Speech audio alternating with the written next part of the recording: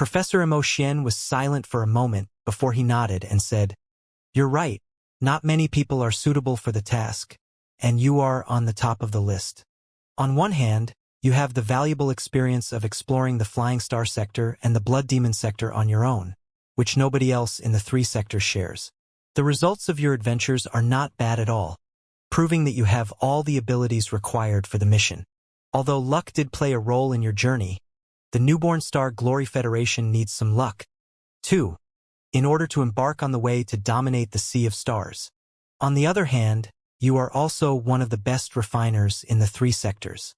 Although you are not good at theoretical studies, your practical abilities are definitely among the best and can even rank in the top 5. The mission requires the explorer to assemble a large amount of magical equipment units and even perform sophisticated maintenance work. Such work does not demand much theoretical knowledge, but it calls for very high practical abilities. Therefore, generally speaking, you are the best candidate. However, as I have explained the difficulties of the mission to you just now, one day in your journey may mean 1 year in the real world. Such a mission will greatly influence your life plans and the future of your family.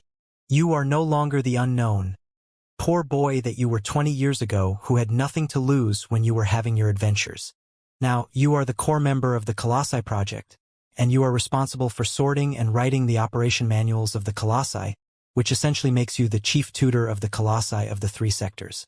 You also have many organizations under your name, such as the Glorious Sunlight Group, the Double Dragons Union, Skyfire, and so on, which are operating quite well in the three sectors. Also, you have only been married for 5 years and don't have any children yet. If you are to carry out the mission, it means that you will be separated from everything I mentioned just now for decades.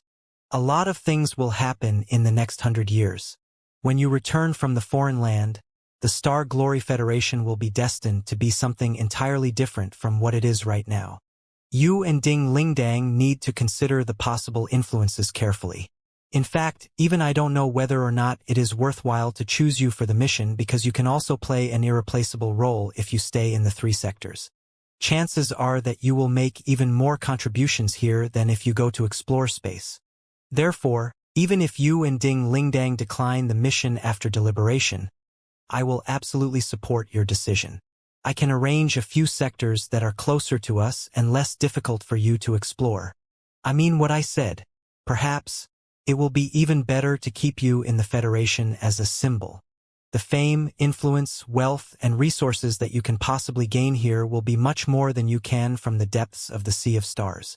You will also create value for the Federation in a much more stable way. This jade chip stores all the research files regarding the mysterious world ever after we received the uncanny signal. You and Ding Lingdang can take a good look at it and consider all the factors comprehensively before you give us a reply. We don't need to rush into any decision after all. Hesitating for a moment, Liao took the jade chip. The jade chip was as small as a cicada, but it felt as heavy as 1,000 tons on his palm. Thinking for a moment, Liao asked one last question. Professor, the issue is indeed too complicated. I need time to think about it more carefully with Ding Lingdang. However, I'm indeed very curious about one thing. I wonder, can you tell me how many candidates are on your list? Who's out there besides me? Liao was asking this question simply because of his pride. He was eager to know who else other than him was capable enough for such a mission. With glamorous brilliance glittering inside Professor Mo Xian's eyes, he said slowly, I was lying when I told you that there were many names on the candidate list. There are only 2 names on the whole list. Oh! Liao's eyes suddenly shone. Who's the other guy? Myself. Professor Mo Xian extended a liquid metal tentacle and pointed at himself. I have listed my name in the 2nd place on the list. If you choose not to go, I will certainly be going. So, there is no need to think of a 3rd name for the list. Professor! Liao was greatly surprised. Are you going to abandon everything for an adventure deep inside the dark nebula? What? You think that I'm not as good as you? Professor Mo Xian smiled. His voice was tranquil but filled with unquestionable confidence. In the past 5 years, while you were making significant breakthroughs, other people were not standing by either. At the very least, I, for one, have undergone drastic changes compared to 5 years ago. My body of liquid metal is not as simple as only being able to swallow crystal processors. It can play a role that is beyond the enemy's expectation in battles, too. Of course, since I am a creation-type cultivator, my combat ability can never be nearly as good as yours however I train myself. But the focus of this exploration mission is stealth, infiltration, and intelligence collection. Head-on battles may not be necessary. So, my unfixed form gives me quite an advantage. Moreover, after swallowing the Star Child and the Star Brain, my computational ability is higher than yours. When it comes to the calculation of astronomical parameters, inferring the coordinates of space jumps, and intelligence collection and analysis, I will have more advantages than you do. Why can't I go? Blushing, Liao shook his hands quickly and said, That's not what I meant. I'm just saying that, if you do join the mission, what about Professor Yuan? Liao was referring to Professor Mo Xian's wife, the former dean of the refining department of the Grand Desolate War Institution and a famous refiner in the Federation. Yuan Manchio was also the first teacher who deserved the full meaning of the word for Liao after he began the systematic studies on the arts of refining. The original version of the Mystic Skeleton battlesuit had been made by Yuan Manchio and Liao. She will understand and support me. I know it, Professor Mo Xian said peacefully, with a hint of indescribable affection in his calm voice. But why? Liao found it hard to understand. Professor, do you have any idea how important you are to the future of the 3 sectors? You are now president of the Refiners Association of the Federation. Countless super magical equipment projects will be awaiting your leadership in the next 100 years. Why must you carry out such a dangerous mission? I don't believe that we cannot find a third candidate who is suitable for the mission. If there isn't anyone who is very suitable, we can always select a top-tier expert who has distinguished abilities in a certain regard and train the candidate with the abilities in the other field. With the computational ability and the learning abilities of the nascent soul stage, a 1.5 years intensive training should be more than enough, shouldn't it? Professor Mo Xian chuckled and said casually, Liao, you're wrong. I put myself as second place on the candidate list, not because of my concerns about the future, but for myself. Not because I have to go for the Federation, but because I want to go. Nothing more. You want to go? Liao was dazed for a moment. Reciting the words for a few times, he felt that he had sensed something, too. Of course I want to go. The brilliance emitting from deep inside Professor Mo Xian's soul was too intense for his man-made eyes to bear. Dazzling sparks were bursting out on his face. His voice seemed to be echoing among the stars, deep, hollow, and powerful.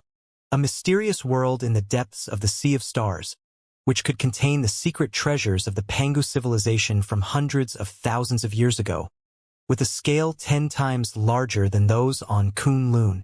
In this world, there may be the most dangerous enemies who are lurking in the darkness. The Imperium, the Covenant Alliance, the extraterrestrial devils, the Pangu clan. There may also be powerful potential allies. Say, another civilization of cultivators that is struggling to survive in the dark universe, or even the Nuwa clan who once fought side by side with human beings in the past. All the answers are hidden in the mist, waiting to be explored and found out by us. For a cultivator, can there possibly be anything more thrilling than that? I am a man who has been reborn from death.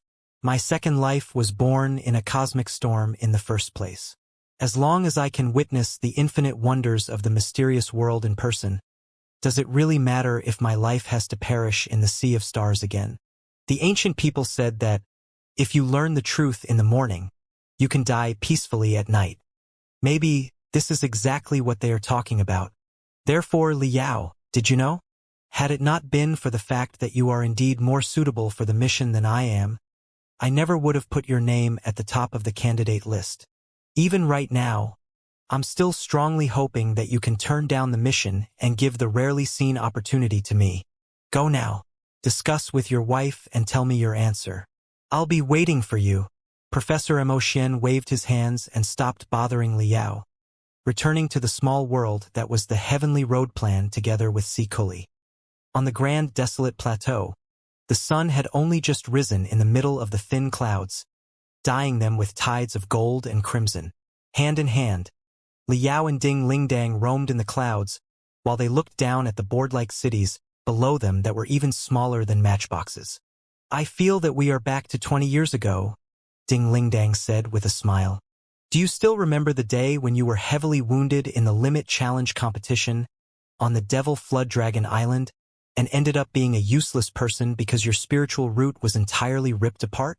"Of course I do." Liao's eyes were sparkling. "At that time, nobody believed in me. They thought that I was done for and would sink to the abyss. When I managed to wake up, nobody cared about me. You were the only one who trusted me. Not only did you stay with me when I was in a coma, you even paid a visit to the Crimson Nimbus No. 2 high school for me. Then you brought me to the very clouds where we enjoyed the great view. You cheered me up and encouraged me to rise up and stride forward again. Right? I remember that you brought a lot of delicious food. The sausages, roasted chicken, ham, and other things gave me quite a shock. Ha ha ha ha. Ding Lingdang laughed hard. Did I leave such a deep impression on you that you hopelessly fell in love with me? Well, Liao scratched the back of his head, hesitating. However, seeing the brutality in his wife's eyes, he immediately nodded heavily. Exactly. I did. Now that's the right attitude. Ding Lingdang smiled in satisfaction. Taking each other's hand, the two of them walked to the end of the clouds on the steps made of their spiritual energy.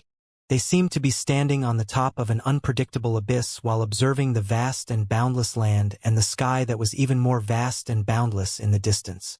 After a long silence, Liao finally struggled to open his mouth. "What's your opinion on the exploration of the dark nebula today?" Ding Lingdang narrowed her eyes. Her palms were moving slowly in the middle of the sunlight, as if she were trying to pick up a handful of water from the river of rays. "I'm just a simple warrior. I don't know much about issues where refining and intelligence are involved. Why don't you say your opinion first? I think that the mission has to be carried out, even if it means that we will be short of a nascent soul stage cultivator. If we don't go, there will be too many risks in the future. But if we do, we may be able to find a relic even more splendid than Kunlun and even make a powerful ally." Liao had apparently given it a lot of thought while he was on the flight in the clouds. He was not stopping at all now that he had begun. But as for the candidates for the mission, Professor is certainly not the best choice. It's not that I am not confident in his capabilities, but as the Star Spirit, he is now the master of the most powerful supercrystal processor of the 3 sectors, and he is responsible for countless revolutionary magical equipment projects. He will be one of the pillars for the 3 sectors for the next 100 years. We can't do without him. As for other candidates, I've managed to come up with a few names. For example, Guo Chunfeng, director of the Secret Sword Bureau. Known as the strongest core formation stage cultivator in the 3 sectors and boasting talents spanning the 4 domains, he would have made a perfect candidate. First of all, intelligence collection is the job that he has been doing all his life. Moreover, he is also a reasonably good refiner. After a year and a half's intensive training, he will certainly be able to learn how to maintain and assemble the space gate. But the same problem will happen if Brother Guo is chosen. His role in the secret front line of the Federation is equally irreplaceable.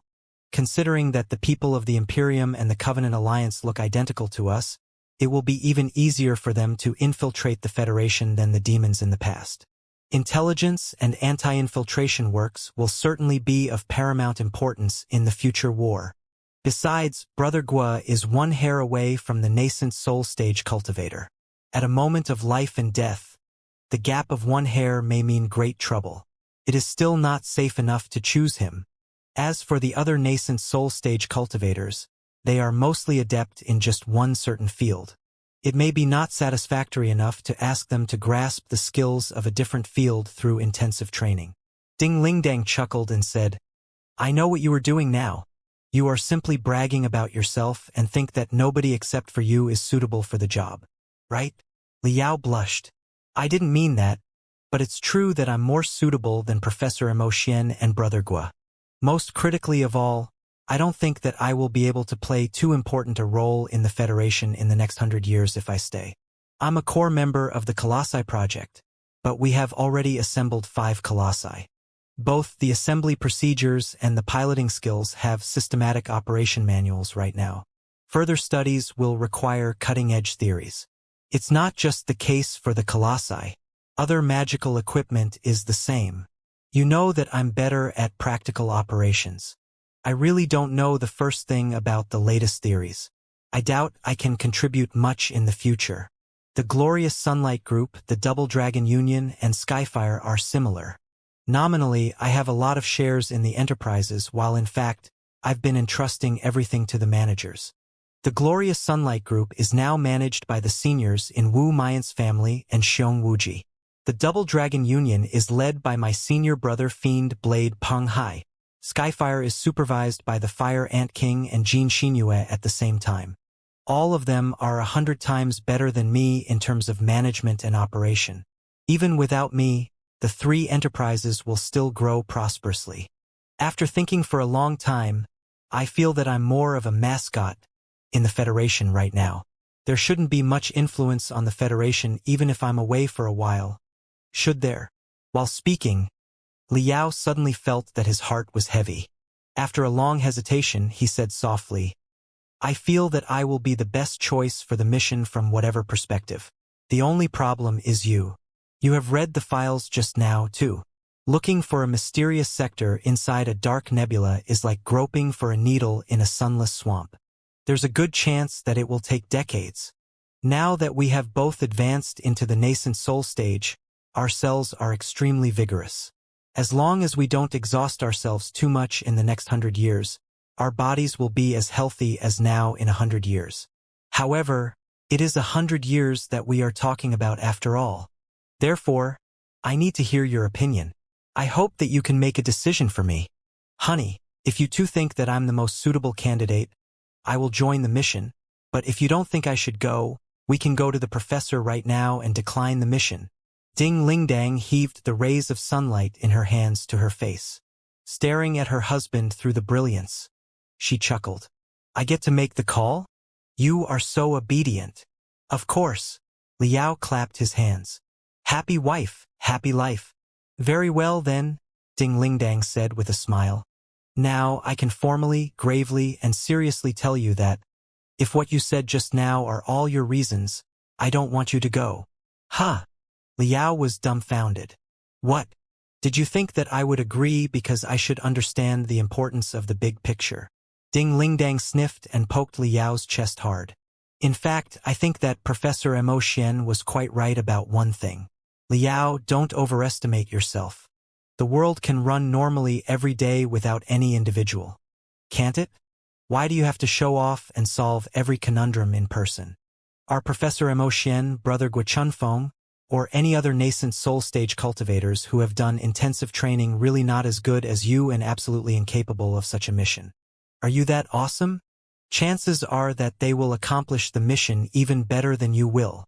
As for the vacancy after they leave, it is even less of a problem. I don't believe that we can't find 2 people who are suitable to be the director of the Secret Sword Bureau or the president of the Refiners Association when the population of the Heavens Origin Sector, the Flying Star Sector, and the Blood Demon Sector is already tens of billions. Ding Lingdang was poking Liao's chest hard after every sentence. Liao was gasping and grimacing in pain. At this time, however, Ding Lingdang began to rub Liao's chest with her hands softly as she said, all in all, the Federation has countless superheroes. You are not the first one, and you will not be the last. Even if you hide in our home and sleep all day, the sky will not fall down, the earth will not collapse, and the end of the world will not come. But I have only one husband, and I'm too lazy to find a second one. You are not that important to the Federation, but you are more important to me than anything else.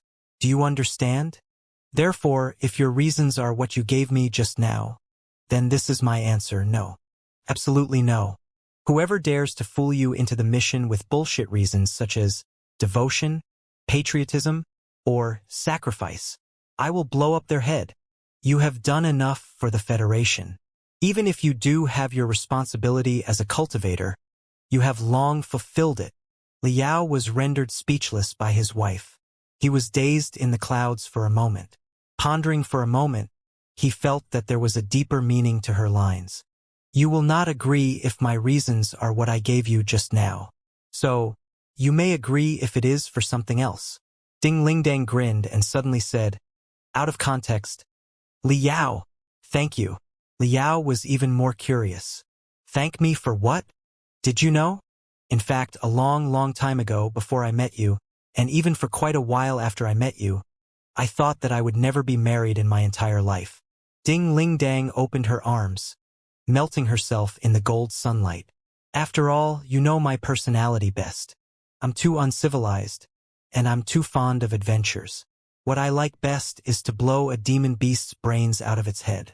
When I'm training crazily, I may not take a break for 3 days and 3 nights, during which time I know absolutely nothing around myself. I'd been thinking before, what kind of man would accept such a wife? Most men prefer girls who are cute, quiet, and homey, instead of crazy ones like me, right? But after so many years into our marriage, you have always supported me. You never stopped me when I enrolled in the highly dangerous experimental training programs, when I fought the strengthened demon beasts with real guns and ammos, and even when I trained at the edge of the gravity sphere of the pulsar, where I might have been dragged into it and compressed into a point smaller than dust if I was incautious. When I reported the training subjects to you exactly as they were, I could see the worry in your eyes, but you never stopped me, not once. Instead, you encouraged me while pretending to be lighthearted. Tell me, why? Liao's face was redder than the morning glow. He scratched his nose and said, do I need a reason? All the things were what you wanted to do. You could gain happiness, realize your dream, and even find the true meaning of life from them. As your husband, of course I had to support my wife to do anything she wanted and to shine brilliantly to her heart's content. Liao smiled carefree again. The sun reappeared behind him, putting her in a glorious halo. Pairs of wings seemed to be growing from her back. This is exactly what I want to say to you, Ding Lingdang said. Regarding the issue just now, if your reason is simply the country needs me, then I will absolutely say no. Your country does not need you, but I do. The only way you can win my support is if your reasons have nothing to do with the country, the planet, the civilization, the future, or anything grandeur, but simply, I want to go. Ask yourself, when you heard Professor Mo Xian's introduction on the exploration mission in the Dark Nebula just now, was the very first thought that popped up in your head, I have to go because the mission is important for the Federation? Or, I want to go because the mission is so interesting? Ding Lingdang looked at Liao expectantly. Liao's eyes passed her and darted toward the furiously burning sun. Under the sunlight, his face turned gold. Holding Ding Lingdang's hands softly, he was deep in thought for a long time. His face flickered with confusion, calmness, excitement, and gloom until it became pureness in the end. I want to go, from the bottom of my heart, Liao mumbled. You're quite right. It has nothing to do with the grandeur concepts such as civilization, federation, or future. The universe is such a spectacular place. I just want to go out there and take a good look at it. There's something that I kept from you all the time. After more than 10 years of soul-stirring adventures, in the past 5 years, I was finally able to live a peaceful and routine life like normal people. I had almost everything: fame, position, power, enterprises, and support and admiration from the general public. You were by my side the whole time, too. No matter how hard we were training during the day, we were still able to share the same bed at night like a normal husband and wife. By logic, this should already be the most satisfactory point of my life, right? However, do you know who visited my dreams most when I was sound asleep at night? Blinking his eyes, Ding Lingdang said, Yan Shibei, Xiao Xuanzi, Bai Xinghe, the Star Child, Jin Tui, Elder Nether Spring, Zhou Hengdao, Lu Zue? How did you know? Surprised, Liao scratched his lips subconsciously. Do I talk at night? Of course not. Ding Lingdang smiled. It's because I often dream about my past enemies, too. During the 10 years when you were away from the Heaven's Origin sector, I was training and traveling in the depths of the Grand Desolate Plateau. I encountered many brutal and hideous demon beasts, and I only narrowly escaped from beast tides hundreds of times. 2. The scenes often reappear in my dreams. It is quite odd. When I was wandering on the Grand Desolate Plateau, I often had to burn my life and soul, sparing nothing, in order to win a slim chance of survival. On many occasions, the physical and mental suffering were simply indescribable. Every time I survived a beast tide and dragged my bleeding and exhausted body back to the base, I told myself that I would never do such a stupid thing as to wander in front of the wormholes on the Grand Desolate Plateau by myself again. But I would be reckless again after resting in safety for less than 1 week. I forgot the pain as soon as the scars were gone. In my dreams, when I am back in those moments of life and death, I often relish them so much that I want to try them once or 100 times more. Yes, that's exactly the feeling. Liao's eyes suddenly shined. He held his wife's hand more and more tightly and exclaimed, "In my dreams, I often find myself challenging Yan Shibei, Xianxia, Elder Nether Spring, Lu Zue, and the rest of them again. What troublemakers they were. I only managed to defeat them with the help of countless companions and a bit of luck every time after the last bit of wisdom, courage, and determination in the deepest part of my soul were exploited. The unparalleled ecstasy after I defeated them, or simply while I was defeating them, made me feel that I was 100% or even 105% alive. Honey, make no mistake. I'm not saying that I didn't enjoy the peaceful life for the past 5 years, or that I don't want to spend the rest of my life with you. It's just that, compared to the blood-freezing adventures 10 years ago, I feel that such a smooth, undisturbed life, which I can absolutely foresee will be like decades later, is a bit boring. You can understand the feeling, right? Of course. Ding Lingdong's thoughts drifted to somewhere far, far away, too. Her entirely body seemed to be turning into a transparent diamond that was gradually melting into the air. She felt both real and illusionary. Her voice was so deep that it sounded like it was coming from the cold, dark universe. In order to advance into the nascent soul stage, I once risked training for 10 days and 10 nights in the closest orbit to the pulsar. The special force fields of the pulsar were like a natural telescope that was magnificently built in the universe. It could collect all the information of light in history. Through the special filters on the crystal suit and the direction perception of the spiritual root, I seemed to envision that the whole universe was unfolding slowly in front of me. I saw the galaxy arms made of billions of stars burning furiously. I saw the nebulas expanding and shrinking like the raging behemoths inside an ocean. I saw boundless galaxies blossoming like flowers before they slowly withered. I saw the tide of the millions of colors released by the pulsar that enveloped me instantly. I even forgot my training. The brilliant plethora of the millions of colors were enough for anyone to pay their entire life to enjoy. Before I knew it, I was so attracted to the view that I moved closer and closer to the tipping point of the gravity sphere of the pulsar. I was almost absorbed by it, but at that time, I didn't feel frightened or regretful at all. Instead, I had a weird sense of calmness and delight. I felt that I was a grain of dust that came from the universe and was returning to the universe. It was in those 10 days and 10 nights of training that I polished my real belief. I understood the true meaning of reborn. I was reborn from the universe. It was perhaps the greatest reason why I could march into the nascent soul stage at such a young age.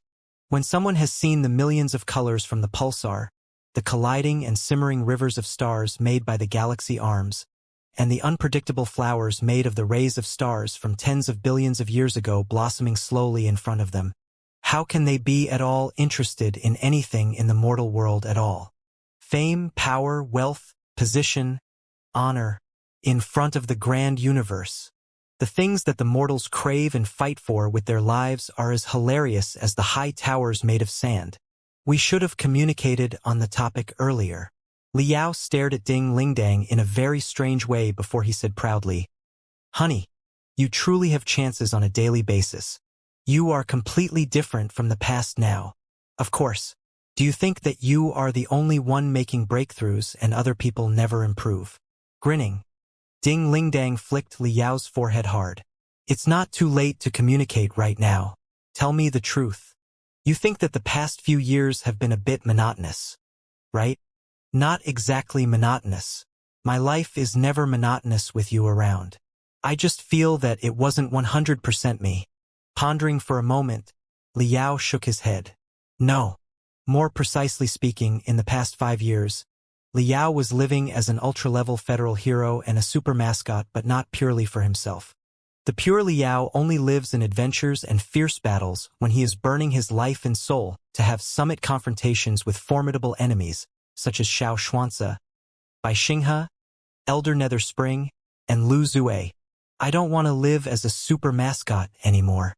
Not even for one day, much less the next 5 years, 10 years, or decades until the Imperium of true human beings arrives. I yearn to visit the scenery in the wonderful worlds in the depths of the universe that nobody has ever set foot on. Make friends with the experts there, study their civilization, and confront formidable enemies. In the ever-escalating adventures, I will feel my physical strength, my will, my wisdom, my life, and my everything being exploited to the maximum, knowing that the pure Liao is back. The most important thing for a cultivator is to cultivate your true self. My true self is right out there in the middle of the stars. Stars are my destination. Therefore, it doesn't matter at all if the issue is related to the fate of the Federation and the future of our civilization. Now that I have learned of the existence of such a mysterious world, and I've been given the opportunity to find out what it is exactly, I will certainly not let it go. It is mine. The last thing I want to see is it falling into somebody else's hands, its beauty and mysteries being enjoyed not by me. Liao's voice was more and more deep and resolute. Infinite dominance was spreading out from every pore on his body. Even the clouds were dancing around him, cladding him in a battle robe. If not me, who? Hearing Liao's simple and majestic demonstration, Ding Lingdang chuckled, her eyes brimming with affection and tenderness. This is the answer I wanted to hear. If that's the case, just go to the depths of the sea of stars, conquer new worlds, and live as your true self. I've absolutely got your back. But his wife's empathy and support made Liao feel both moved and ashamed. No, but I know that your soul has been stolen by the mysterious world. If I insist on you not going, you will live the rest of your life in regrets and without a soul. What I want is a man who lives up to all the wonders of himself, not a walking zombie. I understand you as much as you understand me. If you have never hindered or stopped me when I went out for travels and adventures, why would I hinder and stop you now? The more outspoken Ding Lingdang was, the more hesitant Liao became. But we are talking about decades. It's not as serious as you imagine. Ding Lingdang smiled. As Professor Mo Xian said, you will spend most of the time in the space journey in a hibernation state. You close your eyes, you open your eyes, and the journey is over. You will not perceive the passage of time at all. Even when you are awake, your sense of time will be vastly different from the outside world because you are at the sublight speed. The decades in the outside may only be a few years for you. The time will only go at a normal speed again when you discover the mysterious world and begin collecting intelligence. So, it will not take many years for you. As for me, I certainly won't wait stupidly in the Federation for decades after you leave. I will also join the Heavenly Road plan to explore a greater universe and enjoy a more marvelous life. I'll spend most of my time in the hibernation cabin, too, and I will not be unfrozen and woken up for adventures until new sectors are found. If I have nothing better to do, I can always join the Solar Soldier program. I will train myself in prolonged hibernation in a special cabin near the orbit of a star by absorbing the spiritual energy released by the star. In such a way, even if 100 years have passed in the real world, in our perception and for our body status, it will only be 3 to 5 years or maybe around 10 years at most. A departure of 10 years seems acceptable to me. What do you think? Liao pondered carefully and realized that it did make sense. Most of the time in a space exploration mission was always wasted on looking for new galaxies and worlds in the vast, boundless universe. Such a dull task could totally be automatically accomplished by the navigation crystal processors, allowing the explorers to kill time in hibernation without knowing anything. As long as 100 years might be, it would only be a dream for them. They would not be conscious of anything. If everything went well in their perception, they would meet each other after only a few years. Li Yao. Ding Ling Dang suddenly grew excited. She waved her arms hard under the golden sunlight, like a leopard that was jumping at the sun. Let's make a deal and have a competition. In the next 100 years, you will explore the mysterious world deep inside the dark nebula, and I will participate in the heavenly road plan to discover more sectors. In 100 years' time, when we meet again, we will tell each other the interesting adventures we've been through while we are exploring the new sectors. Then, we will see whose stories are more intriguing and whose achievements are greater. How does that sound? Her ecstasy drove apart Li Yao's last hesitation.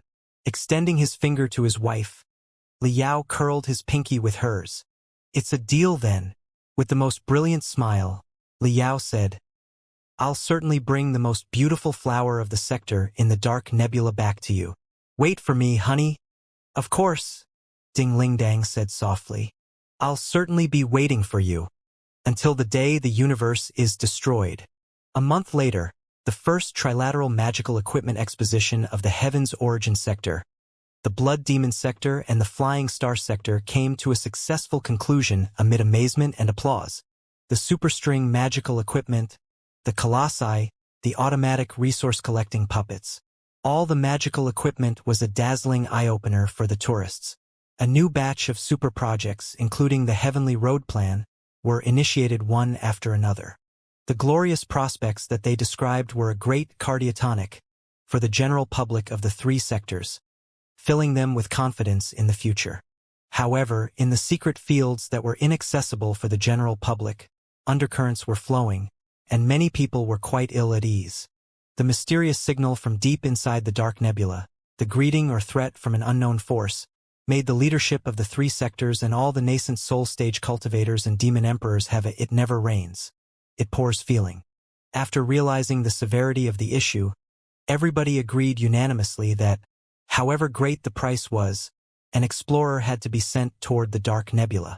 Li Yao's capabilities and experiences in the past clearly made him the best candidate. It was also the exploration mission of the highest priority in the Heavenly Road Plan.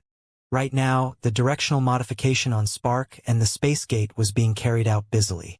The Heavens artillery would have to be adjusted to the extreme mode in order to maximize the distance of teleportation. Li Yao had 3 months for his super-intensive training. A training team consisting of more than 30 nascent soul stage experts was providing service for, or rather torturing, him and him alone. The cruel, hellish training reminded him of the miserable sufferings when he was a young man. Although he often found pleasure in self-abusive training, he was now groaning in pain from morning to dawn. Boom, boom, boom, boom, boom. Every day at 4 o'clock in the morning, inside the training chamber of 30 times the standard gravity deployed on Kunlun, Li Yao's daily torture would begin with the bombardment from Ding Ling Dang and Iron God Yen Ba, the expert body practitioners. There was no need to mention Iron God Yen Ba, who was an old battle-type nascent soul stage cultivator in the Federation, an extremely crazy body fundamentalist, and a monster that could tear apart a crystal suit barehanded as easily as tearing apart a matchbox. Ding Ling Dang, a newly risen battle-type nascent soul stage cultivator, showed absolutely no consideration for their husband-wife bond at all. She was punching him so hard that she did not stop until Li Yao was bleeding from his every orifice. Hurry, hurry, hurry. You are too slow. Way too slow. You think you are awesome because you can pilot a colossus? When you reach an unfamiliar foreign land, will there be colossi and crystal suits available for you? Any magical equipment can be worn and broken. In the harshest environment, you can't find resources and tools to repair your magical equipment. Therefore, your body is your most trustworthy, magical equipment.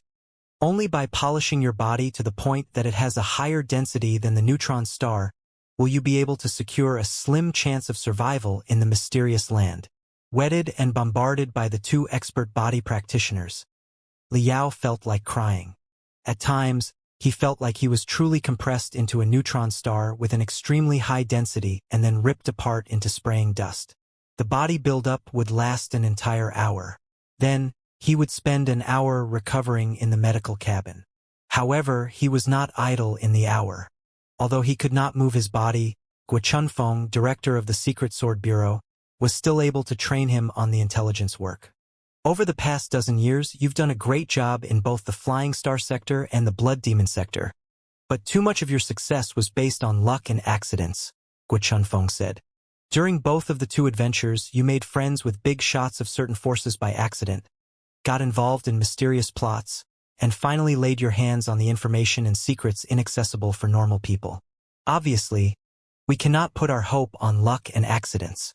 You will have to abandon all your self-taught knowledge and systematically learn how to fake an appropriate identity, break into the core of the target force, and gather the most crucial intelligence consciously. In such a short period of time, it is impossible and unnecessary for you to study the most rudimental theories from zero. I have prepared a lot of cases here. All of them are top classified files in the Secret Sword Bureau, including the classic infiltrations between the Heaven's Origin sector and the Blood Demon sector over the past 200 years. There's the case of an expert in the Blood Demon sector known as Thousand-Faced Fox, who lurked in the Federation for decades until he was promoted to the Deputy Director of the Classified Files in the Department of National Defense. There's also the case where our secret sword agent snuck into the Blood Demon sector and infiltrated the Pantheon of Demons. Of course, there are also experiences where they were seen through, captured, resisted interrogation, broke out of prison, and escaped. If you figure out every detail of the hundreds of cases, I believe that the mysterious new world will not trap you at all, whatever it really is. Pausing for a moment, Guo Chunfeng said, unless, of course, the locals of the new sector are all members of the Pangu clan who are 20 meters tall, in which case even the gods will not be able to help you. You will have to count on your own luck. It is also part of the lessons that we will get in touch with later, how you can avoid being captured alive when you are in a desperate situation, and how you can terminate your own life cleanly and painlessly without leaving any useful information to the enemy, even if you are captured alive. If you think that it is too difficult, there is still time for you to turn back. To be honest, I'm quite interested in the mission myself. Liao chuckled. I went through all the trouble of persuading my wife to let me go on the mission. How can I give up the chance so easily? You must be joking, Brother Guo. After dwelling in Guo Chuanfeng's mysterious world of underground battles for an hour, Liao would enter the routine of magical equipment maintenance. The elite teams from the Refining Department of the Grand Desolate War Institution and the Refining Department of Deep Sea University, including Professor Mo Xian and Supernova Jiang Shang themselves, gathered and poured all the knowledge about the assembly and maintenance of the space gate to Liao. Although Liao was a top refiner, his specialties were crystal suits and colossi. He could make do with regular star beacons, but the array of star beacons of an enormous scale, and the space gate made of said star beacons was a completely different issue. In order to send the coordinates information from the Dark Nebula to the Heaven's Origin sector, covering a distance of millions of light-years, the space gate was destined to be gigantic. It was estimated to be made of at least 300 star beacons and tens of thousands of magical equipment units. When the magical equipment units were launched into the depths of the Dark Nebula, it was impossible for them to be precisely projected to Liao's surroundings. Therefore, the magical equipment units would be installed with special radiative sources that would emit unique signals that were perceivable to Spark alone. Then, Liao would maneuver Spark to collect all of them and assemble them. After the space gate was assembled, a series of thorough and repetitive debugging procedures were also mandatory for it to work and send out signals normally. The fundamental files and the operation manuals concerning the work were as boundless as an ocean. The jade chips being delivered to Liao every day could be measured by basket. It was yet another great burden for Liao's head. When the incessant information inundated his brain, he felt that his brain was about to explode. But his hands couldn't stop. He had to repeat the complicated assemble and maintenance work time and time again, until every procedure became muscle memory and were deeply etched to his nerve endings. Liao hadn't tasted the feeling of his fingers being scathed for years. Right now, when he had the experience again, he couldn't help but feel that he was back to the past. The feeling made him feel that a tiny sprout was growing out of the soil deep inside his soul. The only thing that could almost be called a relief in an entire day was when he learnt the arts of breath and meditation after Gue Suesho, so that his body would train itself while he was unconscious in the hibernation state. All the functions of a human body can be divided into two parts, the conscious ones and the subconscious ones. Raising your hand, walking, blinking, or opening the mouth are all controlled by the shallow consciousness. Even ordinary people can influence them free at will. Gue Suesho said, but some other actions, say the rhythm of the internal organs, the opening and closing of the pores, and the secretion of body fluids, are not controlled by the cerebrum but by the cerebellum and brainstem. Normally, it is very difficult for the ordinary people to control their own heartbeat and secretion of hormones. When they are anxious, their heartbeat will be faster, and they will sweat. When they are horrified, their hands and feet will be cold, and they will have goosebumps.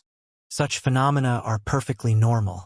The cultivators, however, can control everything I said to some extent. The higher a cultivator's level is, the deeper their understanding and control over themselves will be, and the more organs and hormones they will be able to influence. If we consider a human body as a crystal processor with an operation system, then the process in which the cultivators break the physiological limits by training through their arts can be compared to the process in which the higher permissions, say the administrators or even the developers, are gradually unlocked for the crystal processor. Eventually, the user is able to debug and edit the architecture and even the hardware itself, making the crystal processor work stably with a performance much better than previously.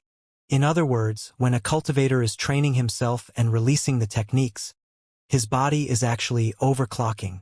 However, while overclocking can significantly increase the work efficiency, there are serious side effects too. To say the very least, the energy consumption will significantly rise. Or put in a more straightforward way, the cultivator will be burning their life and soul. For a space journey that can possibly last 100 years, what we really need is not overclocking, but underclocking. The real problem is how to maintain a cultivator's most vitality and cultivation with the minimum energy cost, and how to make sure that they recover immediately after they are woken up. To achieve the purposes, we have to partly count on the hibernation cabin and the circulative drugs, and partly rely on the cultivators to perform the useful cultivation arts unstoppably even if they are unconscious. Did you know, Liao? In fact, such a long-distance trip in hibernation is a good thing for you. Gue Suesho said in a smile. Oh? How so? Liao was rather curious. Both demons and human beings will have to rip apart the muscles and heal them time and time again during their training. For the experts who have advanced into the demon emperor state or the nascent soul stag, none of them haven't been recovered from heavy wounds before, have they? Gue Suesho said unhurriedly. But how can there be no cost when you are breaking the limits of a body? Even the top sportsmen, who have the best teams to train and offer medical advice to them, are often rife with diseases when they retire, not to mention the cultivators whose training amount is hundreds of times larger than that of the general sportsman. Although invisible on the surface, tiny cracks are packed inside the body of every nascent soul stage cultivator and every demon emperor. Even their soul is often riddled with holes because of repetitive exploitation and burning. They are only supporting themselves with their belief. Liao blinked his eyes. Is it so serious? Our self-recovery abilities are 100 times better than the ordinary people's. Take me for example. However heavy wounds I suffer, I will recuperate very soon, without any sequela whatsoever. If you tear a piece of paper into halves, it may be repaired as perfectly as before by a pair of deft hands. Gue Suesho smiled. But what if the paper is torn apart 100 times, 1,000 times, and 10,000 times? Don't think that I'm exaggerating. The modern training theories have surpassed their counterparts in the age of the ancient cultivators tens of thousands of years ago in many regards. But when it comes to the art of health, we are actually left far behind. Paying too much attention to training and little to health results to the hidden wounds that are everywhere in the soul and the body. So, as you can see, the modern nascent soul stage cultivators can only live 200 to 300 years. Those who are older than 400 years are already rarely seen. Just look at the Star Glory Federation. Has there ever been any nascent soul stage cultivator who lived more than 400 years? But in the age of the ancient cultivators, cultivators 4 to 500 years old were anything but unusual. Of course, one of the very important reasons is that the spiritual energy in the age of the ancient cultivators was much more abundant than the present day. However, even if we take the factor into consideration, there should be a problem for a modern nascent soul stage cultivator to live another 100 years if they pay more attention to their health. Back to you. The problem is even more serious on you. Liao was quite surprised. How serious? You entered the nascent soul stage too early. Gue Suesho. Do not think that it is necessarily a good thing that you entered the nascent soul stage so early. Have you ever heard the tale of pulling up seedlings to help them grow? Everybody's body and soul have their own patterns. Although it is the significance of cultivation to break the patterns and to defy nature's will, the retaliation of the patterns are also unavoidable for any cultivator. You are only slightly more than 30 years old right now. Among the cultivators, you are like an elementary school student. But you have successfully advanced into the nascent soul stage through bloody battles. Behind your ostensible magnificence, there are already countless tiny cracks inside your body and soul, which will eventually escalate into internal wounds and corrode your longevity. As a result, you will also perish much earlier than you should. Over the past 5 years, has it ever occurred to you that your level could barely be upgraded however hard you trained, and that your blood was simmering and your cultivation was unstable once in a while? Bulging his eyes, Liao nodded his head quickly. Yes, exactly. I thought that it was because I was new to the nascent soul stage and I wasn't used to it yet. If you don't pay attention to it, I guarantee that you will die before you are 200 years old, or even 150. Gue Suesho said casually, just like the young prodigies recorded in the history books who rose to fame at an early stage only to flash and be gone forever like a shooting star on a night sky. Liao grew serious. He was not interested in the meaningless longevity. But it was true that he wanted to lengthen his short life as much as possible, so that he would have a chance to visit the Imperium, the Covenant Alliance, and even the outer universe beyond the 3,000 sectors, where he would explore the secrets of the primeval civilizations such as Pangu, Nuwa, and Chaos. Gue Suesho was the oldest individual in the 3 sectors. He must have a special understand on the arts of health. Master Gue, then how should I heal myself? Liao asked respectfully. That's why I said the prolonged interstellar journey is a good thing for you, Gue Suesho said in a smile. Since you are generous enough to ask the Glorious Sunlight Group to sponsor my monument plan greatly, as part of the deal, I will teach you the whole Great Dream Tortoise hibernation art and the tricks in the training without any reserve in the next 2 months. The art will not only make your body and soul enter the extreme underclocking state, where the activities of your cells and mitochondria will be almost frozen to the absolute zero, but also repair your hidden wounds caused in the fierce battles over the past dozen years without you knowing. I believe that the hidden wounds in your body will be generally cleaned up after a hibernation of decades. Thank you for your wholehearted tutelage, Master Gue. Bowing deeply, Liao suddenly thought of something else. Right, Master Gue. If what you say is true, and that the earlier you enter the nascent soul stage, the more serious the hidden wounds inside your body will be, won't my wife be very dangerous, too? If the Glorious Sunlight Group increased the investment on the monument plan by 20%, can you give some enlightenment on my wife, too, regarding the tricks and mysteries in the art? Gue Suesho smiled kindly and gently. Our friendship is too sacred for such a cheesy thing as money. But if my young friend insists, an increase of 40% will do. It's a deal then. Liao snapped his finger. This time he would have no more worries. After receiving Ding Lingdang and Iron God Yanbu's training to build up his body, Professor Mo Xian and Supernova Jiang Shang's training on the arts of refining, Guo Chuanfeng's training on the intelligent subjects, and Gue Suesho's training on the hibernation skills, Liao welcomed an unexpected teacher. Su Changfa, the immortal cultivator. Senior Su, I didn't know that you would contribute to the heavenly road plan. This rather goes against your usual style, doesn't it? Liao exclaimed. What's strange about this? Xianxia said unhurriedly. After hearing the news about the Dark Nebula, even I was rather curious, because judging from its location and its distance from the center of the cosmos, it belongs to neither the territory of the Imperium nor that of the Covenant Alliance. It means that the existence who sent a signal to you is not the Imperium, not the Covenant Alliance, but a force that none of us know. There's no telling whether the force is a friend or a foe yet. It may jeopardize the interests of the Imperium of true human beings as much as it may jeopardize the interests of the Blood Demon sector. It is especially so when an expedition army from the Imperium of true human beings is marching over aggressively and probably passing near the Dark Nebula. Who knows what may happen? If a terrifying existence is indeed lurking inside the Dark Nebula, and it captures the entire expedition army of the Imperium, from which it figures out the tremendous information and the coordinates about the Imperium of true human beings, will it go backwards and march towards the Imperium's homeland? With that in mind, same as you, I want to figure out what the mysterious world hiding in the darkness really is. Sitting cross-legged, Xianxia went on. You know that I graduated from Imperial Colonization University in the Imperium of True Human Beings. The main research fields of the Imperial Colonization University are the expansion of the Imperium's territory and the colonization of other sectors. Today, I will teach you some of the basic knowledge. Tell me, Liao, what do you think the most important and precious resources in the universe are? Liao pondered for a moment before replying, spiritual energy? Mother lodes? Heavenly materials and earthly treasures?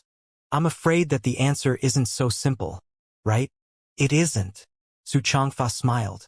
Spiritual energy, mother lodes, and heavenly materials and earthly treasures are indeed important, but without another two resources, their value can never be fully exploited. Let me tell you, only two resources in the boundless universe can be called the most important: time and information. Time means the possibility of development, and information means the direction of development. The simplest example. Right now, the Imperium of True Human Beings and the Star Glory Federation are hostile. A fleet from the Imperium whose capability far exceeds yours is now marching toward you. If the expedition fleet of the Imperium shows up in front of you right now, the Federation will not be able to resist at all. You will be doomed to failure. It's a pity that the almost infinite sea of stars is itself the best barrier. The expedition fleet will not arrive for another 100 years, but the information of the expedition fleet's arrival, unfortunately, has been learned by you in advance. So, in the next 100 years, you can develop and evolve pertinently. When the expedition army really arrives, the outcome of the battle will not be definite. This is exactly the importance of time, a valuable resource. The reason it will take 100 years for the expedition fleet to arrive is that it doesn't know the information, that is your specific coordinates. Time and information are complementary and also influential to each other. They decide how far a civilization can go and how strong it can become.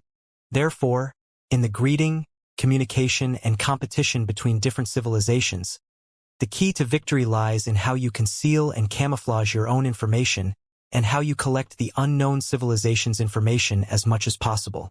In Imperial Colonization University, there's a teaching that has been passed on for almost 1,000 years.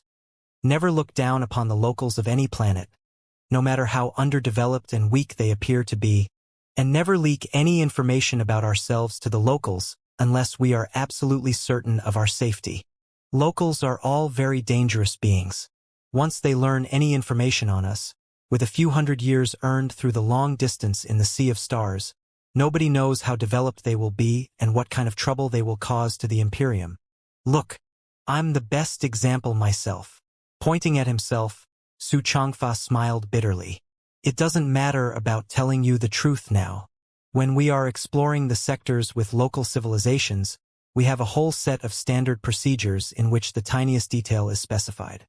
We can melt into the world of the locals completely and gather enough critical information in order to evaluate the level of the local civilization precisely. After we decide that it is harmless, we will begin our next step operation from there. If we had arrived in the Flying Star sector directly, you never would have noticed us before we launched our thunderous strike. Hehe. It was exactly because we landed on the relic of the Panga civilization, which was terribly far away from the flying star sector, and were captivated by the primeval battlefield there that we were fooled by your lies, leading to the hopeless consequences.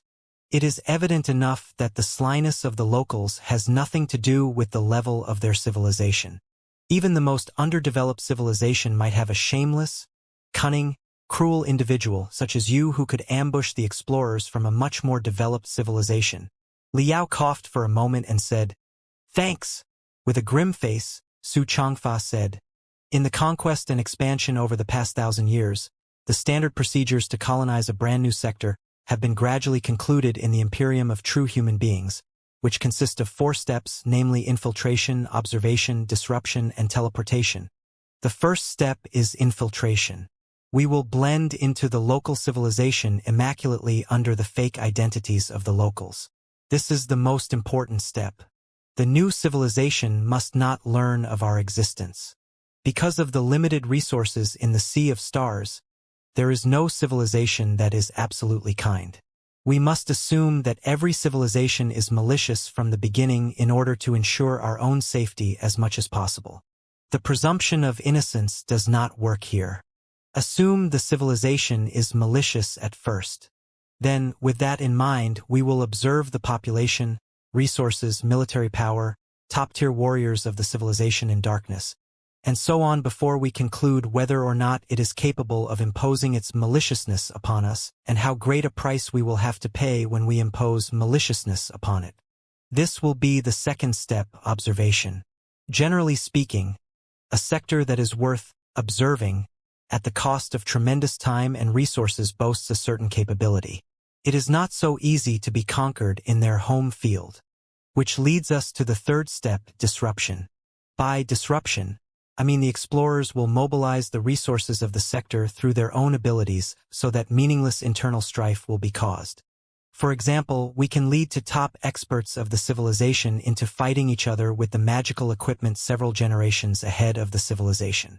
Or, we can instigate an ambitious warlord of the civilization to wage a civil war at the central government of the civilization.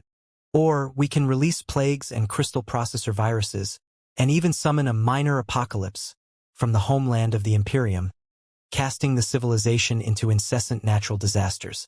All in all, before the army of the Imperium arrives, we will try our best to exhaust the capabilities of the civilization and disrupt, or even terminate, their development. The riot of the immortal cultivators in the flying star sector was an example of disruption. After the establishment of the Temple of Immortals and the incitement of Yan Shibei, Xianxia, and others' ambitions, the development speed of the flying star sector was significantly slowed down. They almost reached the fourth step, teleportation. It should have been a classic colonization case that would be recorded in the textbooks of the Imperium, but eventually, you jumped out of nowhere and messed up everything, turning it into a pot of half-cooked food. Oh right, there's still the fourth step, teleportation. We will establish a space gate, send the coordinates of the destination, and find a way to make the army in the homeland jump over instantly. This seems to be the easiest step, but there are still many tricks as to how and where the space gate should be built. Everything is knowledge. Infiltration, observation, disruption, and teleportation. The tasks seem arduous, but the explorers who are sent out are mostly experts in the nascent soul stage, a level that is almost the top tier in every sector. It is not difficult for them to break into the core circle of the unknown civilization. With a few ploys, a sector will be ours. The more Liao listened, the more scared he was. He declared one word after another. Do not compare the Federation to your Imperium. What you want is conquest, but what we want is integration. We are looking for allies on our mission. If the new civilizations are not willing to join the big family that is our Federation, we will never force them to. Integration and conquest are just two expressions of the same meaning. Su Changfa smiled and said slowly, "You have chosen integration only because the time left for you is as short as 100 years. And your abilities of remote attack and troop projection are far from enough for you to conquer a new world 1,000,000 light-years away. Even if you do manage to subjugate them, you will not be able to digest and absorb them. If you boasted a super fleet like the Imperium does, and you had hundreds of years for your digestion and absorption, when a fat and delicious new sector unfolded itself in front of you, and the locals of the world were arrogant enough to show their muscles and refuse to integrate with you, would you or would you not accelerate the progress of their civilization by resorting to a tiny bit of your military power? Liao shut his mouth, unwilling to discuss the hypothetical questions with the obstinate immortal cultivator Su Changfa. Even if you are truly so childishly innocent, the two steps, infiltration and observation, are still necessary at least. Learn the essence of imperial colonization university well now.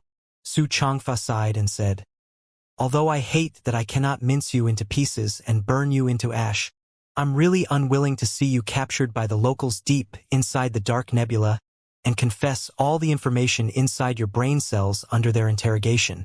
Liao scratched his nose and asked, why? I've already said just now. Su Changfa glimpsed at him and said, the destruction of the Star Glory Federation is not the slightest concern for me, but the most critical thing is that you have not only the information about yourselves but also the information about the Imperium of true human beings. If a powerful, malicious civilization truly lies inside the depths of the dark nebula, it will certainly retrieve tremendous information about the Imperium of true human beings after it swallows the Star Glory Federation. Do you think that it will let go of the Imperium by then? Or rather, after all the information in your head is exploited, there is a great chance that the civilization will decide to go at the Imperium first instead of the Federation. After all, the Imperium is 100 times fatter than the Federation. It is much more attractive for the predators in the universe. Liao chuckled in amusement. So to speak, our exploration mission may prove to be a burden for the Imperium? Exactly. Su Changfa glared at him coldly. Then, I'm so sorry. Do excuse me. Liao said, not meaning what he said at all. Apologies are unnecessary. Su Changfa sighed and said, learn the essence of colonization that the Imperium has accumulated after 1,000 years from me. For the Imperium, I wish for your exploration operation to be a successful and fruitful one. 3 months had passed second after second. While the Heavens Artillery, the super teleportation platform deep inside the Grand Desolate Plateau, was being modified with the heritage of the Pangu civilization and the state-of-the-art technology learned from the immortal cultivators, Liao was absorbing the complicated knowledge, technology, and techniques of various aspects crazily. He was like a piece of well-tempered steel whose density had reached the maximum, only to be pushing new metal constituents into his body by brute force in the high temperature and high pressure. At 4 o'clock in the morning on Kunlun, inside the arena of 50 times the standard gravity, general cultivators in the core formation stage would be staggering as if intoxicated after only a short while of high-intensity training under such gravity. Liao, however, was wearing super-dense metal weights that were several tons on his hands and feet, which were bound by highly tensile veins of demon beasts. To perform every punch and kick, he needed to overcome the burden of the metal weights and the boundary of the veins of the demon beasts. Ding Ling Dang and Iron God Yen Ba, one on the left and the other on the right, bombarded him crazily. Liao, however, was like a slipper ball that was rotating smoothly inside the arena. The spiritual shield around him was taking almost 100 different shapes every second, allowing him to resist the opponent's attacks in the most perfect angle. As a result, the powerful and tricky bombardments simply slipped over on his spiritual shield. After 3 minutes, although he suffered hundreds of heavy punches from the 2 expert body practitioners, he was still standing magnificently due to such a weird defense technique with a confident smile on his lips. 3 minutes are up. Liao licked his lips.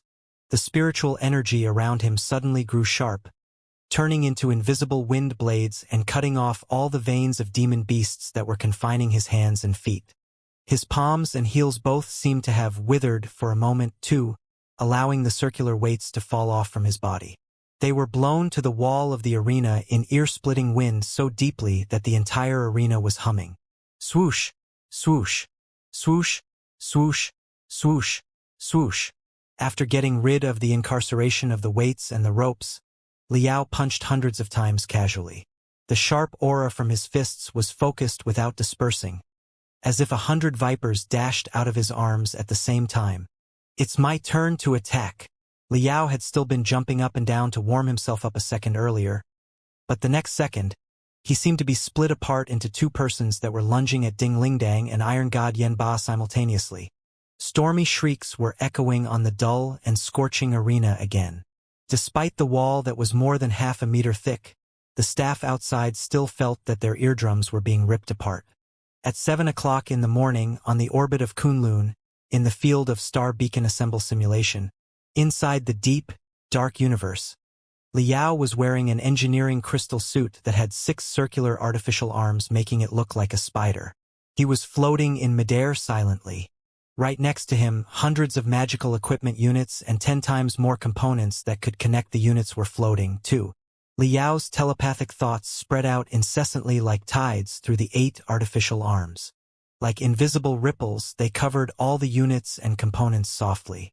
Suddenly, every unit and component was enveloped in dark red fluorescence. They seemed both enlivened by Liao and embroiled in wild turbulence. Attracting and assembling themselves, they were gradually taking the form of a star beacon, and every detail of the form was outlined at a visible speed. After the bigger modules were assembled, Liao cut into them immediately. His hands turned into 2 clusters of colorful lights, while spiritual threads darted out from his fingers into the depths of all the modules. He slightly adjusted the internal architecture of every module by manipulating the spiritual threads with his fingers before he connected all of the modules together carefully. In the end, a star beacon that was more than 50 meters long and had 8 umbrella-shaped metal membrane receptors, better known as Universe Lighthouse, appeared in the darkness. Time: 1 hour, 22 minutes, and 35 seconds. When the numbers appeared on the staff's crystal processors, amazement and exclamations echoed inside the entire simulation test field. Finishing the assembly and debugging of a superstar beacon of such an enormous scale purely on his own with a time cost of less than 1.5 hours. Those who are qualified to be present at the simulation test arena were all the top refiners of the 3 sectors, but even they had to admit that, in all the 3 sectors, it was difficult to find a second refiner with such hand speed, skill, and precision. "Liao, job well done. How do you feel?" Professor Mo Xian asked. "How do I feel? I don't know," Liao replied. "My 10 fingers cannot feel anything now." At 11:30, on Kunlun, in Liao's special cafeteria, in front of Liao, a demon beast single-horned elephant, the size of a hill, which was shining greasily after being roasted and emitting pleasant flavor, was looming. For someone who smelled it for the first time, they would definitely be drooling full of eagerness. However, for Liao, who had been stuffed by excessive food for quite a few months in a row, it was quite a headache. Faced with the mountain of meat that was more than 3 floors tall, Liao was emotionless. His eyelids were twitching non-stop, and cold sweat was popping up on his forehead. He stared at the Fire Ant King. "Don't look at me as gloomily as that. Do you have any idea what it costs to produce such a high-energy single-horned elephant?" The Fire Ant King said with a smile. "This is the most excellent food that only proves to be a success after hundreds of tries. After genetic refinement, every piece of flesh of the single-horned elephant contains tremendous spiritual energy. It is essentially an edible crystal. Even the bears know the importance of preserving fat and energy for their hibernation by eating more food, not to mention that you are going to hibernate for years. Most of Spark's capacity will be dedicated to the star beacons and the facilities. If you can preserve more spiritual energy by yourself, the logistical burden will be reduced. Don't be hasty. Take it slow. We have nothing but roasted meat." At 3:30 in the afternoon, on Kunlun, inside Liao's personal crystal suit modification chamber, although Liao was a top-tier pilot of the Colossi, he was not planning to take any of them with him for the mission. The Colossi were too huge in size. It was barely possible to compress them into a Cosmos ring when the Cosmos ring technology had not met any breakthroughs and the capacity was not enlarged yet. Even if the Colossi could be dismantled into independent units, it would be still quite troublesome to assemble it bit by bit when confronting an enemy. If he was engaged with an enemy in the nascent soul stage or an even higher level, before he had time to assemble one arm of a Colossi, his head would have been pierced through by the enemy's flying sword. Besides, the Colossi had a very high demand on the logistics system, and it had to undergo rigorous maintenance after every fierce battle. It was impossible for Liao to finish the maintenance and refill the spiritual energy all by himself every time.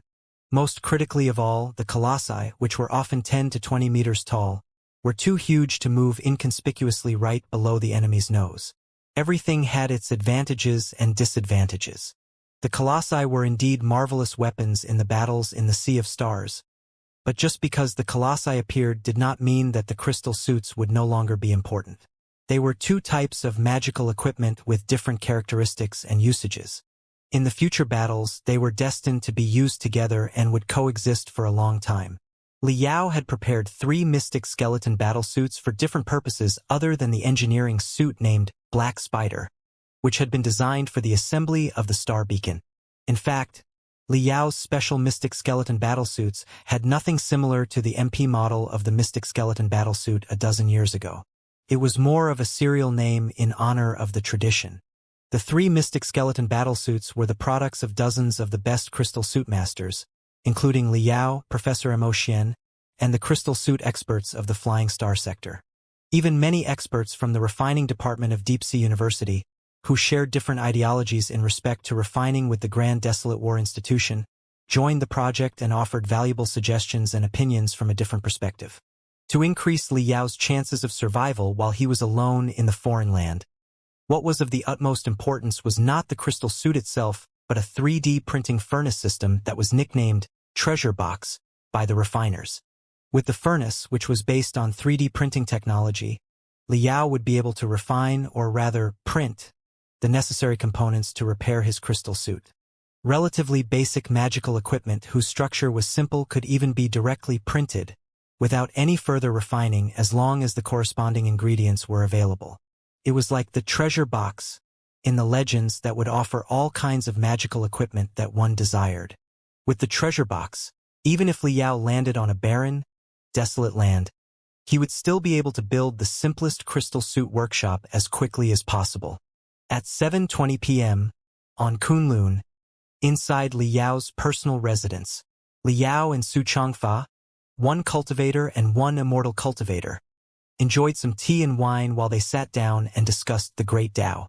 Lu Qingchen, Su Changfa's true disciple who had yet to decide whether to be a cultivator or an immortal cultivator, was serving the two of them. His big eyes were blinking while he was deep in thought. It was a condition that Su Changfa had made. He was willing to teach Liao the precious experience of Imperial Colonization University on the expansion in the Sea of Stars. In return, he wanted his only true disciple Lu Qingchen to be present and audit during the 3 months of teaching sessions. My disciple has his own understanding about where his belief will go. He is unwilling to be swayed easily. Liao, our ideologies are vastly different. The communication between us will certainly raise the most dazzling sparks. If my disciple is allowed to be present and feels the collision of the path of the cultivators and the path of the immortal cultivators in person, it may be of some help for him to consolidate his belief. If you believe that the path of the cultivators is the rightful one, then it is very possible that you can drag him back to the correct path by allowing him to stay here.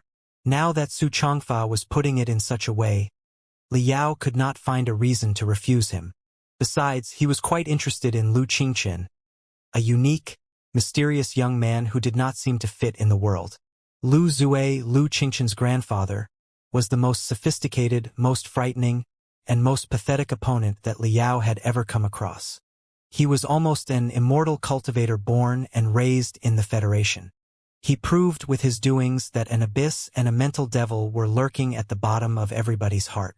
One moment of carelessness, and they could be doomed forever. Right now, Lu Zue had been duly punished, and Lu Qingchen's foster father was still serving time in prison on a mining star at the edge of the Flying Star sector. Accusing the family members of a criminal was not a practice in the Federation. Lu Qingchen's birth parents were credible soldiers who sacrificed themselves valiantly in a beast-tide outbreak. Naturally, Lu Qingchen was not to answer for his foster parents' crimes. Lu Qingchen turning into Su Changfa's true disciple was something beyond Liao's expectations. However, after vetting Lu Qingqian's background carefully, Liao could not help but feel that it was perfectly normal for the guy to waver between the two different ideologies. Liao and the authorities did not stop Su Changfa from recruiting a true disciple. On one hand, such a thing could never be stopped. Even if they did not reveal a real master-disciple relationship to anybody, Su Changfa could still teach him and offer enlightenment in secret. A violent prohibition would only be a sign of their own weakness. Lu Qingqian might be stopped on the surface, but the only result would be that more young people would secretly join Su Changfa's cause. Now that they had decided to regard Su Changfa as a negative example, they certainly would not be so petty. Besides, they could also observe the immortal cultivator's heritage pattern from Su Changfa and Lu Qingqian's relationship, which could be beneficial for the competition with the imperium of true human beings in the future. 2. Other than the conflicts of thoughts, Lu Qingqian, who had been raised by Lu Zue, was indeed a very capable young man. After Ding Lingdang gathered the family members of the participants of the Patriots Partnership and established the Patriots Front, Lu Qingqian had joined the organization without a second thought. Ding Lingdang was a pure warrior. Other than her unparalleled personal charisma, she had neither the capabilities nor the interest, time, and energy for the construction and management of the organization.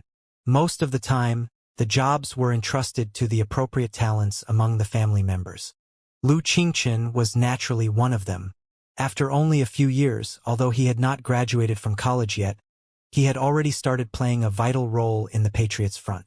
Right now, he was the PR manager of the Young Federation Association, a periphery organization of the Patriots Front. He was almost a new, rising star. Liao was not wary or cautious of Lu Qingqian just because the young man was raised by Lu Zue. With his cultivation and social position, would it not be hilarious for him to be deeply vigilant of a college student who only just stepped into his 20s? Now that Lu Qingqian hoped to make a personal choice after profoundly learning the path of the cultivators and that of the immortal cultivators, Liao was willing to satisfy his carefulness and study spirits. Liao had every faith in the cultivator's path. He believed that Lu Qingqian would certainly make the most correct choice. Today was Liao and Su Changfa's last session regarding the studies of colonization. When you are new to a foreign land, you will have to fake the identity of a native of the local civilization in order to sneak in and observe their social form and capability. Then, what kind of identity is most suitable? Su Changfa asked. If possible, it will be best to act as a member of the half-civilized ethnic groups that are located at the fringe of the local civilization. Liao replied. Why? Su Changfa raised an eyebrow. After the booming development in the age of the Star Ocean Imperium, Liao elaborated. All 3,000 sectors were highly developed and civilized. Although the Star Ocean Imperium completely crashed in the gory Armageddon Rebellion, a lot of relics and secret treasures were left behind. Based on those relics and secret treasures, even the sectors with only one planet should still be able to develop a thorough organizational structure and an advanced social form. In such a world, the prosperous area at the center of the civilization must have a large population and be under the government's strict control. The noble families have their own lineages. An unparalleled expert jumping out of nowhere would certainly raise suspicion. Somebody will be bound to trace their origins and look for their master and their background. So, it will be very easy for them to be seen through. Therefore, if possible, it's be best to disguise as an expert from the barbaric groups at the edge of the civilization. On one hand, such an identity has far fewer loopholes. On the other hand, the stranger's wariness will be reduced, and it will be easier to collect intelligence about the stranger. Do you have to appear as a top expert? Can you pretend to be an unattractive, incapable civilian? Su Changfa's eyes suddenly shined as he asked his next question. No, Liao replied. An ant can never understand an elephant's world. If I pretend to be an anonymous Mr. Nobody, how can I find out the top warriors and the political situation at the core of the world? There are only two ways to figure out the real capabilities of a world in the shortest amount of time. I can either find a top warrior of the world, ambush him, assume his identity and walk around as him, or I can embark on my path to the center of the world from the desolate area of the world as a warrior of the barbaric groups. Will you be able to find out the overall capability of the unknown civilization after you reach their core center? Su Changfa smiled and continued. Liao shook his head and said, not necessarily. If the sector has been at peace all the time, and the experts all keep a low profile, then I may not be able to tell their real capabilities even if we sit and talk nicely while enjoying the wine. What should you do in such a case? Su Changfa asked the most critical question. In such a case, I will have to find a way to intensify the conflicts and change the peaceful status quo, Liao said calmly. The most commonly used, and probably the best, approach is to tempt all the experts of the unknown civilization with fake treasures or relics. The explorer can prepare a batch of vivid fake treasures in advance, preferably mixing the real scraps of the secret treasures of the Star Ocean Imperium and even the primeval era, and bury them into a certain place of the target world. Then, the explorer can release the news in every place of the world, claiming that a certain place has an invaluable relic. Not only are there priceless treasures inside the relic, there are also techniques, medicines, and magical equipment that all cultivators dream about. Whoever finds their way into the relic and receives the legacies will immediately become the dominator of the sector. Where there are people, there is conflict. Even the experts who are uninterested in the secret treasures and the relic will not stand by and watch their opponents gaining access to the treasures while doing nothing. Therefore, all the experts will crowd toward the relic. Beyond their control, they would be more and more deeply mired. The explorer will observe coldly in the teams of the treasure hunters and exhaust the top warriors of the unknown civilization in the quest. Even if they are not exhausted, he will still be able to see the real trump cards of the sector in order to ascertain the following operation plans. Su Changfa listened without leaving a comment. Finally, he nodded and said with a smile, very good, very good. Liao, you are a completely qualified adventurer in the Sea of Stars right now, even in the standard of the Imperium of true human beings. At 11:20 p.m., outside of Kunlun, deep inside the Crab Nebula, inside the space zone near the gravity range of the pulsar, the 3 months of special training had finally been concluded. Liao finished all the preparations for the exploration mission deep into the dark nebula. There were only 10 days left before he would set off for the farthest, longest, and perhaps most soul-stirring interstellar teleportation in the history of the 3 sectors. There was only one last thing left to do right now. Liao looked at the pulsar not far away. Through the observation of his spiritual root, he did see the tides of lights made of 100 million colors blossoming like lotus flowers and burning like an ocean of flames as described by Ding Lingdang. They were like thunderstorms, like thousands of primeval beasts that rushed from the beginning of the universe to the infinities of the future, sweeping across the entire universe. The birth and destruction of the whole universe seemed to be displaying right in front of his eyes. Indescribable horror, emotion, loneliness, and peacefulness flooded into Liao's body without a sound. Summoning the spiritual energy inside his limbs and internal organs, Liao forced it to flood into the depths of his brain incessantly. By stimulating his soul, he produced his own small universe, which was echoing, resonating, and melding with the universe in the outside world. In a trance and not knowing exactly what was happening outside, he finally perceived the great harmony of the universe after who knew how long. Calming himself down and focusing his attention on his abdomen, Liao bound the great harmony with his soul and pressed the whole essence of life and his understanding about everything in the universe into the great harmony. He then urged it to move downward to crash at the critical part 3 inches below the abdomen. In the meantime, the dynamic simulation system made of air that he formulated with his spiritual energy was also stimulating his most sensitive nerve endings. Finally, when the most intense essence of his life and his understanding about the mysterious universe were sealed into the great harmony, his nerve endings were boosted to the maximum too. Liao bellowed and, exerting all his physical strength, spurted out the great harmony. Because of the absence of gravity, the great harmony immediately turned into translucent, bright golden pearls. Liao covered it with a special container and preserved the great harmony well. Sensing the immense vigor of the great harmony, which was simmering inside the container and seemed like it would break out at any point, Li Yao smiled. Both him and Ding Lingdang were in the middle of the rise of their career. They had been too busy training and studying in the past years to consider having any children. In the future decades, the two of them were destined to travel in different sectors, and it was unlikely for them to give birth to and raise offspring. However, the exploration of the universe was a highly perilous endeavor after all. Li Yao did not dare to guarantee that he would certainly return in one piece.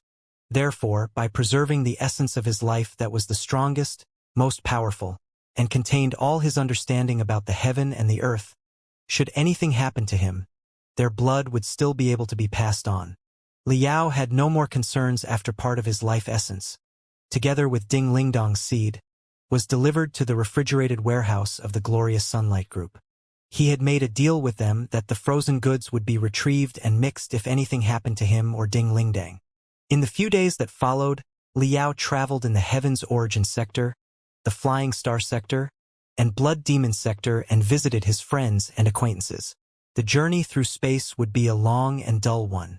Even if everything went well, it would take at least 30 to 50 years. If there were any setbacks, it would not be surprising at all if he spent 70 to 80 years. It was even possible that Li Yao would find absolutely nothing after 100 years of searching, in which case, Li Yao would still activate the star beacon, return to the Federation, and prepare to fight against the expedition fleet from the Imperium. After all his adventures in the three sectors, Li Yao had made a lot of friends, old and new. Many of the seniors were already old right now, and they could not enter hibernation for the next 100 years because they would have to actively participate in the great development of the new Federation. They might not be able to live another 100 years. The farewell was probably the last reunion for them, so their feelings were understandably confused. However, the destination of all cultivators was the Sea of Stars. Departures were nothing too emotional for them. Therefore, they simply discussed the future over delicious wine and bade each other farewell after they enjoyed themselves. During the 3 months while Li Yao was having the special training, the testing of the Heaven's artillery and spark was completed, and the magical equipment that he would be taking, such as the star beacons, was all prepared. The final launch date was set to be 10 days later. It was the moment when the only moon of the mother planet in the Heaven's Origin sector was closest to her and when the tidal bore was the strongest. At that time, a great explosion would erupt deep below the Heaven's artillery in order to trigger a man-made earthquake. The most violent power of magma would flood upward into the Heaven's artillery. By combining the methods of spiritual energy absorption of both the Eye of Blood Demon and the Heaven's artillery, and fully exploiting the potential of the space jump array on Spark itself, the tiny ship would be able to break the invisible, unpredictable barrier between the three-dimensional world and the four-dimensional world. 5 days before the launch, in Sunrise Village next to the magical equipment graveyard in Floating Spear City, an important town for training in the southeast of the Star Glory Federation in the Heaven's Origin sector, it was Li Yao's hometown and where his dream began. He had spent his past 5 years there in the company of his childhood playmates and seniors, especially the lovely old men who had once helped him. He had once been kicked out of the door by the Crimson Nimbus No. 2 high school before the college entrance exam. It was the Miners' High School which took him in later. After he rose to fame, the Miners' High School in Floating Spear City had become well known too. It had also been invested in by Li Yao's tremendous resources and manpower and developed into one of the most reputable high schools in the Federation. The Miners' High School today was sort of a private school co-funded by Li Yao and the Glorious Sunlight Group. It had also established a partnership with the Grand Desolate War Institution and was some sort of affiliated school to the Grand Desolate War Institution now. According to the leadership of the school, the name of the school could have long been changed into Li Yao High School or Glorious Sunlight School. However, at Li Yao's insistence, the original school name was kept, and the policy that most of the admitted students should be from the middle and bottom level of society was not changed, a gesture to show that he did not forget where he came from. Li Yao had spent a lot of time in the Miners' High School in the past 5 days, too, and taught the poor children who commuted all the way there from the magical equipment graveyard, the slums, the orphanages, and the dilapidated buildings. He saw much of himself in the hot-blooded, hard-working, and persistent teenagers and felt quite emotional watching them. Right now, the young people were still unattractive seedlings if not weeds, but would they grow into prospering trees that could support the sky on their own by the time he returned 100 years later? What drastic changes would the Star Glory Federation have been through by then? Was it possible that he would be a completely outdated old man by then? The feeling of one day for me and 1,000 years for the world, and knowing that it would happen for real, led to slight changes in Liao's mindset. He suddenly found Gue Suesho and his people's perseverance more or less understandable. Compared to the rise and decline of a whole civilization, an individual's endeavors and efforts were truly nothing worth mentioning. His new feeling was maximized when he met his 3 disciples. In the past 5 years, Liao's 3 disciples had distinguished themselves in their respective fields. They were now scattered in the 3 sectors and busy doing their own business. It was not easy for them to find time to meet each other. It was their last meeting with their master for a long time. Naturally, they were all weeping, unwilling to let him go. Just like Ding Lingdang, Wu Mayan had participated in the strengthened soldier training on Kunlun. However, he was a chi trainer, and his path of training was different from that of the common cultivators. After only 3 years of training, he felt that his progress was slower and slower. Therefore, he chose a different approach and returned to Iron Plateau, his hometown. In the 2 years that followed, just like Yen Shibei, the previous best expert on Iron Plateau, he trained himself alone on the Dark Continent on Iron Plateau while he cooperated with Xiong Wuji and the Glorious Sunlight Group on the great development of Iron Plateau. Today, he was still a young man in his 20s, but he had secured accomplishments that were far more shocking than the achievements of Yen Shibei and Xiong Wuji by reaching the unprecedented, unbelievable 300th level of the refinement stage. Of course, by the criterion of the Chi trainers, an increase of every meter in the diameter of the range of one's spiritual gas meant 1 level up. It did not seem very convincing. However, it was also a fact that the general cultivators in the core formation stage often could not sustain 1 minute under the crazy bombardment of Wu Mayan in the 300th level of the refinement stage. Iron Plateau today looked like the opposite of what it had done a dozen years ago. As one of the few habitable planets in the 3 sectors, it was a natural paradise that boasted even more resources and denser spiritual energy than the Heaven's Origin planet and the Blood Demon planet did before the apocalypse. But after the apocalypse, the Flying Star sector fell apart. With the serious contradiction between the Spacers and the Homers, it was impossible for the planet to be developed. Right now, after the tremendous resources of the Heaven's Origin sector and the Blood Demon sector were invested and the tough, physically strong demons were deployed for the development, the infinite potential of Iron Plateau was immediately activated. The exchange of techniques and the resource deals were flourishing. Most of the business was controlled by the Glorious Sunlight Group. The Glorious Sunlight Group had accumulated a lot of wealth through the business, which was later invested back into the development of Iron Plateau. Iron Plateau was no longer a land of primitive barbarians like a dozen years ago. Even many of the underground shelters and cities established by the Flying Star Coalition government before the apocalypse had been excavated.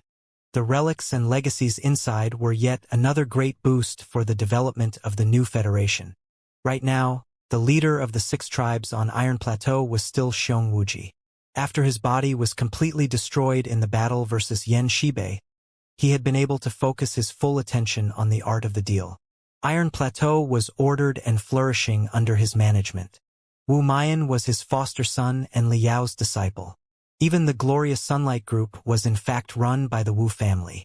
Naturally, he played an important role on Iron Plateau. Iron Plateau's potential had yet to be fully exploited. In the next 100 years, it would very likely be restored to its former glory from 5,000 years ago and grow into one of the most important planets in the 3 sectors. It was within everyone's expectation that Wu Mayan's position would definitely soar, and he would be one of the most powerful men in the new federation. Jin Xinyue, on the other hand, was no less influential than Wu Mayan. Jin Tui, her father and the previous dominator of the Blood Demon sector, was already too sick to be treated. He had undergone the rapid freezing procedure and been confined in the most mysterious war prison in hibernation. However, Jin Xinyue had inherited all of Jin Tui's methods, and she was a smart person herself. Although she was merely in the core formation stage, she had a great reliance named Liao behind her back. With the support of Skyfire and the Fire Ant King, She had cleverly taken advantage of the original conflicts among the four main demon clans and the power vacuum after the scourge of the demon god virus through diplomatic tricks in the past 5 years. Finally, she was able to reunite the demon clan. Then, throwing out the resource planets at the edge of the Flying Star sector and the resources on the Dark Continent on Iron Plateau as bait, she successfully hooked a large batch of middle and bottom-level demons who pledged their loyalty to her. At this point, her place as the Dark Lady of the Nine Heavens in the pantheon of demons was more than stable.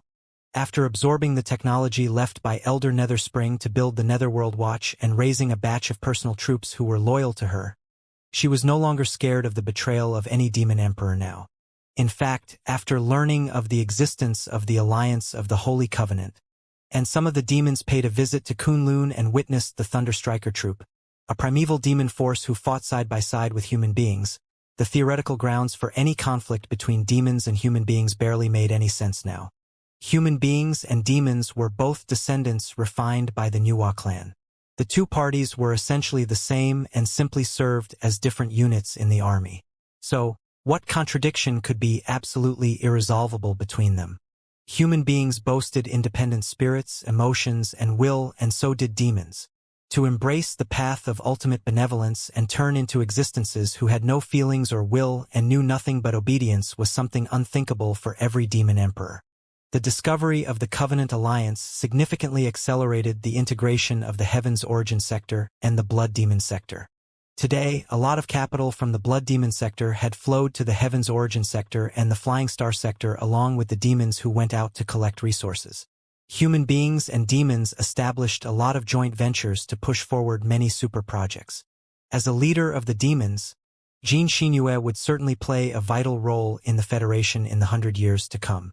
Also, different from Wu Mayan, she was not interested in the improvement of her personal combat ability, but strove to master the entire world. She had never hidden her goal of turning into the Speaker of the Federation one day from Liao.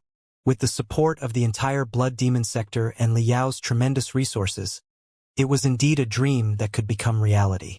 Seeing Xianxia, who was even more vigorous, aggressive, and like her father than 5 years ago, Liao could not help but have a lot of thoughts. Would it be possible that 100 years would have passed after a sleep in the hibernation cabin, and that his disciple would already be commanding the heroes of the world as a Speaker of the Federation when he announced his return? Master! Xianxia was weeping, her apple-like face red. Of the 3 disciples, her aptitude and cultivation were the lowest. Liao had only recruited her as a disciple for her determination. Liao was more than satisfied that she could participate in the research programs of some of the high-end magical equipment. He was not expecting her to become someone great. Working in the field to one's liking and finding and surpassing one's limits were already good enough. As a refiner, it was actually Xianxia who had spent the longest time in Liao's company in the past 5 years. Her level was the lowest, and her emotions were the most obvious of all. Her affection and unwillingness written all over her face. She sobbed. Master, are you really leaving just like that? Rest assured. I'll be back one day. Liao felt somewhat heavy himself, but he pretended to be smiling. In a few decades or 100 years at most, I will certainly announce my return. You will only be in your 120s by then. For a high-level cultivator, it is just the beginning of your golden years. We can always reunite again. Ainen, while I'm away, you must train with the techniques I've left for you. Do not be left behind by them too much. Got it. Rest assured, Master. I'll certainly try my best. Biting her lips softly, Xianxia clenched her fists. However, her face collapsed again after being resolute for only half a second. Master, I really can't bear to let you go. I really don't understand why you are making such a choice. You already have everything in the Star Glory Federation. Position, power, money, and strength. You can whatever you want easily. Are they not attractive enough for you to stay? The things you mentioned are exactly why I must leave. Pondering for a moment, Liao stared at his 3 disciples with his sparkling eyes and said solemnly, Ainen, did you ever do role-playing? When you were little, or simulation board games, such as Monopoly with your playmates? Dazed for a moment, Xianxia nodded. Of course I did. Liao smiled and continued. When you were role-playing, you must have played a lot of roles, even including princesses, didn't you? When you played Monopoly, you must have earned a lot of money in the game and become a billionaire before, right? Xianxia nodded in a daze again. Liao looked at her and said, Then why did you stop playing such games? Xianxia frowned and blurted out, Do I need a reason? It's because I outgrew the games. They were no longer as interesting to me as before. If I tell you that, for me, the titles such as ultra-level federal hero are like Your Highness when you were playing role-playing as a little girl, the tremendous assets brought to me by the glorious Sunlight Group, the Double Dragons Union, and Skyfire are like the cash you earned while playing games such as Monopoly. Will you find my decision more comprehensible? Xianxia was lost for words for a moment. She, Xianxia, and Wu Mayan all fell into deep thought.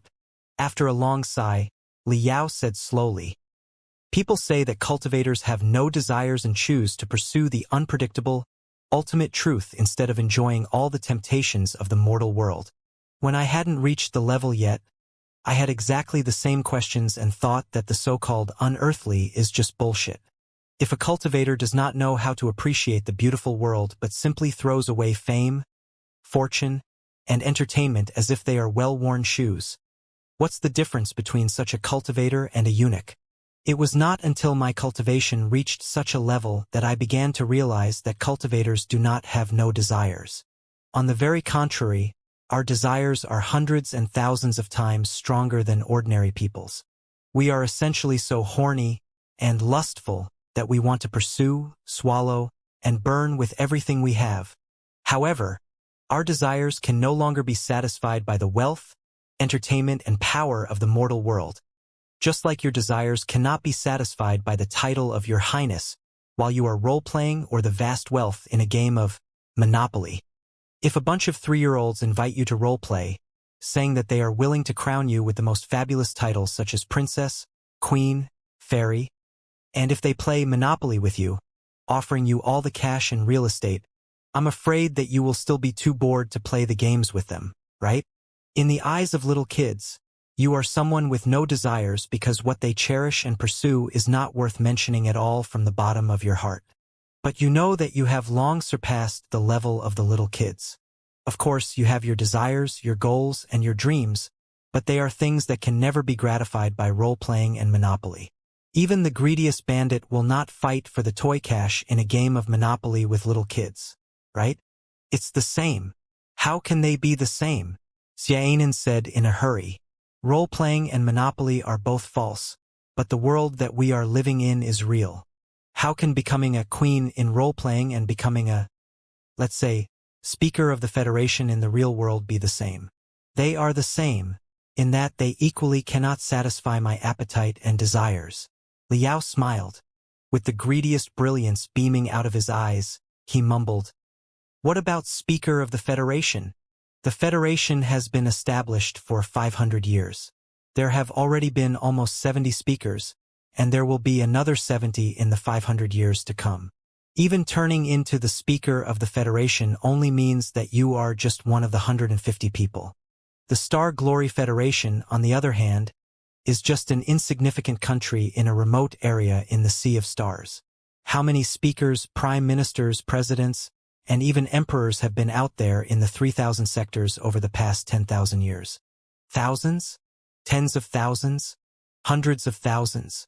Becoming one of the hundreds of thousands people and repeating the great accomplishment that hundreds of thousands of people have achieved. Can I be satisfied by such a life? This is a great joke. Xianxia, Wu Mayan, and Xianxia were all greatly moved. They never knew that their master's ambitions were so huge. Then what is it that you are pursuing? The three of them asked respectfully at the same time. A hint of confusion flowed out of Liao's eyes at first before it turned into intense excitement.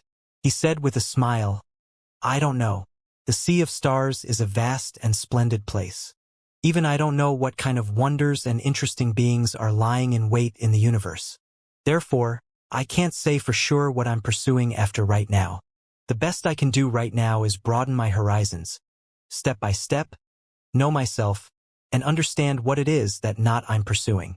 Pausing for a moment, Liao covered the back of his head with both hands before he leaned back in his chair and said with a smile, "Perhaps this is the most fascinating part about being a cultivator." There were 3 days to go before Liao's departure. He held a grand party in Floating Spear City, gathering the closest friends in order to say goodbye to them. Professor Mo Xian, Fiend Blade Peng Hai, Solar Eclipse Jiang Xiaoyang, Meng Jiang from high school, who are from the Star Glory Federation, the Fire Ant King from the Blood Demon Sector, and Xiong Wuji, Lei Dalu, and Bai Kaisin from the Flying Star Sector all attended the party. "Liao, you still didn't leave the opportunity to me," Professor Mo Xian said with a bitter smile. "I knew that you would make such a choice." "My apologies, Professor." Liao laughed. "I can concede in almost anything except the quest of the Great Tao." "Liao, I will take great advantage of this." Solar Eclipse Jiang Xiaoyang's eyes were shining and said, "Your training progress will be very slow while you are in the hibernation state, if it is moving forward at all, whereas I will certainly make great breakthroughs in the next 100 years. You will certainly be no match for me in 100 years. That will be for the best." Liao licked his lips and grinned. "I'll simply allow you to train yourself for 100 years before we have another competition." Lei Dalu and Bai Kaisin bashed their chest and said, "Liao, leave everything in the Flying Star Sector to us. Just rest assured." Ever since Liao soared in the Flying Star Sector, the Great Horn Exo Society had begun to develop unstoppably. At first, they cooperated with the Glorious Sunlight Group and monopolized most of the transportation business between Iron Plateau and the outside world. With the opportunity, they then established the trade routes among the Heaven's Origin Sector, the Flying Star Sector, and the Blood Demon Sector. Eventually, the Great Horn Exo Society and the Glorious Sunlight Group even had a merger. Lei Dalu and Bai Kaisin became the core management of the Glorious Sunlight Group. Right now, Lei Dalu was responsible for the armed transportation business, which was one of the Great Horn Exo Society's focuses in the past, and Bai Kaisin had slowly taken over the operations of key businesses within the Glorious Sunlight Group. It was not because Liao distrusted the members of the Wu family who were running the Glorious Sunlight Group in the beginning, but because Bai Kaisin, who had apparently inherited all his father's wisdom and cunningness, boasted rarely seen talents in administration and management that were impossible to be fully carried out in a small Great Horn Exo Society. After he joined the Glorious Sunlight Group, he was like a dragon or a ferocious tiger who had been set free from the shackles and immediately distinguished himself. Liao, Lei Dalu, and Bai Kaisin were life and death friends. Naturally, it was not difficult for him to put Bai Kaisin in charge of the Glorious Sunlight Group. "Everybody?" Liao raised the cup, gazing at the familiar faces in front of him. The buddies who used to horse around with him, the teachers who had offered him wholehearted tutelage, the seniors who showed him the mysteries of the world of the cultivators for the first time, the comrades who went through life-blighting battles with him, and even the competitors who were at loggerheads with him in the past all gave him complicated feelings. "Let's meet again. In 100 years." Liao knocked his head back and finished the wine in the cup. There was one last day to go before Liao's departure. On the Grand Desolate Plateau, right below the starry sky, he and Ding Lingdang left 2 lines of overlapping footprints on the desert, hand in hand. There was not a single town in the hundreds of square kilometers around. The night sky was so clear that it looked like a large block of jelly that could not bear the weight of the stars. As a result, the stars seemed to be all raining toward them. Looking at the deep and boundless sea of stars, the two of them were silent for a long time. Everything was already said in the quietness. After a long silence, Liao finally opened his mouth and said, "I've thought many times that it is such a pity that we can only live one life where we are bound by the heavy realities. The universe is so vast. Inside a grain of sand might be a whole new world, and every world means an episode of a new life. I wish that I could live an unlived life in the depths of the dark nebula and bring the new me back to meet you." "In that case," Ding Lingdang replied, "what you would be meeting would certainly be a new me, too. One who has been living a few wonderful lives in different sectors." The two of them looked at each other with a smile and sat down on the desert. The moment seemed to become eternity. Dear audience in front of the light beam projectors and the crystal processors, we are now live streaming from the Heavens Artillery, the national launch field at the center of the Grand Desolate Plateau. In half an hour, the very first mission of the well-anticipated Heavenly Road Plan will be performed here. The launch will be a groundbreaking event for everybody in the Federation and the 3 sectors: the Heavens Origin Sector, the Flying Star Sector, and the Blood Demon Sector have finally broken free from our internal conflict and cast our eyes upon the depths of the Sea of Stars. From today on, there is only one opponent that we are going to fight and conquer: the universe. March to the universe and toward the infinities of infinities. Leave the traces of our civilization at the end of the edge of the cosmos. In most of the places of 3 sectors, the blood-boiling if not crazy roars were echoing while the live stream was displayed to everybody. In the Heavens Origin Sector, the Flying Star Sector, and the Blood Demon Sector, human beings, demons, ordinary people, nascent soul stage cultivators, demon emperors, teachers, students, workers, farmers, miners, everybody in every place dropped their work at hand and focused their attention on the groundbreaking launch. On the launch platform of the Heavens Artillery, which was dozens of kilometers in diameter, the tiny spark was barely visible, like a grain of sand inside an ocean. But it was much more than a grain of sand. It was a bullet that represented the very first roar of a nascent civilization at the edge of the Sea of Stars toward the whole universe. Inside the miners' high school, all the students were gathered in the playground, clenching their fists, holding their breath, and waiting for the arrival of the biggest hero in their heart. He's here. He's here. Li Yao is here. On the light beam, Li Yao was striding close from the end of the pathway wearing a black, fit protective suit. The tall and handsome pose, the magnificent aura around him, and the nascent soul stage cultivators who were surrounding him like stars surrounding the moon made the high school students' eyes shine in indescribable brilliance. It was exactly the same brilliance as when Li Yao saw the grand entrance of Fiend Blade Peng Hai for the first time in the past. He's so awesome, strong, dominating, and invincible. His eyes seemed to be electric and just shocked me brutally. My heartbeat almost stopped.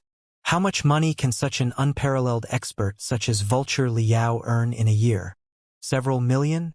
Wouldn't he be able to buy whatever he wants? Several million? You've got to be kidding me. Several billion at the very least. Chances are that a random training facility around him will cost several million apiece already. If I can become such an unparalleled expert for one day, or even 1 second, I will die without regrets. Hehe. You are too unambitious. Didn't you not learn anything when Master Li Yao came back to school and gave us lectures a couple of days ago? We are all made of flesh and blood, and we have 2 arms and 1 head just like him. Nothing is impossible. What he can accomplish is also accomplishable for us, as long as we work hard enough. Chasing after him and surpassing him are his greatest hopes for us, and the best reward we can return for enjoying such excellent training conditions here for free. In the downtown area of Floating Spear City, not far away from the miners' high school, a bunch of neighbors had been gathered in the hair salon of Meng Jiang, Li Yao's best buddy from high school. Everybody had closed their shops and gathered together, enjoying the live stream. When they saw Li Yao walk into Spark slowly through a vacuum channel, and when the full view of Spark and the Heavens Artillery was displayed again, they all exclaimed in amazement. As insignificant shop owners in the city, the folk might not have high diplomas, and they did not know the real significance of Li Yao's mission. However, when the Star Glory Federation's rising dragon of the 9 stars flag rose up slowly in front of the magnificent Heavens Artillery, the hairdressers, the bread dealers, the shuttle mechanics, and everybody else still had an amazing feeling of pride. I'm told that Li Yao is going somewhere far, far away. Maybe as far away as millions of light years. How long is the distance exactly? Such a huge pot must be at least dozens of kilometers long. Can shoot someone out of the sky in only 1 blow, right? That's truly awesome. Li Yao is quite a mysterious man. I don't know whether he is smart or stupid to abandon everything and go somewhere so far away, searching for a world that may or may not exist. What if he dies? We really can't figure out what is in the mind of the big shots, even if we think our brains out. Hey, how much do you think such a launch will cost? I went to visit the Magical Equipment Exposition last time and even saw a big guy named Colossus. That's truly something. After only one attack, a starship was blown into smithereens. If such a launch is saved, wouldn't we be able to produce a few more colossi? Wouldn't it be better?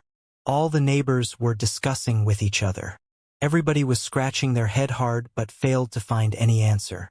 Meng Jiang and his wife, on the other hand, simply listened with a smile.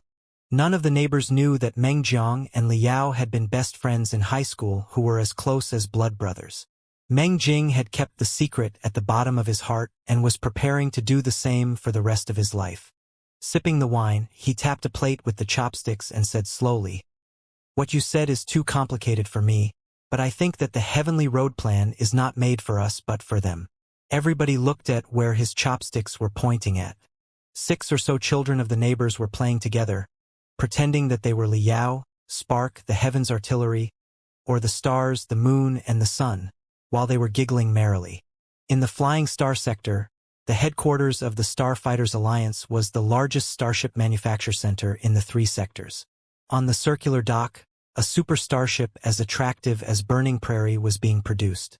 The keel had already been formed, and the starship was slowly taking shape. It was a sister starship to Burning Prairie.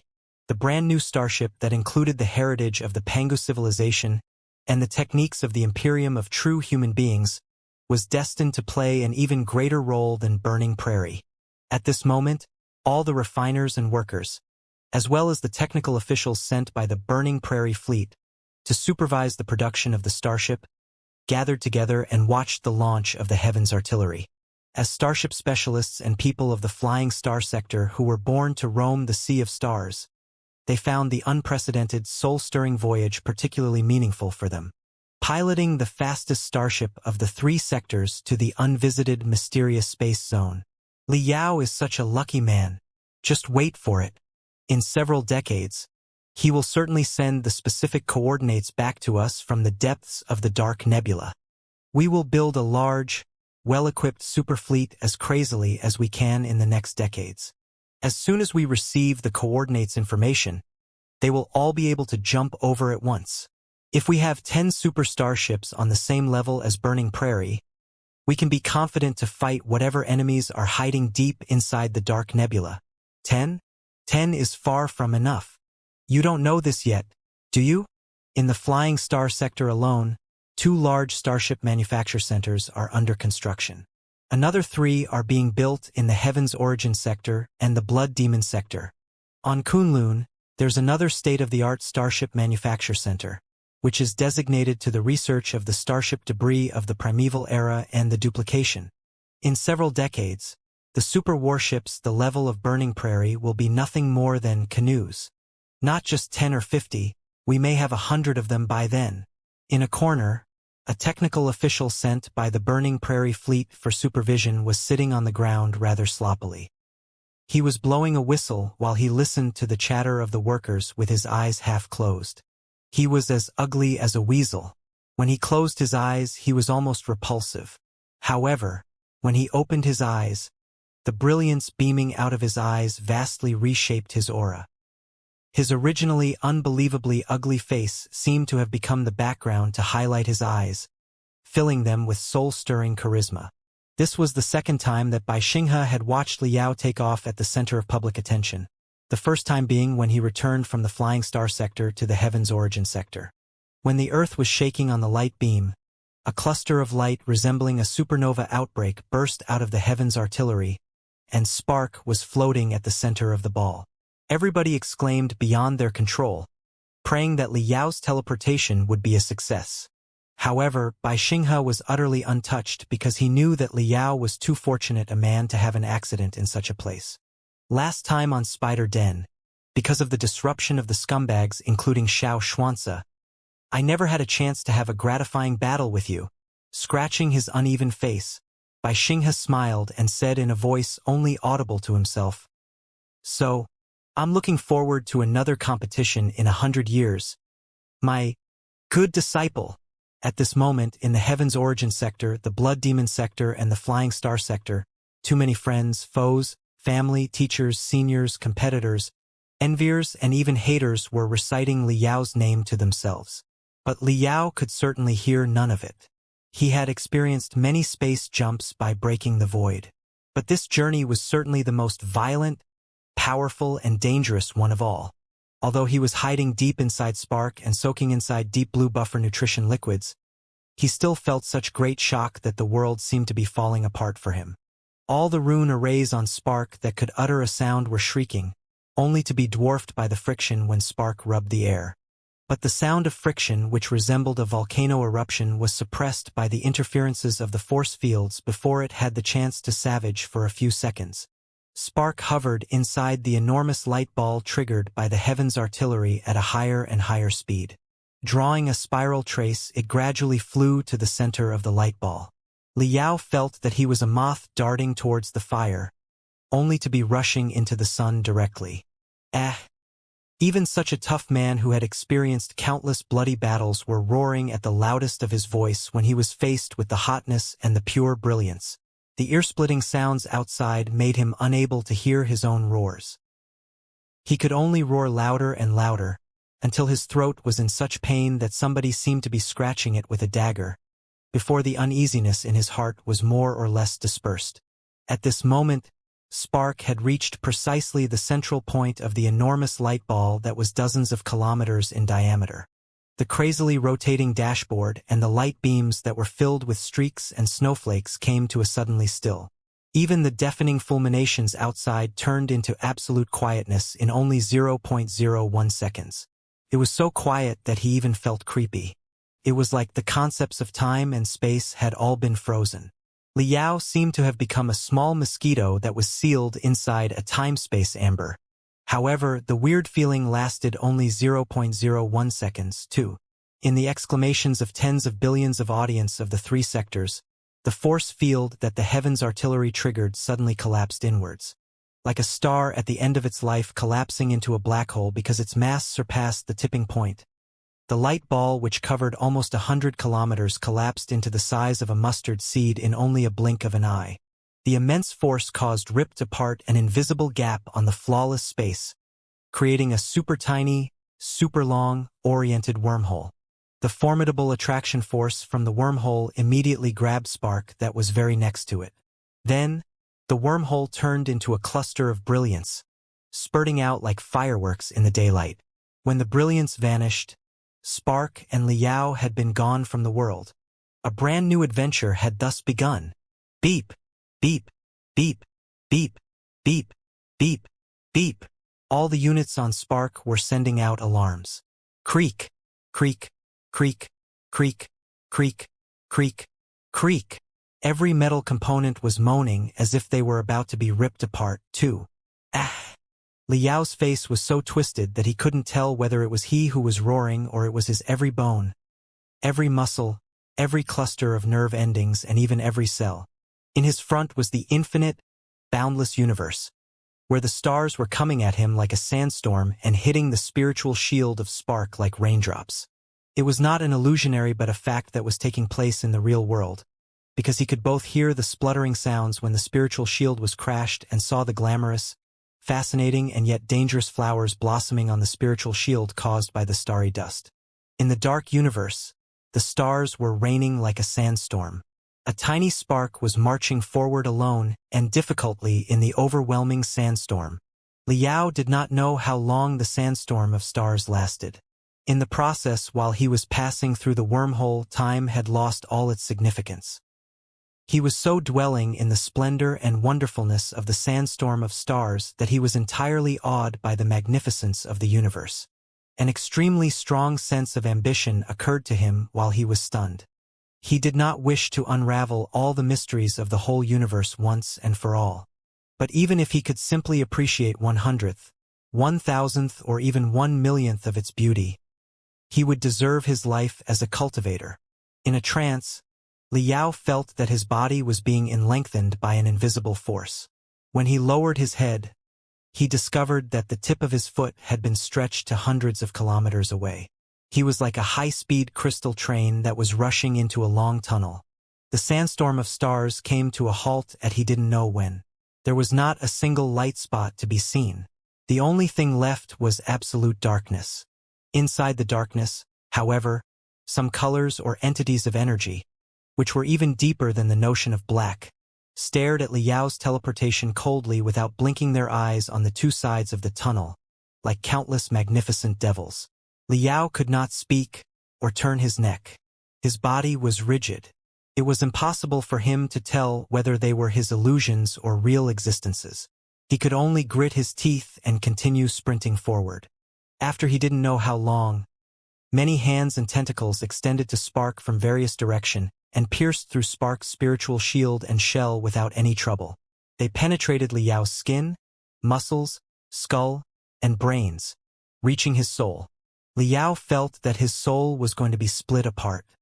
He could only recite the spells in silence and recall the fierce battles in the past. He reflected on the family and friends who were waiting for him in the hometown, and also the vulture plan which was still hidden in the mist and yet to be accomplished by him. I have a great many battles to fight, a great many things to do, and a great many places to visit. Ding Ling Dang is waiting for me. My 3 disciples are waiting for me. The Star Glory Federation is waiting for me. Even the mysterious place named Earth must be waiting for me somewhere. 2. How can I be lost in this place? Liao bellowed, with brilliance shooting out of his brain. The tentacles made of dark materials retreated after ear-splitting shrieks. Spark was faster and faster. Not far away in the front, at the end of the tunnel, a cluster of translucent light ball could be vaguely seen. Boom! Spark shivered violently. It went through the state where the time and space were temporarily frozen, exactly like when it fell into the wormhole before it was spat out by something. Spark gradually slowed down. The parameters on the dashboard, the rune arrays, and the light beams all returned to normal. According to the parameters, he had reached a brand new world unseen before. Liao took a long breath in relief. He felt that every muscle on his body was sore, and that he was like a floating corpse which had been soaked in a river for 3 days and 3 nights.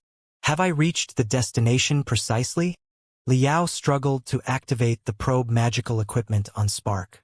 But the indicators of the star's direction and coordinates did not change at all. It meant that Spark did not detect the existence of a single star.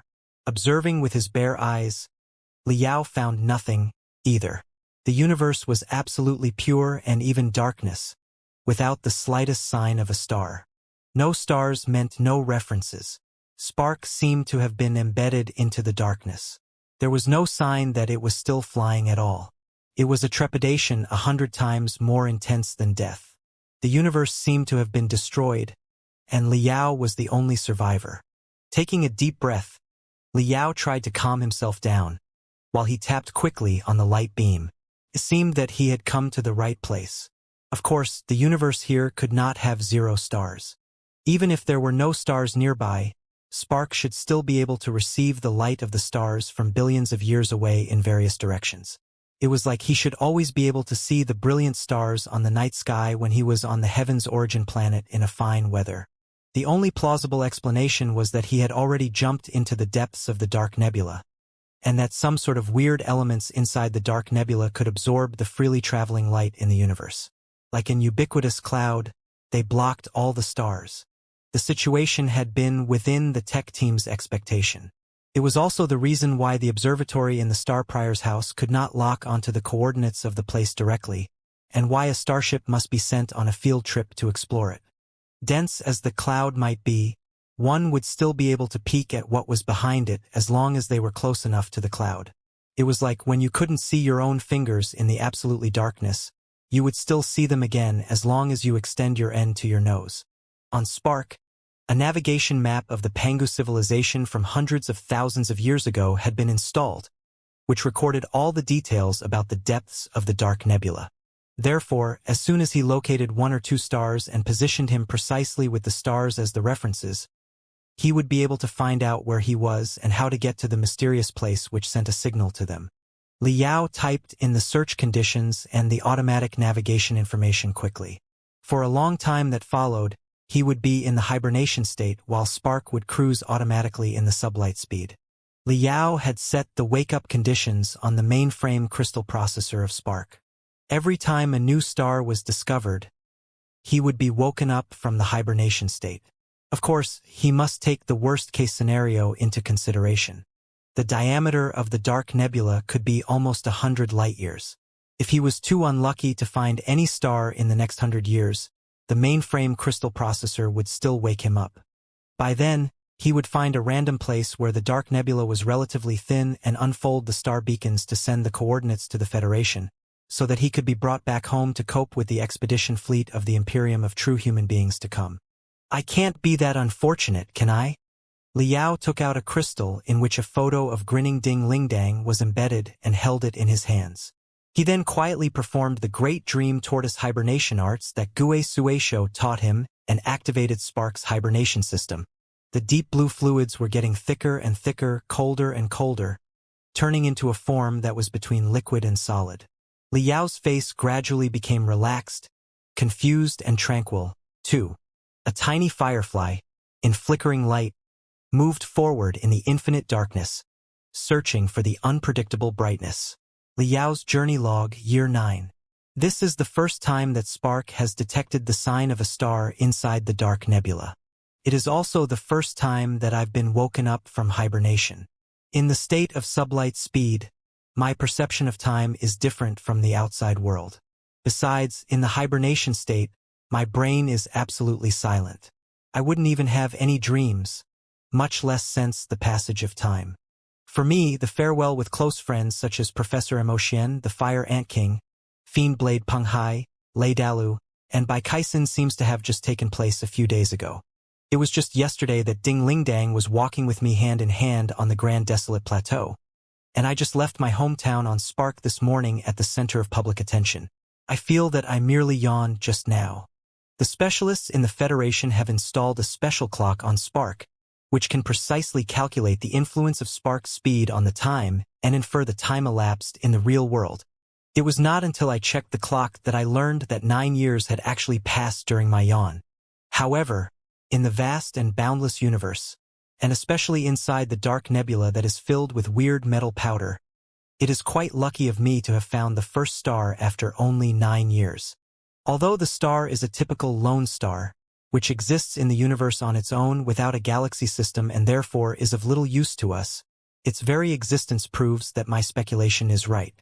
I have truly jumped into the depths of the dark nebula, and all kinds of stars and celestial bodies must be within hundreds of light-years from me, except that they are all blocked by the dark nebula. As long as I am close enough to them, I will be able to detect such celestial bodies. I have inputted the magnitude of the star, its trajectory, and other parameters into the mainframe crystal processor in order to cross-reference the Pangu civilization's navigation map. Right now, only one star has been found, and it is still more or less difficult for precise localization. I believe that the navigation map will be greatly useful after more stars are found. Liao's Journey Log, Year 15. A second star has been detected so quickly. What a pleasant surprise. This is a standard hybrid star. While it is revolving around the largest celestial body at the center of the dark nebula, it boasts its own 7 planets, which constitute a small solar system. The 7 planets have satellites of their own, too. It is a world that is quite similar to the Heaven's Origin sector. I have explored the system over the past month. It is a shame that the quantity and brightness of the star are insufficient. All its planets are cold and desolate rocks or air masses.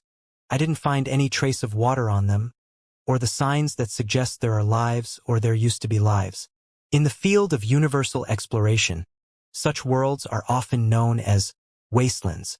It would be wrong to say that such places had absolutely zero spiritual energy or that the planets could not be modified into habitable planets.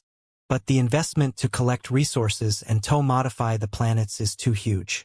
The cost far exceeds the yields. Therefore, they are not of any value for development and immigration. Even so, I'm quite happy about the discovery. In only 15 years, I have found 2 stars in a row.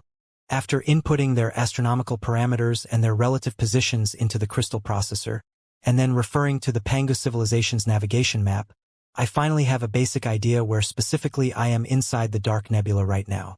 It seems that I am not a man of misfortune now on this mission. Even the heavens are watching over the Federation. Chances are that I will find the mysterious sector in only 20 to 30 years. Liao's journey log, year 41.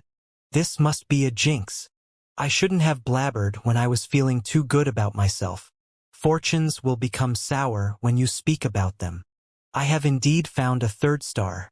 Or rather, beyond my expectation, I even discovered a fourth one. It was a dual star system, where two stars rotated around each other in a very stable companion structure. The problem is that I didn't know it in advance. The other star in the dual star system was hidden deep inside the Dark Nebula, and the mainframe crystal processor of Spark failed to detect it in time. I was under the illusion that it was yet another lone star. Because it was in a very stable state, I planned to cut into its orbit and utilize its gravity field as a stellar slingshot, so that Spark would be accelerated again without consuming any fuel. The time cost of the exploration would be greatly reduced. But I didn't know that the gravity field of the dual star system was so complicated that it was almost a fatal area of turbulence. Hardly had Spark got involved when it was hit brutally by a gravity tide. It almost directly fell into the center of the star, in which case, I would have been burnt up without a single hair left. Although I narrowly escaped, Spark was seriously damaged. Not only were all the supply components used up, I was even forced to dismantle some of the components from the star beacons in order to sustain the sublight speed. It's getting tricky now. Liao's journey log, year 77.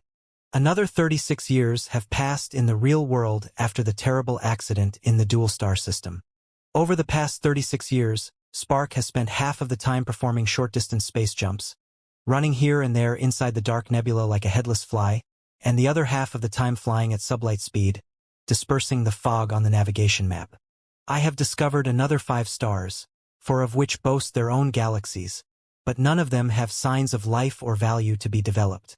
But it is nothing unusual in the universe. Life is itself the greatest miracle in the universe. It is often not easy to find. This is the first time I have ever found a red giant, a moribund star. When the core of a star is burnt up and the last brilliance of its life spreads to the periphery, the star will greatly expand, and the brightness will soar. In terms of visual impact, the red giant that occupies almost the entire universe is definitely the most splendid, extraordinary view that I've ever seen. Looking at the red giant, I was suddenly caught by loneliness. Since the exploration mission began, the time cost when I've been conscious to examine the few galaxies and perform Spark's maintenance is about a year and a half. It is not too much suffering. But in reality, 77 years have passed. 77 years is enough for a newborn baby to grow into the pillar of their family. 77 years is also enough to turn a dominating expert into a tombstone, a handful of soil, and a cry of wind. Ding Lingdang made a deal with me that she would join the second batch of missions in the Heavenly Road Plan to explore the sectors relatively closer to the 3 sectors after I left. Did she arrive in the new sectors safe and sound? What kind of intriguing, soul-stirring adventures did she go through there? Could she persuade the civilizations in the new sectors to join the Federation? What's she doing right now? Is she as energetic and radiant as before? What about my 3 disciples, Xianxia, Wu Mayan, and Xianxia? How have been they doing? Has Xianxia distinguished herself in the world of politicians in the Federation? Has Wu Mayan achieved his dream and broken into the 1000th level of the refinement stage? Is Xianxia still a crying little girl just like before? Has she made some accomplishments in the circle of refiners? What is the Star Glory Federation right now exactly? Before I left, rumor already had it that the Heavens Origin Sector, the Blood Demon Sector, and the Flying Star Sector would be completely integrated for the establishment of the new Federation, and that the independent calendars would be forfeited and replaced by a federal calendar. However, the conditions in many aspects were not mature yet. Everything was just a plan yet. But 77 years have passed. The brand new Star Glory Federation should be rising at the edge of the cosmos. Shouldn't it? With the integration of the 3 sectors and the development of Kunlun, the cultivation level of the new Federation must have soared. The experts must have been popping up like mushrooms after a rain. Haha. Maybe, when I return to the Federation, I'll be like a bumpkin visiting a city for the first time, not knowing what's around me at all. There was a brief time when I thought that it would have been best if the capacity of Spark had been improved to 2 passengers when it was designed. If Ding Ling Dang was together with me, it wouldn't have mattered at all even if the journey took 500 or 1,000 years. However, on second thought, the current design seems better. On one hand, such a journey in the universe has proved to be too perilous. I'm unwilling to let Ding Ling Dang take the risk together with me. On the other hand, when I know that somebody in my hometown is waiting for me to return, the difficult, dangerous, and unpredictable situation here doesn't seem to be a big deal anymore. As time goes by, I seem to be finally having my day. There's more and more good news. Firstly, after measuring the astronomical parameters and relative positions of almost 10 stars, I am finally able to relate them to the stars marked on the Pangu Civilization's navigation map, thereby ascertaining my coordinates inside the dark nebula. Secondly, I feel that, over the past decades, the dark nebula has been getting thinner and thinner itself. The visibility is higher and higher, and it is easier to send out information right now. The red giant is an excellent reference. I can choose to unfold the star beacons in its orbit, absorb the spiritual energy it emits, and send the coordinates of the place back to the hometown. However, the red giant is not our real target. It will not be of much significance even if the main troops of the Federation jump to the place. Besides, I'm not aware of the situation in the mysterious world yet. It will be a terrible disaster if they have certain signal capturing technologies that allow them to trace back to the specific location of the Federation. For safety reasons, it will be better to find the mysterious world and figure out their civilization level and their stance before I send the information back to the hometown. I vaguely feel that I'm very close to the mysterious world now. Deep inside the sea of stars, a zigzagging, glittering dragon was raging forward. Upon closer inspection, one would discover that it was actually the debris of a primeval battlefield, which was still emanating colorful radiation although hundreds of thousands of years had passed. Pushed by the storms and the undercurrents in the middle of the stars, the debris congregated into a tiny Milky Way that was paved in the middle of the glamorous galaxy. All of a sudden, the head of the dragon spat out a streak of brightness, which hovered around the river of debris before it spurted out exhaust flames and gradually slowed down. It turned out to be a super tiny starship that was well worn and riddled with holes. On one side of the starship, the rising dragon of the 9 stars emblem of the Star Glory Federation could be clearly seen. On the other side of the starship was the pattern of a grimacing star. The word, Spark, was carved on the head of the starship, but it had been rubbed and corroded so much in the journey of almost 100 years that it was barely recognizable. Inside Spark, Liao, who had only just woken after a hibernation of 10 years, almost burst into tears and roared when he saw the glamorous world in front of him. He had been woken up immediately after a short-distance jump, not because a new star was found, but because Spark was in a dangerous stone belt and was likely to crash at any time. Yet, Liao was not scared but overjoyed at the situation. It was because he had discovered that the elements of the river were precisely the primeval debris that he had once seen in the periphery of Kunlun, including the corpses of the Pangu clan, the armor of the Nuwa clan, and the primeval treasures, colossi piloted by human beings. Although the debris was so rotten that it would break apart at the first touch, its very existence suggested that he was not far away from his real destination. Liao shifted Spark to the manual pilot mode. With his amazing skills to maneuver the super shuttles, he went against the currents to the source of the river of the debris. After cruising for a few days, he finally discovered the sector where the spiritual energy was unbelievably abundant. It was an extremely stable galaxy. The star at the center of the galaxy was at the prime years exactly like the star in the heaven's origin sector was, releasing light and heat to the outside world generously and incessantly. Also, the star seemed to be made of materials different from what often constituted other stars. They were mixed with some precious constituents that Liao was unaware of. When observed with his bare eyes, The star looked fresher and redder, with a hint of multiple colors. The spiritual energy contained in the star was not only much more bountiful than regular stars but also readily absorbable. It meant that, if any living creatures existed on the planets near the Crimson Star, they would be able to accumulate some spiritual energy without doing any training as long as they sunbathed every once in a while. When there was sufficient spiritual energy inside their bodies, the development and evolution of the nerve networks would be boosted, leading to the intelligence of a higher level. After hundreds of generations, formidable spiritual beasts and heavenly materials and earthly treasures would be born. If any human beings were living in the place, it would certainly be much more convenient for them to train themselves than it was for the residents in the Heaven's Origin sector, the Blood Demon sector, and the Flying Star sector. The star alone was enough to prove that the sector here was an out-and-out natural paradise. Finally, gotcha! After inputting the astronomical parameters and the relative coordinates of the star into the mainframe crystal processor, Liao was finally able to fix the last missing piece on the Pangu civilization's navigation map. It was the economical, political, and transportation center for the Pangu civilization in this particular galaxy arm hundreds of thousands of years ago.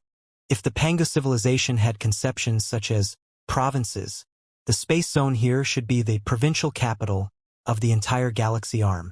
Liao was of a mind to sing and dance to celebrate his major discovery. In front of him, according to the special clock, it had been 99 years, 122 days, 37 years, and 54 minutes in the real world since he departed from the Star Glory Federation. It was indeed, one day in the heavens means 1,000 years on the earth. After he encountered another setback in a rough galaxy 10 years ago, Liao had been somewhat caught by desperation and was prepared to return without any findings. It never occurred to him that, when he was planning to find a random stable space zone to unfold the star beacons and summon the rescuers from his hometown, the mysterious destination would abruptly present itself to him. I must not be too excited. Calm down. Calm down. From this moment forth, the fate of me and the Federation will be walking on a rope above a bottomless abyss. One moment of carelessness, and we will be screwed forever. When he truly found himself at the door of the mysterious world, Liao grew somewhat uneasy and nervous after the initial ecstasy. The abundant spiritual energy here was not necessarily a good thing because it meant that there might be an enormous force that was much more developed than the Star Glory Federation. Recalling the blatant message that the strangers had sent to the Heaven's Origin sector and the Flying Star sector, Liao was even more wary of the mysterious world now. What's the quirky civilization in the world up to exactly? Besides, it's rather uncanny here. Judging from the electromagnetic waves received by Spark, the artificial waves in this mysterious world are rather scarce. There seem to be only the waves released by the natural celestial bodies themselves. Signs of man-made celestial bodies are few. Logically, with the abundance of the spiritual energy here and the tremendous relics of the civilization, if there were a civilization here, it should have long developed into a behemoth spanning hundreds of galaxies. Why is the space here so empty? There isn't even a trade route between the planets or any starship, is there? Liao was greatly baffled. He did not intend to land on the planets of the mysterious world for investigation, which would be too risky and entail too many unexpected factors. His original idea was that, since the civilization was able to send a message to a different world, it must have at least highly developed the galaxy that it was in, and there must be carriers everywhere among the planets. Then, with his most favorite starship breakthrough tactic, he would sneak into one of the stranger starships and observe the social form and the civilization structure based on the small world on the starship before he decided his follow-up operations. If the stranger was truly malicious, it would be easier for him to deal with a single starship than to deal with a whole planet. However, to his surprise, the surrounding space was utterly empty. There were no traces of artificial celestial bodies whatsoever except for the debris of the primeval battlefield from hundreds of thousands of years ago, which cast Liao in an awkward situation. Could it be that the space voyage technology hasn't been developed in the sector yet? Liao could not help but put on a weird expression. The super long-distance space jump technology covering a distance of thousands of light-years was certainly a very sophisticated, state-of-the-art knowledge. However, honestly speaking, the exploration of one's own galaxy did not involve too much difficult technology at all. Even the earth in Liao's memory, which was utterly devoid of spiritual energy, was able to achieve that to some degree. How could this sector not do that? Was it possible? Liao thought quickly and realized something. In the 100 years while he was cruising inside the Sea of Stars, he had always had a vague feeling that the dark nebula covering hundreds of light-years nearby was not natural but man-made. The war fog was like the most advanced barrier that preserved the entire world inside carefully. The outsiders, unable to detect them or see their stars, were naturally never unaware of their existence. No matter what happened outside, the world inside would be living in peace, minding its own business. However, as a result, just as the outside world could not see the inside, it was very difficult for the insiders to watch the outside world, too. For human beings living inside the universe, although they were nothing more than the germs on a tiny mud ball, they were still able to view the vast sea of stars when they raised their heads late at night.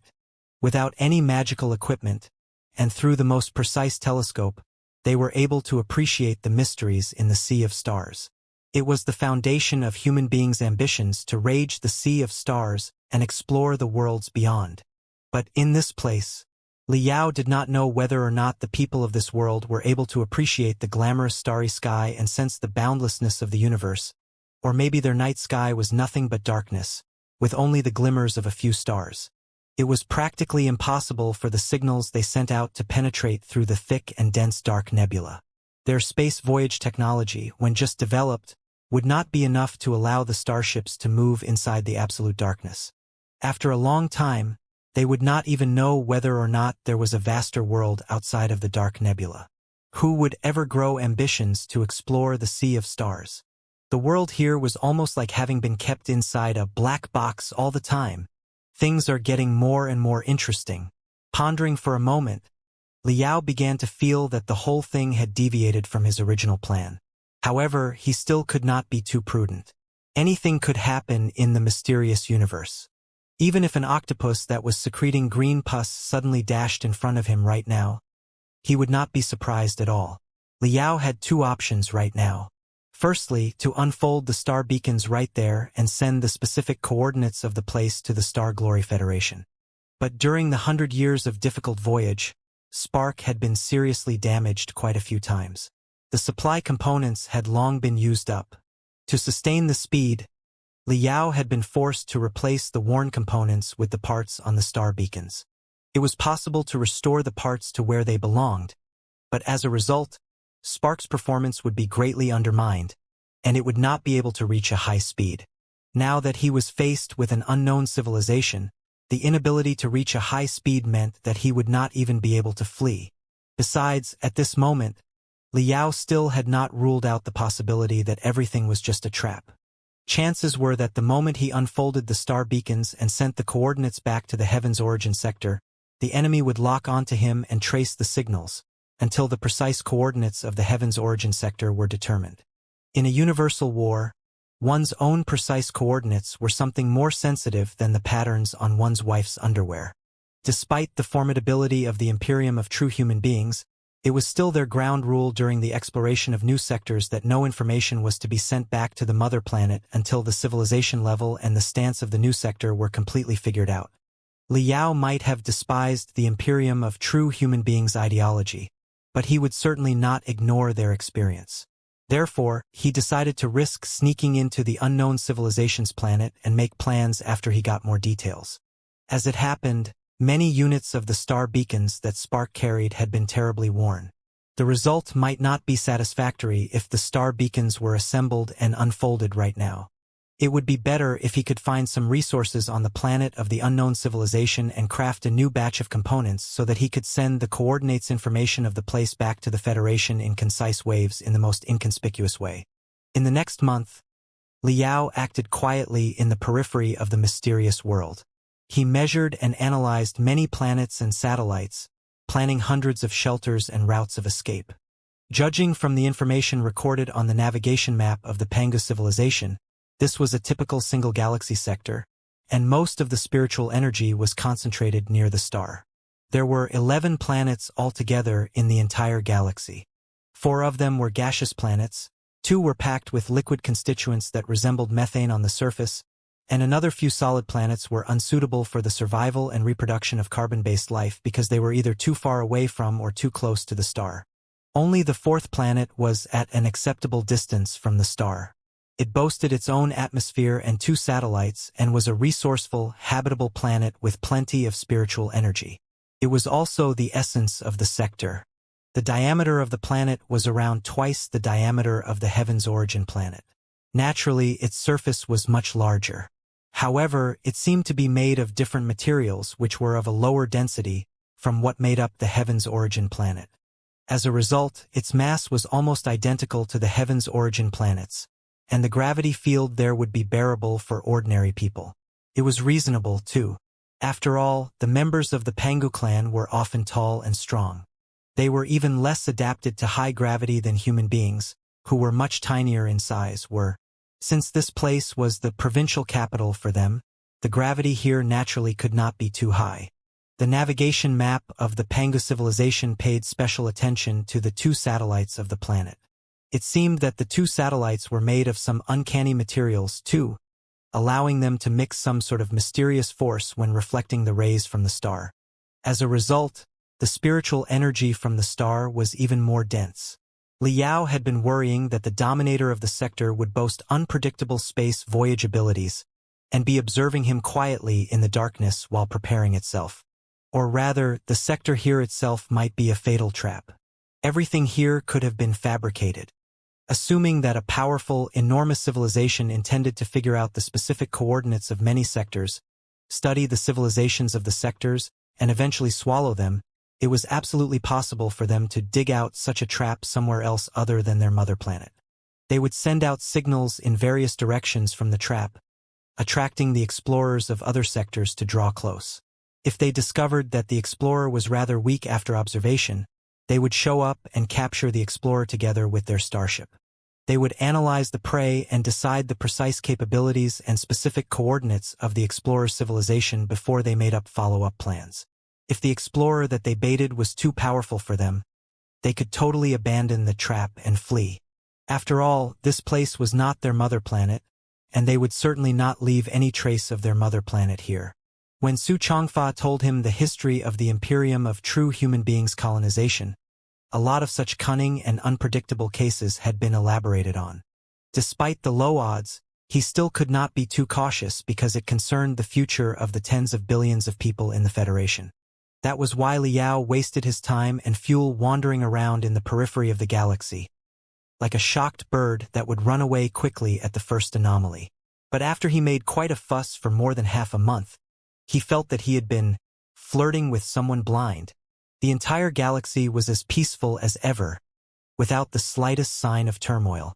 If the civilization's technology was not so developed that they could completely conceal their existence, making Liao unable to see or hear them, the only explanation was that they had not broken out of the gravity sphere of the mother planet yet, or that they had retreated after finding nothing of value in the universe.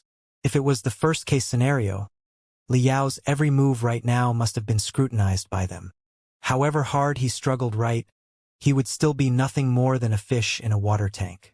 Thinking through that, Liao resolved himself to march to the 4th planet. The closer he was to the center of the galaxy, the more vivid the traces left by the Pangu civilization were. Liao discovered the traces of large-scale development on quite a few solid planets and the solid satellites of the gaseous and liquid planets. They were enormous holes that could be hundreds of kilometers in diameter, leading to the core of the planets. One of the satellites had been entirely emptied, with only a thin shell on the surface, but under the support of some uncanny force, it was still able to maintain the basic form. It appeared that the Pangu civilization regarded all the planets and satellites in the galaxy other than the 4th planet as resource planets and did not intend to colonize them. They were merely exploiting the resources inside and threw away all the planets that had been drained. It was quite fitting for the status at the last years of the God-Sealing War, where both parties were trying their best and shedding their blood. Liao noticed some existences that were suspected to be the Pangu civilization's relics, too. But he did not dare explore them recklessly while he was all by himself. If he was caught in a perilous situation like the one on Kunlun, he would be killed for sure all alone. He could only scan and record the appearance and coordinates of the relics of the Panga civilization for now. After he determined that the sector was absolutely safe, he could send the coordinates and information back to the Federation so that the mother planet could deploy a large-scale fleet for exploration. A month later, Spark, which was pretending to be a meteor, finally drifted into the gravitational field of a satellite of the fourth planet. Liao docked Spark at the dark side of the moon to maintain a sense of safety, however thin it was. He did 3 days of rehabilitative training there. Finally, he felt that his body and soul had recovered to the peak state before the hibernation. Even the invisible cracks in the deepest part of his soul were gone. Everything was ready for exploration. This exploration was different from his travels in the flying star sector in that he had very clear targets. Firstly, he had to sneak into the mysterious world without exposing his real identity.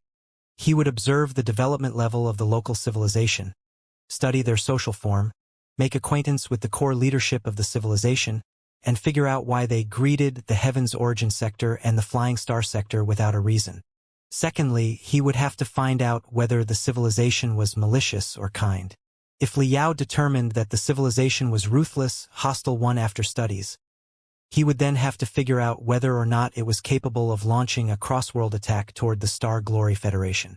If it was, Liao would try to learn the specific patterns of the attack before he left without a sound and brought all the intelligence back to the Federation so that the Federation could make preparations or even attack in advance. Liao had been away from the Federation for 100 years. After 100 years of booming development, the Star Glory Federation today should no longer be a fish on a chopping block at anyone's mercy now, right? He almost could not wait to establish the Space Gate and see how magnificent the troop jumping out of the Space Gate was. If the hostile civilization did not boast the cross-world remote attack ability, or it was even unaware of the existence of the Star Glory Federation and had simply sprayed the signals to the entire universe aimlessly, Liao would take different actions. He would still bring the information back to the Federation so that the Federation would leave the mysterious world aside for now and focus its full attention on the expedition fleet of the Imperium of True Human Beings. In the second scenario, if the civilization was not malicious, and it simply sent out the signals for the purpose of communication, the Star Glory Federation would definitely give a friendly reply too.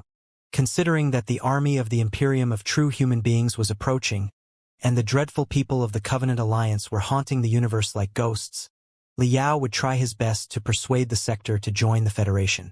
If the civilization wished to retain part of its independence, the Star Glory Federation could still form a partnership with the civilization in order to resist the Imperium and the Covenant Alliance together. As an adventurer galloping in the universe, Liao had been entrusted with great powers. He was allowed to get in touch, communicate, and sign eligible treaties with an unknown civilization before the authorization of the Parliament in the Federation. In short, in the boundless sea of stars, Liao was not simply a diplomat of the Star Glory Federation. Liao was the Star Glory Federation itself. Other than the 2 missions with clear targets, there was a variable that might or might not be serious. It was the expedition fleet of the Imperium of True Human Beings, made of the Black Wind soldiers, who were so brutal and infamous in the Imperium that even Su Changfa, Ko Ruhua, and Tang Qianhe were scared of them. Over the past 100 years, while the Federation was developing fast, the Black Wind fleet had certainly not been resting either. Chances were that it had already jumped to somewhere in the area. After Liao's personal experience, he doubted that the Black Wind fleet would be stupid enough to dive into the depths of the Dark Nebula directly. However, even if the main troop stayed outside, it was still possible that a few scouts had been sent to explore the Dark Nebula on the super tiny starships exactly like he did. The space voyage technology of the Imperium of True Human Beings was much more advanced than that of the Star Glory Federation. Their efficiency would certainly be multiple times higher than Liao's. If the Black Wind fleet of the Imperium of True Human Beings truly discovered the mysterious world and even conspired with the local civilization to attack the Star Glory Federation together, it would be a terrible disaster. Therefore, Liao had to stop such a future. Should he run into an immortal cultivator in the mysterious world, he would have to try his best to sabotage their alliance with the locals and make the locals join hands with the Federation. All things considered, The stance of the mysterious world would have a huge influence on the outcome of the war to defend the Federation.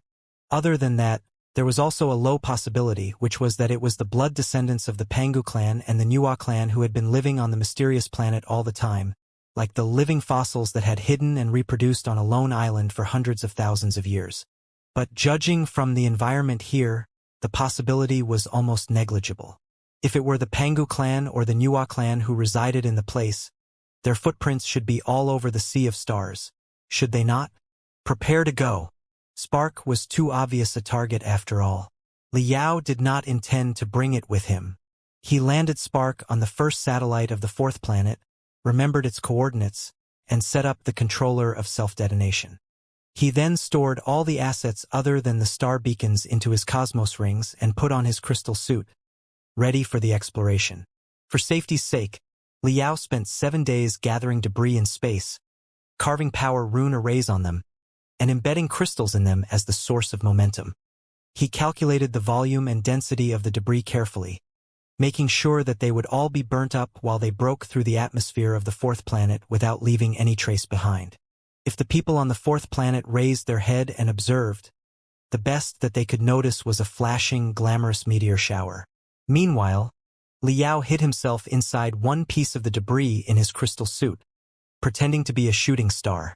Sneak into the unknown planet. Now begin. Liao and hundreds of garbage remnants in space accelerated suddenly toward the bright green planet in front of him. After a long journey, they were finally captured by the gravitational pull of the bright green planet. Their speed was higher and higher as they gradually fell to the surface of the planet. Shwa, shwa, shwa, shwa, shwa, shwa, shwa. The debris immediately turned into fireballs because of the friction. The atmosphere seemed to boast mysterious constituents, too, because the fireballs were not orange but in various brilliant colors. Very soon, most of the remnants were burnt up in the atmosphere. The remnant Liao was hiding in was the only exception, which, because of its enormity and solidness, melted and shrank but persisted to the end and broke into the sky of the unknown planet with Liao despite the flames. What a great natural paradise! Liao had never seen such a clear, blue sky before. It was like a whole piece of sapphire that had been carved into the shape of bowl and placed upside down on the land. It was simply astoundingly beautiful. In the blue sky, clouds could occasionally be seen. Few of them were pure white. Most of them were glowing in various colors, decorating themselves with splendid views around them. The clouds were now like galloping stallions and rolling dragons, now like raging, unstoppable rivers, and now like pavilions in a paradise. Under the blue sky and the colorful clouds was a boundless ocean.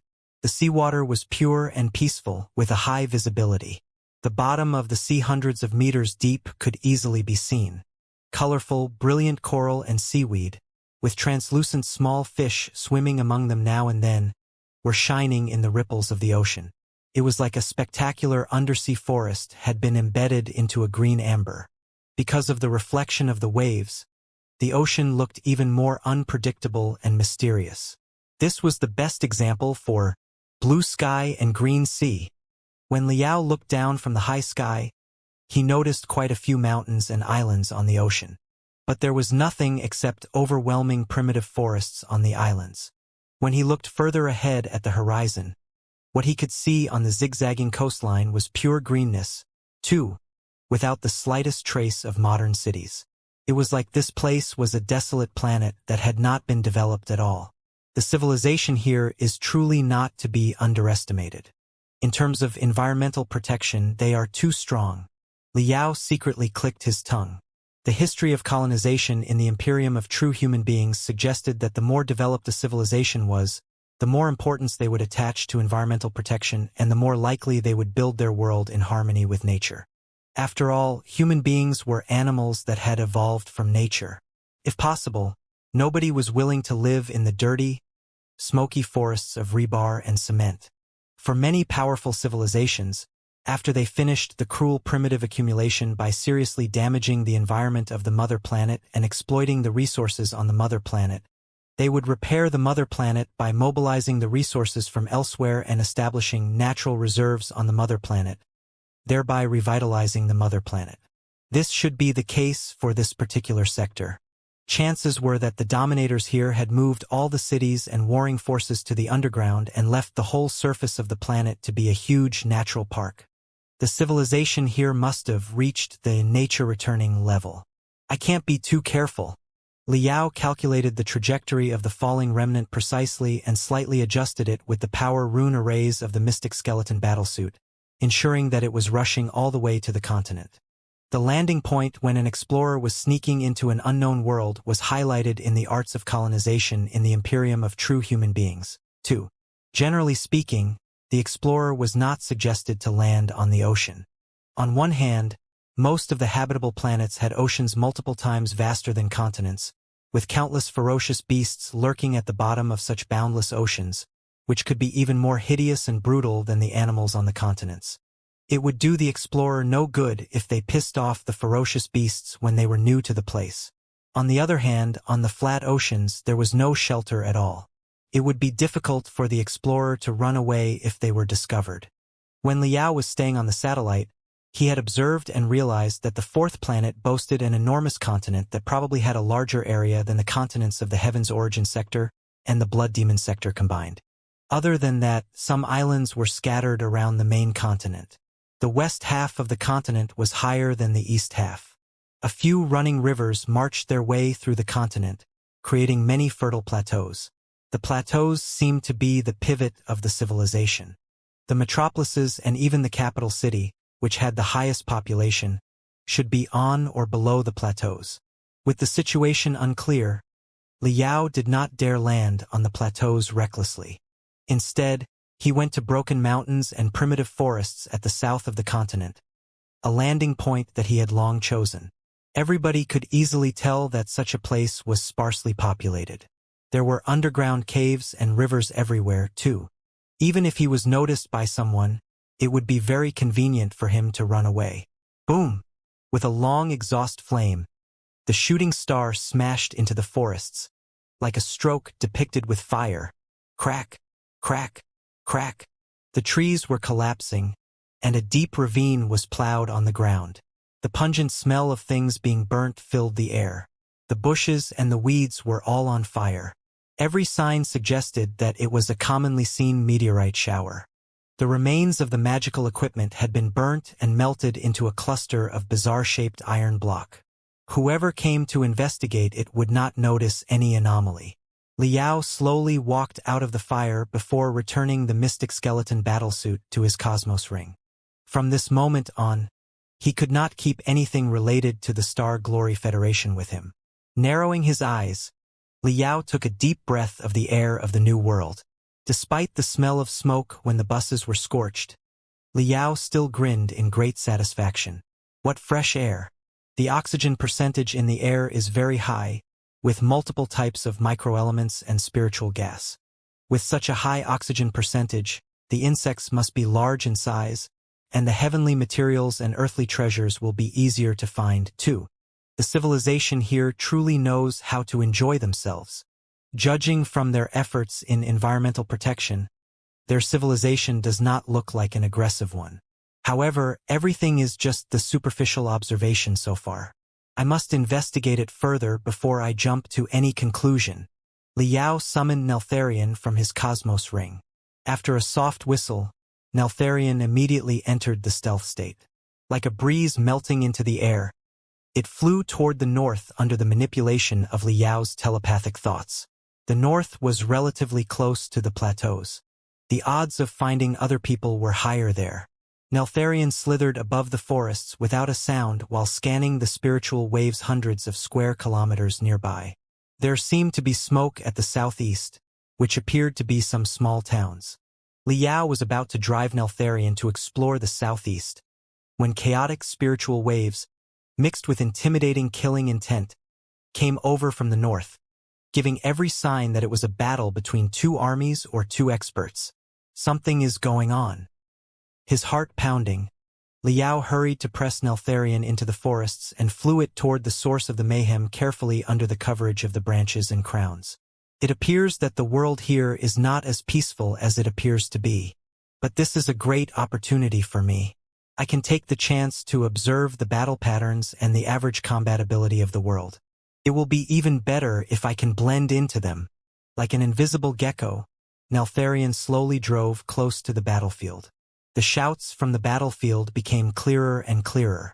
Colorful venomous fog and sword auras could vaguely be seen spurting from the top of the crowns, too, which were quite beautiful in their various colors. But every time the fog and the sword auras fell down, screams were echoing. What the heck? Liao frowned. He started to feel that it was getting weird.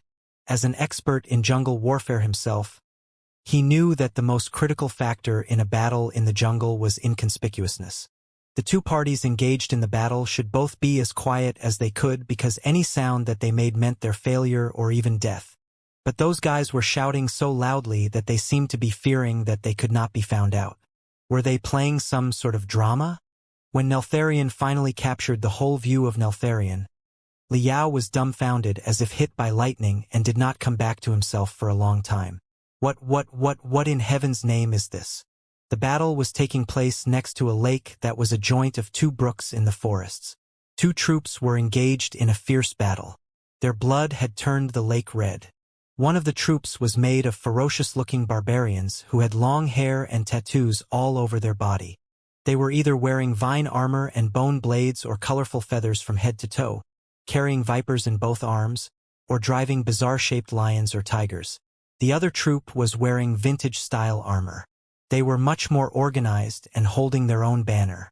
The breastplates of many soldiers were embedded with the pattern of a black tiger, with vague spiritual energy circulating inside. Judging from their teamwork and their obedience to orders, they should be the well-trained regular troop. However, they seemed more like an army of the court in the era of ancient cultivators tens of thousands of years ago. Liao noticed that a small camp was established right behind the regular troop in black armor. There was a giant flag flapping on the top of it that read Ling, the appeasing ambassador of the 5th prefecture of the Southland of Sorcerers. Right below the flag a general, in a black helmet and black armor, with two giant hammers in his hands, who had bright gold hair and a dark face, was giving orders and commanding the troop on a horse calmly. This doesn't look right. Liao shrieked in his heart, wondering whether it was he who had traveled through time or the fellows who were wearing the ancient attire for no good reason.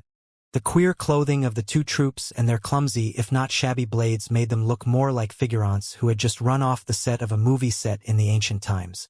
For a moment, Liao even suspected that he had accidentally walked into the gathering of the fans of ancient cultivators.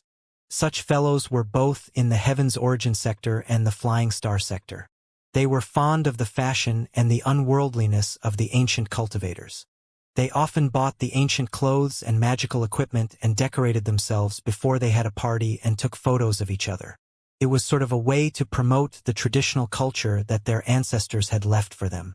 However, the flying broken arms, the flowing guts, the screams that were shocking the birds, and even the most brutal animals, all the gory scenes told Liao that it was certainly not a game but a life-and-death battle between two groups of ancient people. Judging from the position of the two parties, it was obvious that the Emperor's army, which was under the banner of appeasing ambassador of the 5th prefecture of the Southland of Sorcerers, had traveled inside the mountains for a long time and just established their camps after finding the open place with a water source.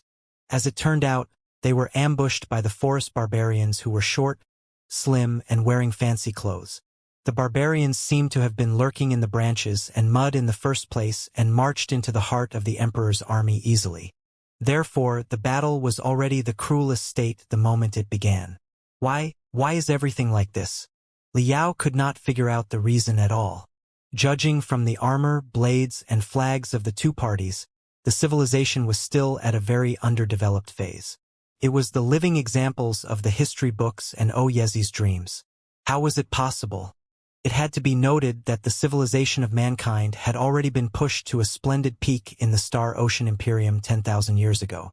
With the help of 3 volumes of the Book of Revelation, the modern cultivation civilization built by the Supreme Emperor himself almost reached a mature phase immediately after it was founded. Although the Supreme Emperor and Mad Armageddon killed each other in the Armageddon Rebellion, which resulted in the collapse of the Star Ocean Imperium, the seeds of the modern cultivation civilization had been sprayed to all 3,000 sectors. The heritage of the Star Ocean Imperium was everywhere to be seen in the Broken Worlds. In the most chaotic, dark era after the Star Ocean Imperium's collapse, the people on all the planets still remembered the glory of the Imperium and were still able to excavate the legacies. They had never really had to build everything from scratch. Therefore, the brand new civilizations founded on the broken pieces of the Imperium returned to modernity after only a few thousand years. For the worlds such as the Heaven's Origin sector and the Flying Star sector, there were metropolises, public education, computation, and communication tools such as crystal processors and the spiritual nexus, and a basic understanding about the universe. The Flying Star sector and the Heaven's Origin sector were not special cases. In the brainwashing tutorial of the Imperium of True Human Beings, dozens of independent civilizations of mankind had been recorded, such as the Curly Dragon civilization, the Medicine Fork civilization, and the Martial Meritocrat civilization, which had all become modernized in a few thousand years. Their eventual destruction was not caused by their primitiveness or ignorance but boiled down to the untreatable disease in the postmodern era.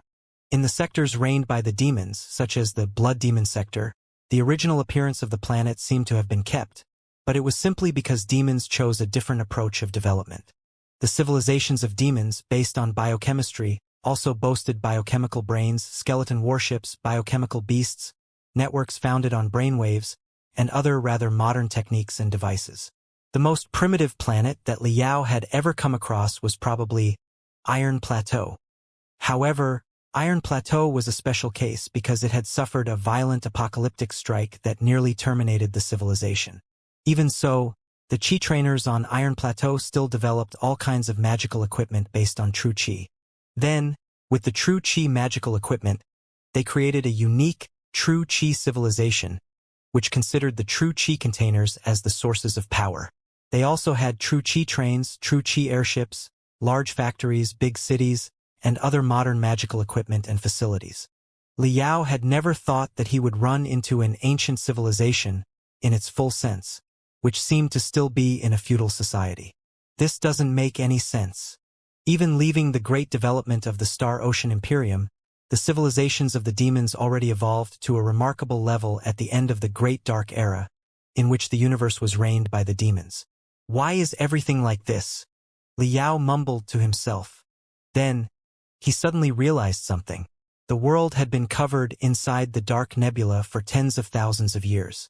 It had not been recorded on the star map of the Star Ocean Imperium left in the Star Prior's house. Chances were that neither the Demon Beast dynasties nor the Star Ocean Imperium were aware of its existence. Naturally, its modernization had never been accelerated. It was a lone planet that had developed on its own for tens of thousands of years inside the black box. The changes in the outside and the great events in the universe had nothing to do with it at all. Was this mysterious world a paradise in the universe? However, the paradise here was apparently not peaceful and enjoyable but filled with blood and slaughters. Liao felt that his teeth were aching. He had made all the necessary preparations. He was braced for the possibility of meeting the most advanced civilization and ready to exploit the essence of the target civilization before he reached out to the local authorities. But it never occurred to him that the target civilization would be so underdeveloped. What do I do now? I'm here to visit and possibly ally with the world here as a representative of the Star Glory Federation. But it's still ancient times here. The good news is that, since such a well-trained army is carrying the flag saying, appeasing ambassador of the 5th prefecture of the Southland of Sorcerers, there must be a court here.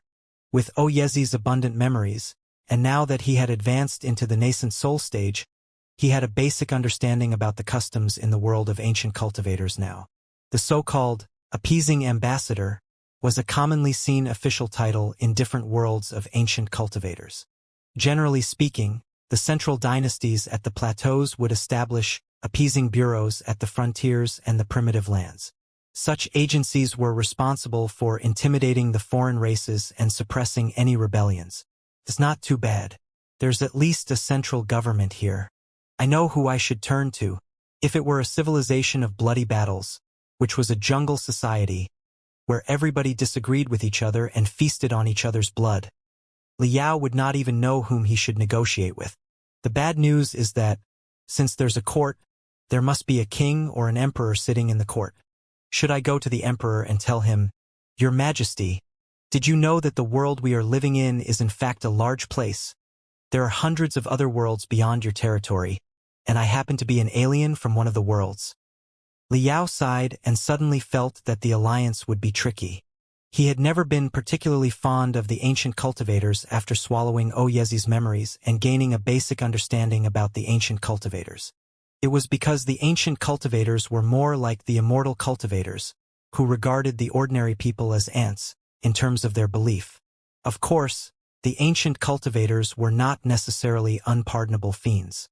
In fact, there were too many merciful masters who subdued the bullies and helped the weak, and patriots who sacrificed themselves for their country and people, among the ancient cultivators. However, even the most loyal and moral ancient cultivators might find it difficult to embrace the ideology of equality in modern society by placing themselves on par with the ordinary people or even being checked and balanced by them. It had nothing to do with their attitude. Perhaps it was just their historic limitations. Su Changfa, as an immortal cultivator, was not wrong about one thing. It was inappropriate to judge the ancient people with modern morals. As it happened, it was a bunch of ancient people that Liao had come across. There's nothing I can do now. I might as well make more observations. Although the civilization here was still in the ancient phase, and everything looked rather underdeveloped at first glance, Liao did not dare underestimate them or return to space to establish the space gate and summon the fleets from the Federation recklessly. He knew clearly that there had been a crazy era in the world of ancient cultivators when the nascent soul stage cultivators and the divinity transformation stage cultivators were as numerous as the dogs on the street. Because of the abundant spiritual in this world, even the lizards here were magnitudes larger than those in the heaven's origin sector. Nobody could tell how formidable the cultivators here were.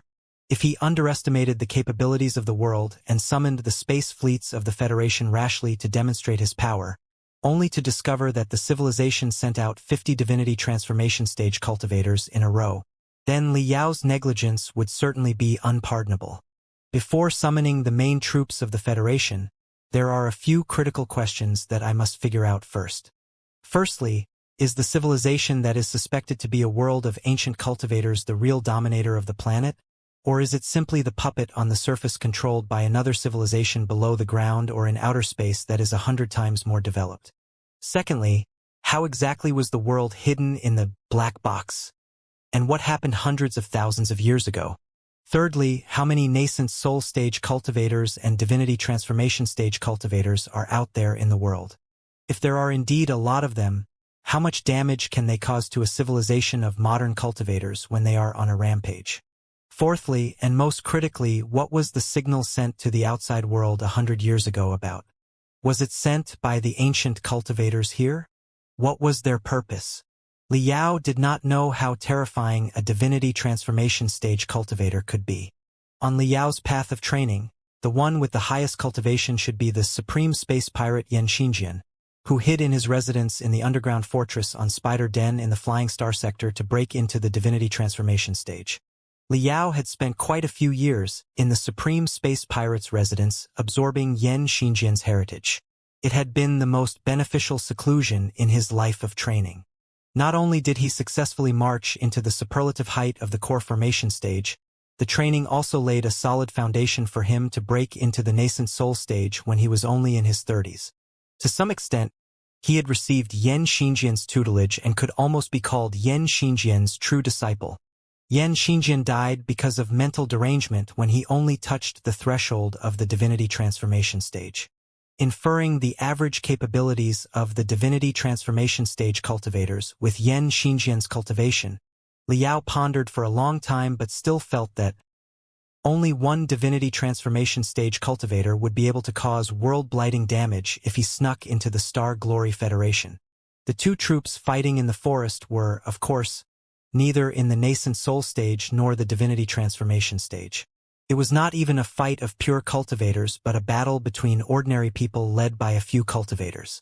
However, When Liao adjusted Neltharion to a perfect angle and observed the battle, he was still deeply awed by the toughness of the locals and the fineness of their blades. Boom! Boom! Boom! Crack! Crack! Crack! Although both parties were mostly using cold weapons, sparks were bursting out. Giant pits almost 2 meters deep were smashed on the group. The trees that one could barely hold were also shaking and bordering on collapse in the airwaves. It was almost a battle where crystal cannons and crystal bombs were employed. They were equally fiery and sparkling. Liao focused his attention on the Emperor's army that was under the great banner of Appeasing Ambassador. The army was perhaps a representative of the highest government on the planet, which was the main target that Liao was to deal with later. The court was not something that he could bypass either if he wanted to ally with them, be neutral, or even declare war on the civilization. The Emperor's army deserved to be the Emperor's army.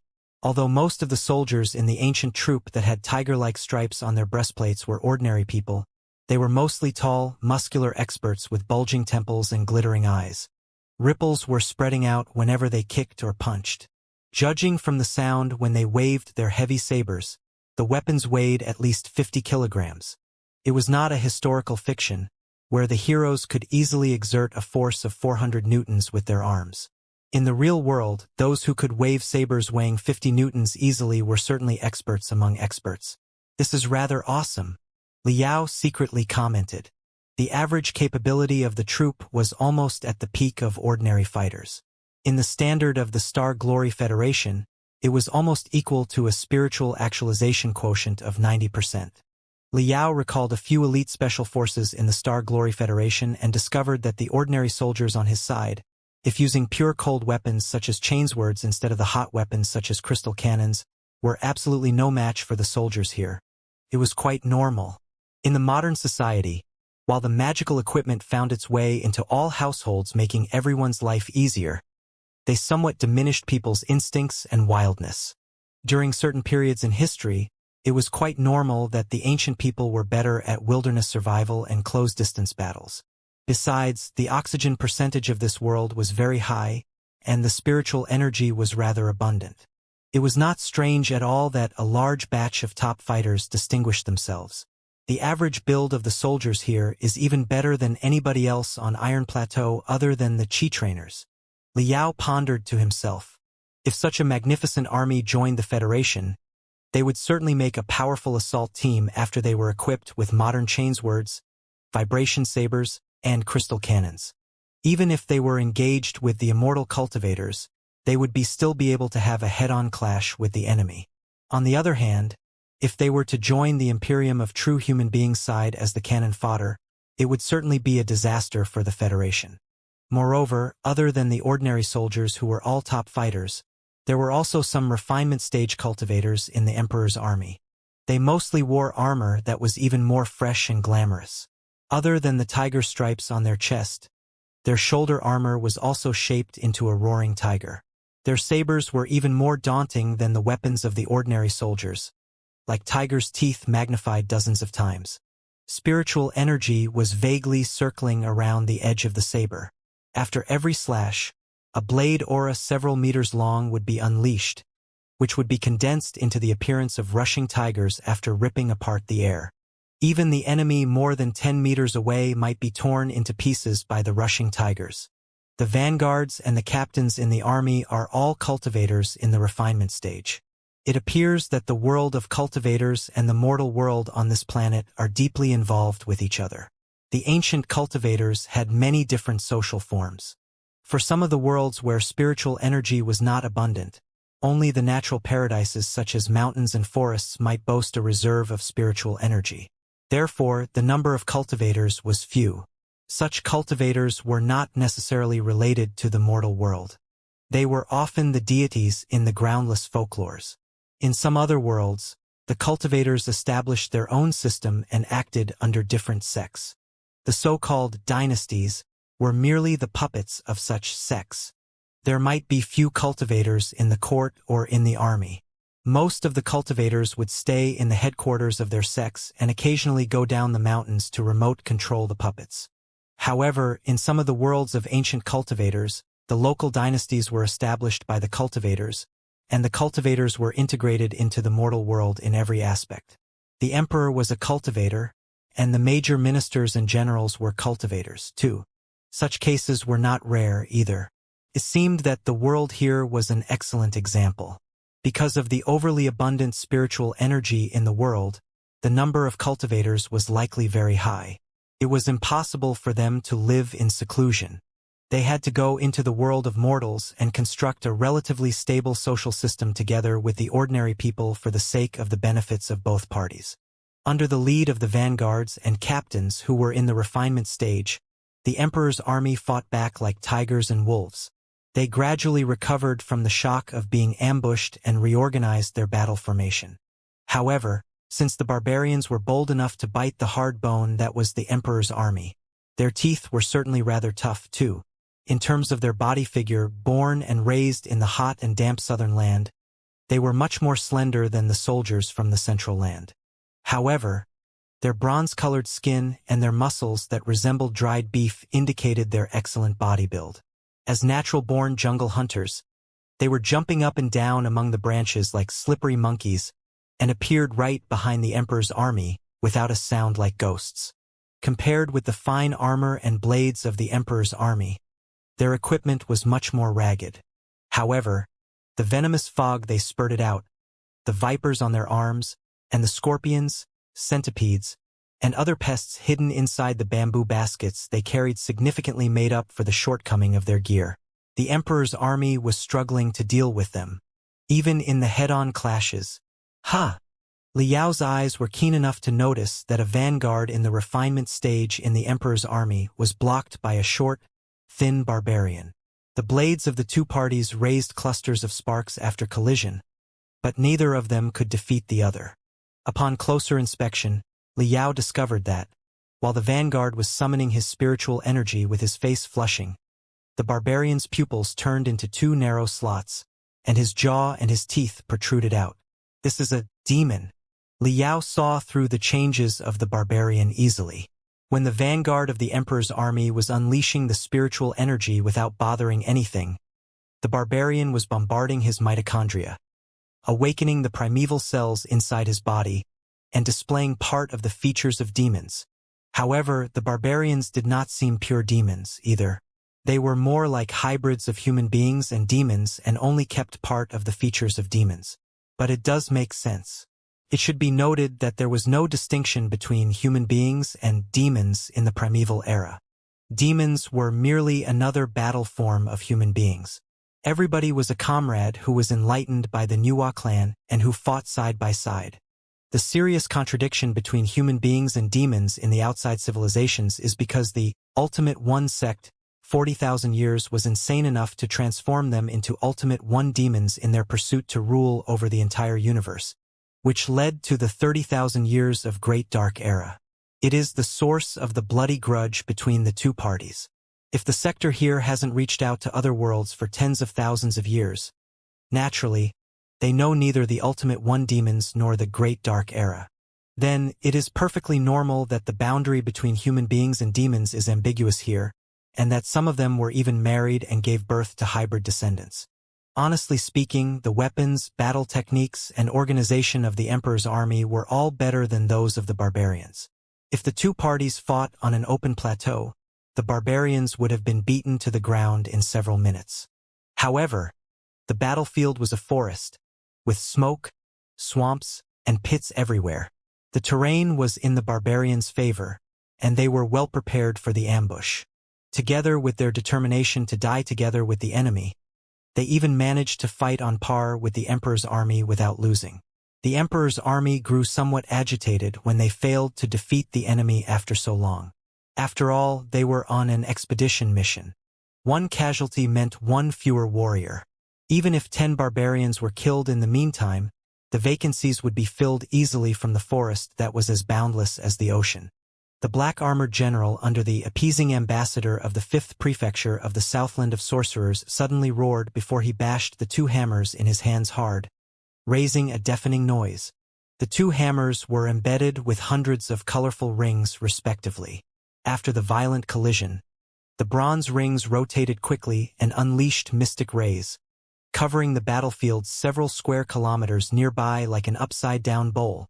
The black-armored general's face was so pale that he nearly fell down from his horse, but he gritted his teeth and smashed the hammers another time. The second hit was even louder than the first one. The sound echoed around the entire battlefield like a running river. A weird thing happened. In the coverage of the sound waves and the mystic rays, the morale of the Emperor's army was significantly boosted.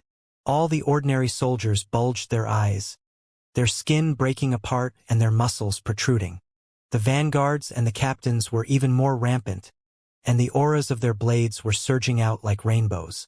The barbarians, on the other hand, seemed to panic at the deafening noise and forgot how to resist when the enemy's weapons were slashing toward their faces. Shwa! Shwa! Shwa! Dozens of well-tempered sabers slashed down brutally, cutting the barbarians in half with blade auras that were more than 10 meters long. The guts of the barbarians were spraying everywhere on the ground. The air was immediately wreathed in burning redness. The Emperor's army took the opportunity to march forward. The battle formation of the barbarians, which had been rather disorganized in the first place, was further shattered apart. Seeing the devastating wounds of their companions, the fearless barbarians were putting on expressions of fear and horror and roaring like wounded animals. What a piece of marvelous soundwave magical equipment! Liao analyzed in secret. The hammers that the black-armored general utilized must have the abilities of triggering the fighting will or the sense of terror by stimulating one's nerve endings with sound waves. It was a piece of rather impressive magical equipment for collective attack. However, since the same sound waves could trigger the fighting of the soldiers on his side and devastate the enemy simultaneously, some sort of advanced friend or foe identification rune array must be taking effect. Liao pondered carefully for a moment but failed to figure out the working mechanism of such a rune array. It suggested that the sector had special knowledge in terms of refining too, which was worth studying. The barbarian's roar seemed to be a call. A bizarre-shaped bird, with hideous claws and teeth, suddenly flew to the sky in panic because of the shock. Many giant trees were leaning awry on the ground, making the ground thunder, as if a rock weighing 10,000 kilograms was rushing over. Very soon, a giant tree that even 5 people would be able to hold was thrown towards the Emperor's army and hit 4 soldiers precise, blowing the victims into piles of blood and meat immediately. In ear-splitting laughter, a behemothic shadow lunged out from the depths of the forest, which turned out to be an enormous demon beast almost 10 meters long, with heavy armor all over the body and a long horn over the head, which made it look like both a rhino and an elephant. The rhino demon beast was raging among the soldiers of the Emperor's army like a crystal tank. Because of the thick skin and the lumps on it, the general weapons and auras of blades could not even pierce into the demon beast's body. The crash of the demon beast, on the other hand, could knock 3 to 5 soldiers into the sky every time. The soldiers were often broken apart on the spot and killed before they had the chance to scream. Right on the back of the rhino demon beast was installed with a seat made of vines. A bald, muscular man, in a sloppy robe, who looked like both a monk and a mortal, was sitting on the seat cross-legged while cackling. The bald, muscular man was so fat that the flesh on his body was moving up and down like waves when he was laughing. But as it happened, his body had tattoos that were snakes, bugs, rats, and ants everywhere. When his body was shaking, it looked like countless pests were crawling on his body. Anybody who saw it would feel that their blood was freezing. The bald man was waving a saber made of skeleton, which was embedded with 9 bone rings. On closer look, one would notice that the skulls of many reptiles were bound to the 9 bone rings. They were clattering when the weapon was shaken. Gray threads that looked like withered vines were attached to the saber, giving every feeling of evil and creepiness. The bald man should be the soul of the barbarians. His arrival swept away the depression among the barbarians easily. The clattering skulls on his saber dispelled the echoes generated by the general of the Emperor's army easily. Hearing the sound, the soldiers nearby were all putting on expressions of nausea. Many of them were having cold sweat, their faces gloomy. Liao knew that it was a natural reaction because of the abnormal secretion of hormones inside the body after the nerve endings were stimulated. which was not something resistible with courage. It appeared that attacking the nerves with sound waves was a common technique in the sector for every force. Seeing that the enemy was suppressed, the bald man was laughing even more crazily. He suddenly threw the 9-ring saber, and the dozens of skulls on the 9 rings, enveloped inside a certain weird force field, flew to the midair. The skulls must have belonged to the reptiles such as vipers or lizards in the beginning. If one were to look into their tiny eyes, tiny, eccentric fire hidden at the center of the skulls could be found. Once the skulls flew to the midair, the eccentric fire immediately bulged and dashed out of the eyes and mouths, lunging at the soldiers of the Emperor's army as vipers and lizards. The soldiers that were caught by the eccentric fire were often burnt up instantly into dry corpses. The eccentric fire was not only getting more and more vigorous but also transmitting the vitality in the blood back to the bald man's saber through the tiny skulls. The withered threads on the saber immediately expanded. An organ that was beating like a heart was even formed at the center of the interconnecting threads. A combination of flesh and magical equipment. A bloodthirsty saber, Liao secretly exclaimed. He had seen similar magical equipment deep inside the mausoleum of Chaos Ba Yanji. It was a piece of magical equipment which could hibernate for a long time and which could automatically cruise, stay on alert, and attack with the blood as the source of power. Such magical equipment from the Mausoleum of Chaos could be traced back to Kunlun, the relic of the Pangu civilization. The planet below Liao's feet, on the other hand, could possibly be a relic of the Pangu civilization of an even greater scale. It was not unusual that such a piece of magical equipment could be found. It appeared that the Emperor's army was about to lose. The face of the black-armored general under the banner of appeasing ambassador was pale, and he was about to fall down. He was trying his best to smash the hammers to raise the sound waves. However, the special sound wave could only motivate the morale and keep the battle formation unbroken at best. It could not stop the savage of the eccentric fire from the skulls. The more soldiers it killed, the more blood-red the bald man's saber became. Very soon, the aura of the blade extended to more than 10 meters away. Repugnant smells were emitting out, too. The bald man grinned hideously. Baring his sharp teeth, he patted the rhino demon beast below his bottom and marched towards the black-armored general. Judging from the range, brightness of their spiritual energy, and their utilization of their magical equipment, Liao estimated that the general on the Emperor's army side was at the beginning level of the core formation stage at best. The bald man was at least in the middle level of the core formation stage himself, significantly higher than his enemies. The bloody saber in his hands was apparently a piece of magical equipment more powerful than the general's hammers. The iron-armored rhino demon beast below him was certainly no match for the general's horse, too. The result of such a clash was almost too obvious. The horse below the general of the Emperor's army had stripes which resembled swirls on both sides of the body, as if it had grown wings. It looked rather extraordinary, too, and must be a hybrid of a magnificent stallion and a certain spiritual beast. However, no matter what an awesome hybrid it was, how could it expect to deal with an iron-armored rhino that was brimming with demonic energy?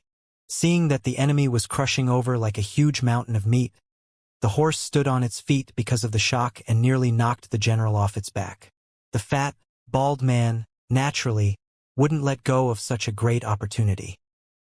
He must have weighed more than 200 kilograms, and yet he lunged at the general of the Emperor's army in a streak of bloodiness together with his saber as agile as a swallow. Right then, an unexpected change took place. Behind the general of the Emperor's army was the banner of appeasing ambassador of the 5th prefecture of the Southland of Sorcerers, and a shabby camp was standing behind the banner. The camp had been quiet at beginning, as if it were empty. There was not the slightest sound even when the battle was most fierce. But out of everyone's expectation, when the fat, bald man's attack was performed to such an extent that he was no longer able to change his posture, a deep blue aura of sword suddenly dashed out of the curtain of the camp which was not fully closed. The aura of sword was quiet and did not carry any feeling of the mortal world. It darted right towards the center of the fat, bald man's eyebrow, as if somebody had drawn a straight line in the midair with an invisible blue pen. The fat, bald man seemed to have sensed the most dreadful thing in the world. After a shriek, he stopped his momentum of rushing forward, with explosive sounds all over his body as he broke in dozens of bones, before he bounced backwards as if he had run into an invisible wall. In only one moment, he had realized that it was a long-devised trap. His reactions were quick enough, but the blue sword was even quicker. It took an abrupt turn in the midair, not in a curve but in almost a right angle, and continued locking onto the center of his eyebrow in a trajectory that was in complete violation of all the laws of physics. Weird sounds were echoing inside the fat, bald man's abdomen, as if 10,000 toads were crying. Then, he opened his mouth and spat out bloody mist, hoping to corrupt the blue sword. The blue sword, however, disintegrated into 9 swords that were even thinner suddenly the moment before the venomous fog arrived, and dashed to all directions, before the parts were concentrated above the fat, bald man's head again after unsmooth turns of right angle and acute angles. The light and shadow interconnected with each other, and the lines extended into what appeared to be an upside-down orchid flower which pressed down heavily. Schwa! The orchid flower made of hundreds of auras of sword pierced through the fat, bald man's enormous body easily. The ever-surging flesh of the fat, bald man came to a suddenly halt. In utmost fury and fear, he pointed his bloody saber at the camp. The curtain of the camp was lifted. A young girl, whose clothes were whiter than snow, paced out casually, with her hands in her back, giving the feeling that she was herself an orchid inside a valley. Her nose was very high, like a mountain that rose to the clouds. Her eyes were straight and clear, too. Her eyes were glittering, but confidence that bordered on indifference was flowing out. The battle in front of her eyes, and probably everything in the mortal world, seemed to have nothing to do with her, and she could decide all of them with one of her fingers. The face confidence, arrogance, and even narcissism was the typical expression of many ancient cultivators in Liao's memory. A cultivator in the peak of the core formation stage, the girl was not covering her spiritual waves at all. Therefore, Liao could tell easily that she was only several steps away from the nascent soul stage. As for her flying sword, the hundreds of blue swords, after piercing through the fat, bald man, spread out and stabbed into the hearts of another dozens of barbarians. But as a result, the aura of the swords seemed more or less lackluster, suggesting that they might have been contaminated by the enemy's blood. The girl in white blew a whistle. The hundreds of swords all returned to her and disappeared in her broad sleeves. Liao noticed an interesting fact. The girl was in white before, without the slightest redundant color. But after the swords were swallowed into her sleeves, a tiny orchid flower suddenly showed up at her cuff and seemed to be dancing as she waved her arms. It was quite a beautiful scene. A piece of very advanced magical equipment. The attack seemed to be made of pure energy. By manipulating the spiritual energy which is bound by special force fields with her telepathic thoughts, she is able to build the swords into different forms and endow them with kinetic rules different from those which the real entities must abide by. Therefore, the routes of attack are erratic and unpredictable. The seemingly simple flying sword in fact involved many sophisticated theories in string theory, membrane theory, and even quantum physics. Even the Star Glory Federation might not be able to produce it. Logically, it was impossible for a civilization whose civilization was still in the medieval phase to build such a weapon. However, according to the stories told by the immortal cultivator Su Changfa and the experience that he learned from Oyezi's memory pieces, he found a very plausible explanation for the uncanny phenomenon. The explanation was very simple.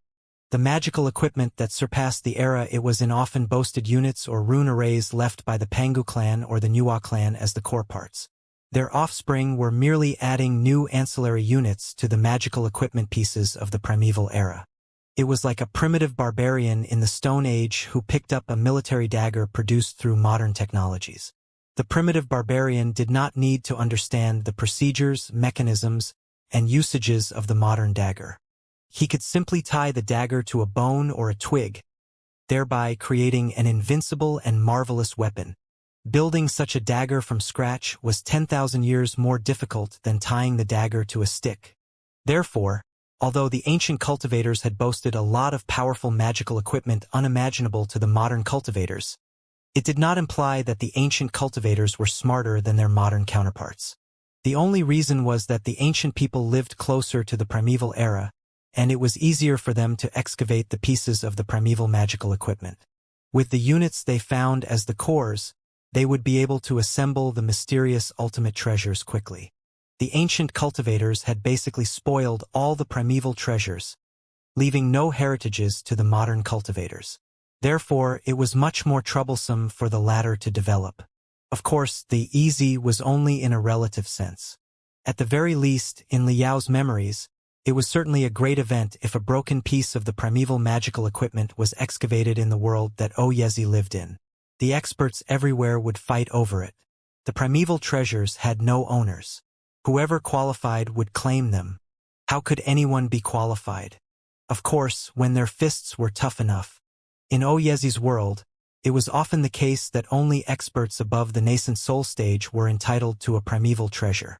But in the world here, even a cultivator at the peak of the core formation stage was mastering a flying sword, which apparently utilized a primeval treasure at the core. It was obvious that either she was renowned and backed by a powerful family or sect, or the remnants of primeval magical equipment were less rarely seen there than in the other worlds of ancient cultivators. Liao thought about everything quickly in only one moment. But when the orchid flower on the girl on white sleeves fully blossomed, the fat, bald man suddenly exploded into a pile of broken flesh and meat. Such a terrible view made all the barbarians scream in desperation. Their leader being slain so easily meant that they had no opportunity to fight any longer. When the indifferent female cultivator attacked again, the victims would be much more than dozens of barbarians. All the barbarians shrieked and fled in panic. The situation was suddenly reversed. The emperor's army chased after the enemy like hungry tigers. However, the mountain there was high and the forest dense. There might be unexpected factors if the army dispersed in the forest. They could pay a high price despite the assistance of the female cultivator's mysterious swords. The appeasing ambassador was apparently an experienced general. He immediately ordered the army to retreat and clean up the mess. While they were cleaning the battlefield, finishing the dying barbarians, and saving their companions, Liao began to compile his first observation report. Liao's observation report of the foreign world, Entry 1. On the very first day after I landed on the mysterious world, I observed a competition between two local troops. The planet boasts a main continent with a relatively stable tectonic structure. The east side of the continent is a fertile plateau that is a gift of several large rivers running parallel to the equator. The continent seems to be reigned by a relatively civilized central dynasty, which has established a bureaucratic system including titles such as appeasing ambassador. However, the dynasty's control over the whole planet hasn't reached 100% yet. Half-civilized barbaric groups still seem to exist in the jungles and on the prairies at the edge of the continent. Otherwise, titles such as appeasing ambassador wouldn't have been set up in the first place. The planet here boasts abundant spiritual energy and a high oxygen percentage. The insects and animals here are much larger in size. Human beings here are much healthier, too. Both the soldiers of the army of the Central Dynasty and the warriors of the borderland barbarians boast stamina, strength, and speed that were higher than modern ordinary people did. With modern training, they can certainly be trained into a dominating army. The fierce battle that took place here just now looked like an ambush that the barbarians initiated on the troop of the Central Dynasty. However, such an assault might have been within the expectations of the emperor's army, who intentionally lured the enemy into attacking and took the opportunity to execute the enemy's leader. It is indicative enough that both the troops of the Central Dynasty and those of the barbarians are capable of making and carrying out complicated schemes. They are rather clever and must not be regarded as silly primitives just because of their underdeveloped civilization. Besides, the number of cultivators and warriors with a demonic bloodline in the troops is amazingly high. Their ratio has surpassed that of the Level A regular legions of the Star Glory Federation. Judging from the vastness of the continent and the land suitable for farming and reproduction, the number of cultivators in this world might be much greater than our estimation. In terms of gear, the weapons and magical equipment that the ordinary soldiers and low-level cultivators are using are generally rather shabby and no better than the average performance of the ancient cultivators. They are certainly no match for the modern magical equipment, which can be made from thousands of components. However, it is possible that this sector boasts a huge number of remnants of primeval treasures. With the primeval treasures as the core, they will be able to build very powerful super magical equipment that is equal to or even better than modern magical equipment. What I've seen was just a battle between two common troops. They were certainly not the most elite troops, such as the Emperor's Guards or the private troops of certain cultivation sects that are even stronger than the Emperor's Guards.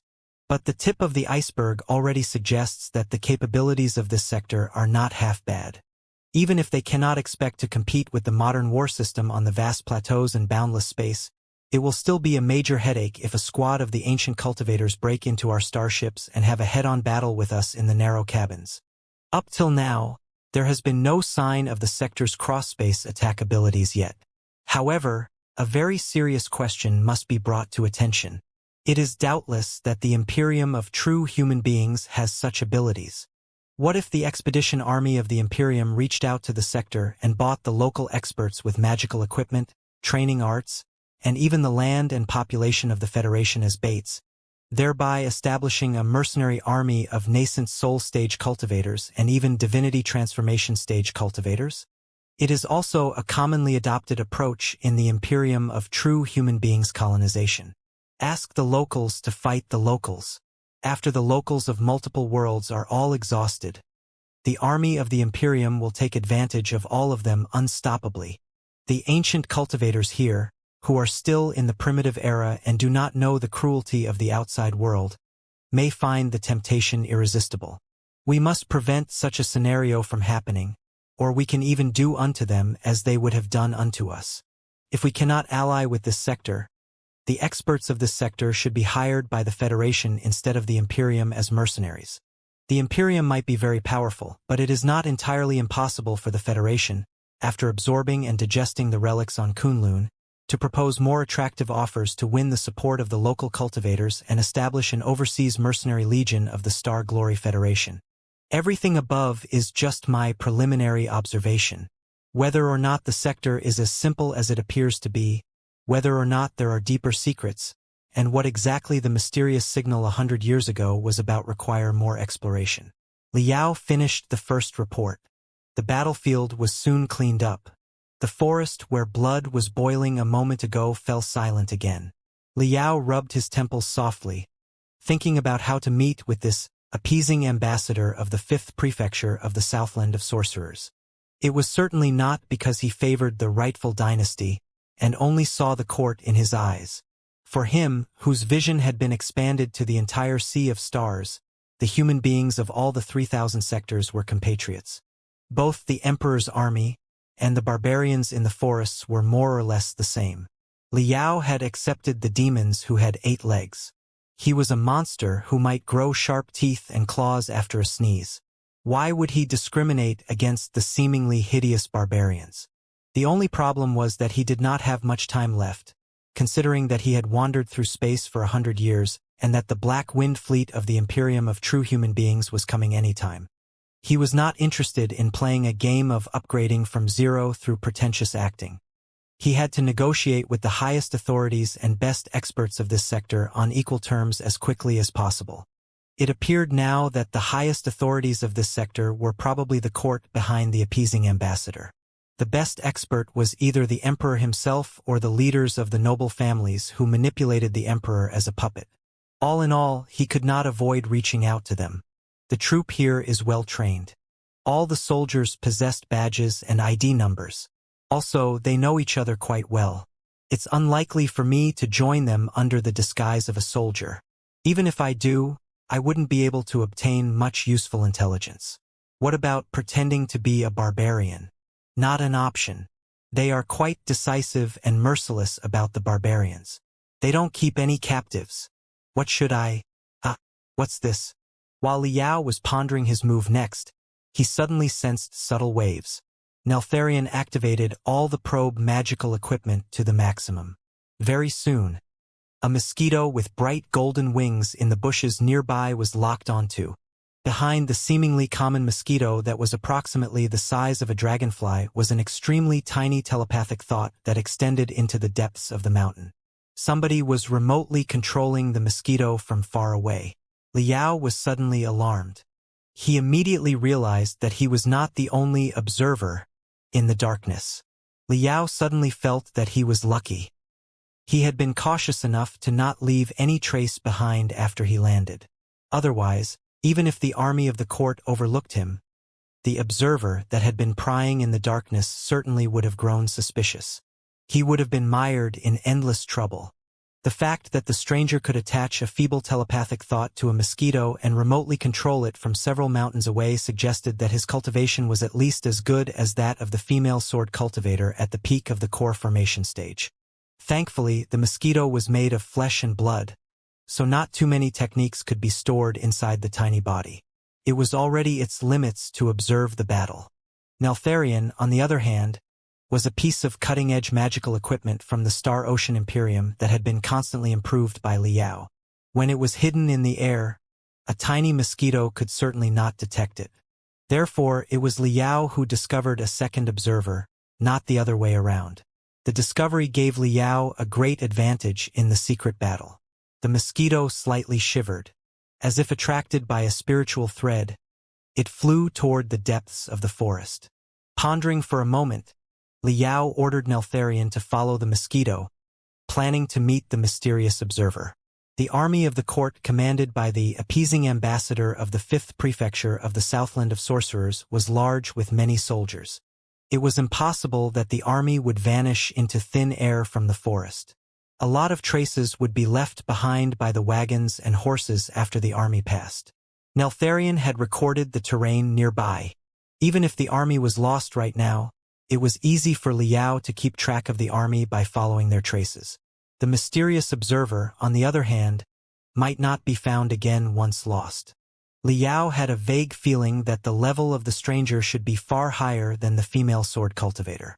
Chances were that he was even in the nascent soul stage. I wonder what methods does the ancient nascent soul stage cultivator of this sector boast. Liao smiled and began to take off his clothes. Shirts, pants, and underwear. He was completely naked in the end. He tossed all the objects that did not belong to the world back into his cosmos rings before he activated the instant self-destruction alert rune arrays on the cosmos rings. Should he be captured by a terrifying expert far stronger than himself in the worst-case scenario, he would still be able to destroy all traces related to his home instantly. But as for the fact that nudity was certainly not any type of decorum, Liao scratched his hair and found a piece of soft humus. He picked up a handful of mud and soon smeared himself in it. Then, he managed to knit 2 covers with the broad leaves that resembled those of a palm and protected his private parts with them. Finally, he rushed after the mosquito under the guidance of Neltharion.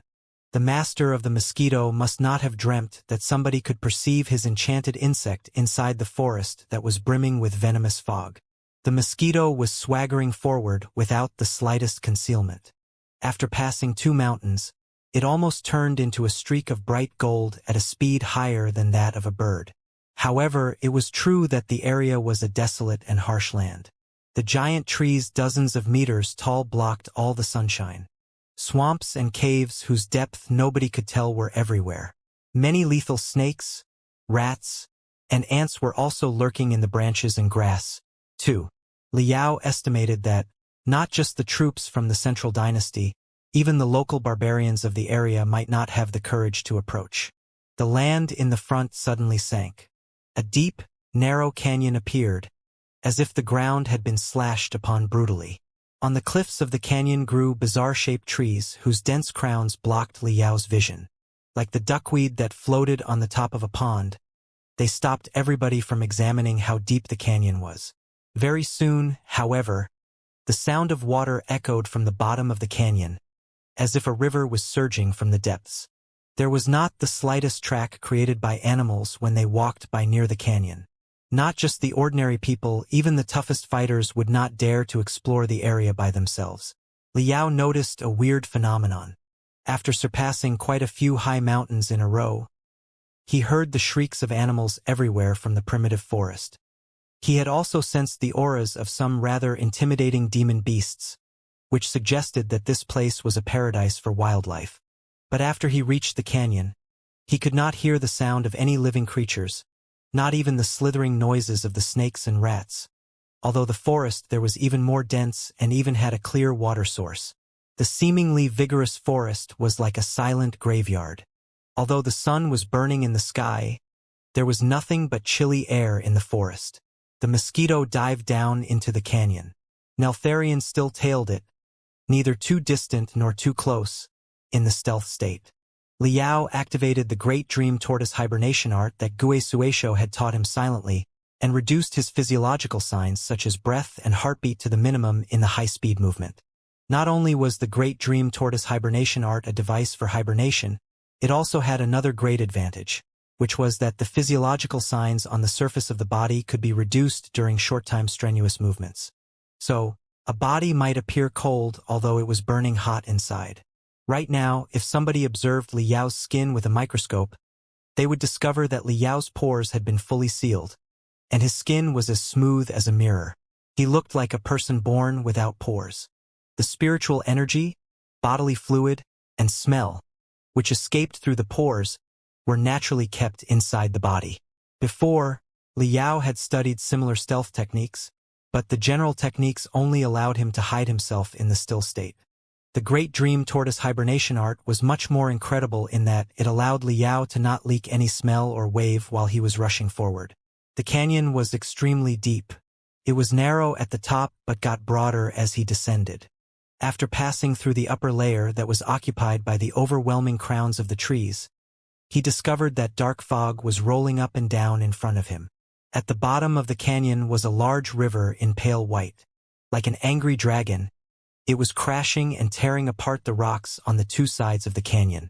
Occasionally, some of the rocks were ripped off and minced into pieces, disappearing into the river. Even a feather could float on such a river. Everything about the place was creepy and hideous. It seemed like a terrain where a few zombies could jump out at any time. The mosquito flew toward into the rushing river at the bottom of the canyon. It was about to be smashed into pieces by the wave when it suddenly vanished into thin air after a flash.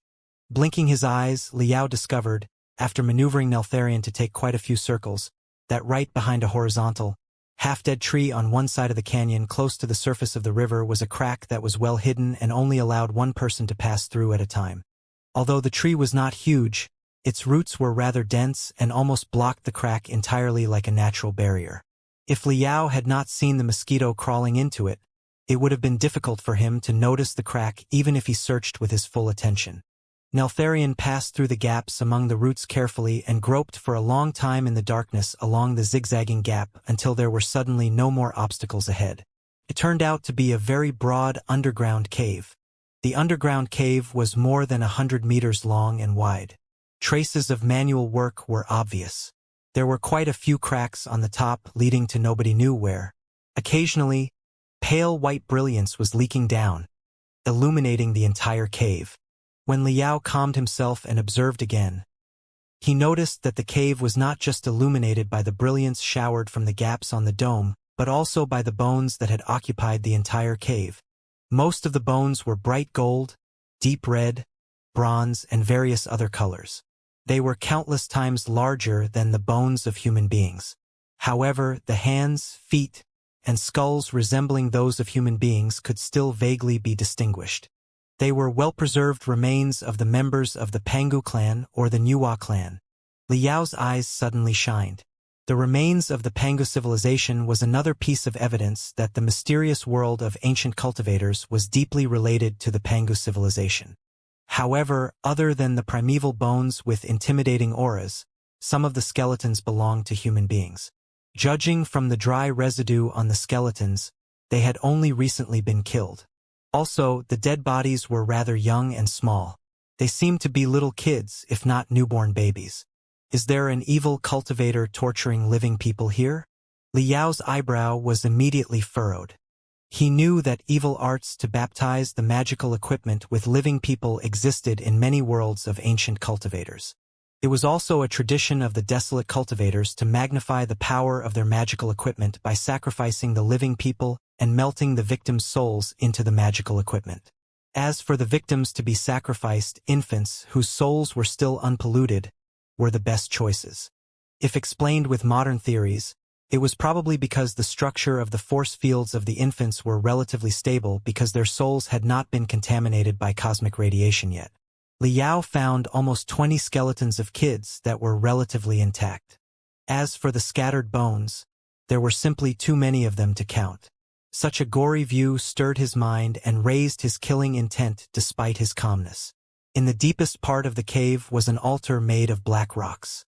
Ancient, mysterious spiritual stripes and embossments were carved everywhere on the altar, depicting the creepy scenes of fiends swallowing human beings.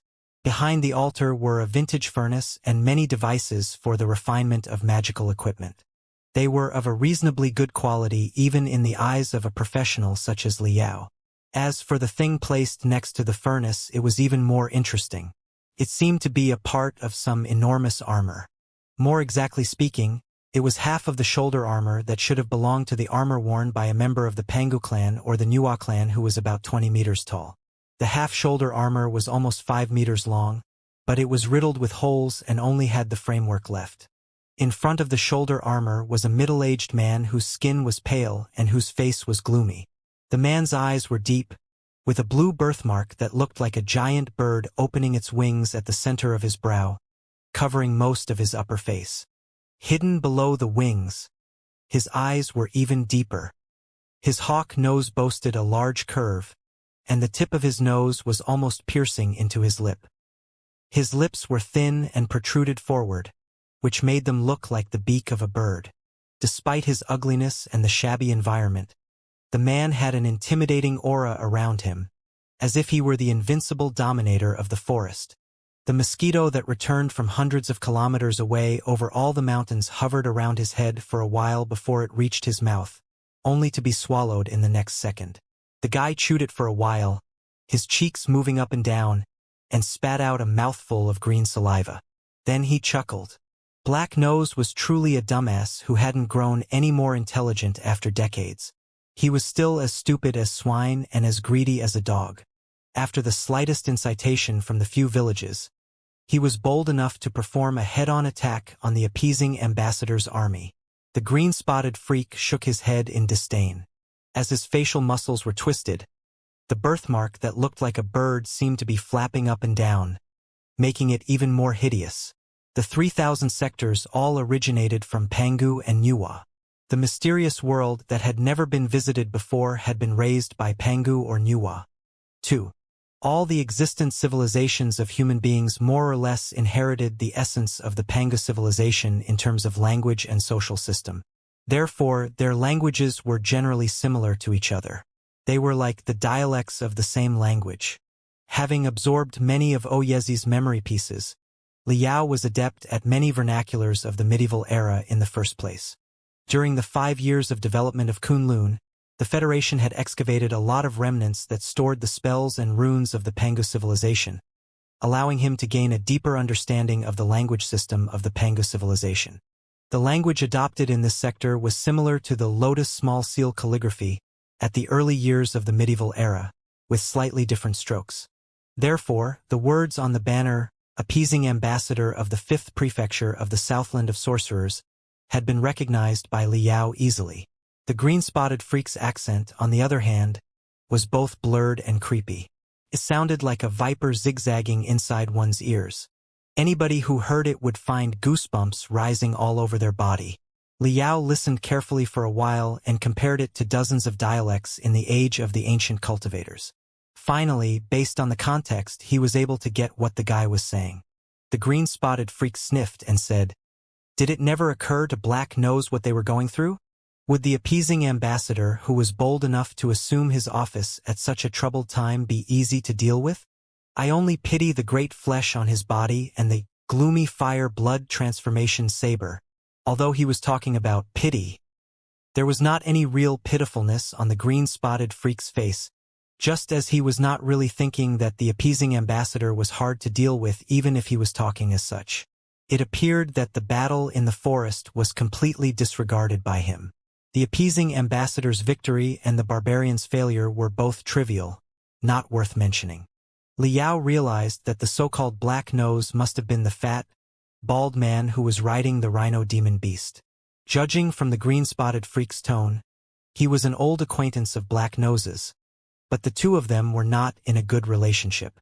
Since he had been able to observe the competition between Black Nose and the female sword cultivator and still scorn them, it was obvious that he was far stronger than either of them. The green-spotted freak sneered for a while longer before he dropped the issue and refocused his attention on a few sword embryos and broken rune arrays on the altar. It turned out that the altar was sort of a working table for him. As a master of refining with knowledge about both the past and the present day, Liao realized what the green-spotted freak was doing after the first observation. He estimated that the green-spotted freak must have accidentally discovered the mysterious cave where the armor and dead bodies of the Pangu clan were hidden. However, perhaps because of the passage of time, or perhaps because he wasn't the first lucky dog to discover the place, few relics there were still of value except for half of the armor. Because of the Pangu clan's enormous body size, even half of the armor would still be enough to be built into many marvelous weapons if it was refined into ingredients first. Therefore, the green-spotted freak must have been living in the place in seclusion, dismantling the giant's armor and modifying it into magical equipment that he could use. Judging from his monologue, he had not met Black Nose for decades. Also, based on the decorations of the cave, it was very possible that he had hidden himself here for 10 to 20 years. Liao vaguely saw that dozens of square holes had been dug out on the wall of the cave that was as smooth as a mirror.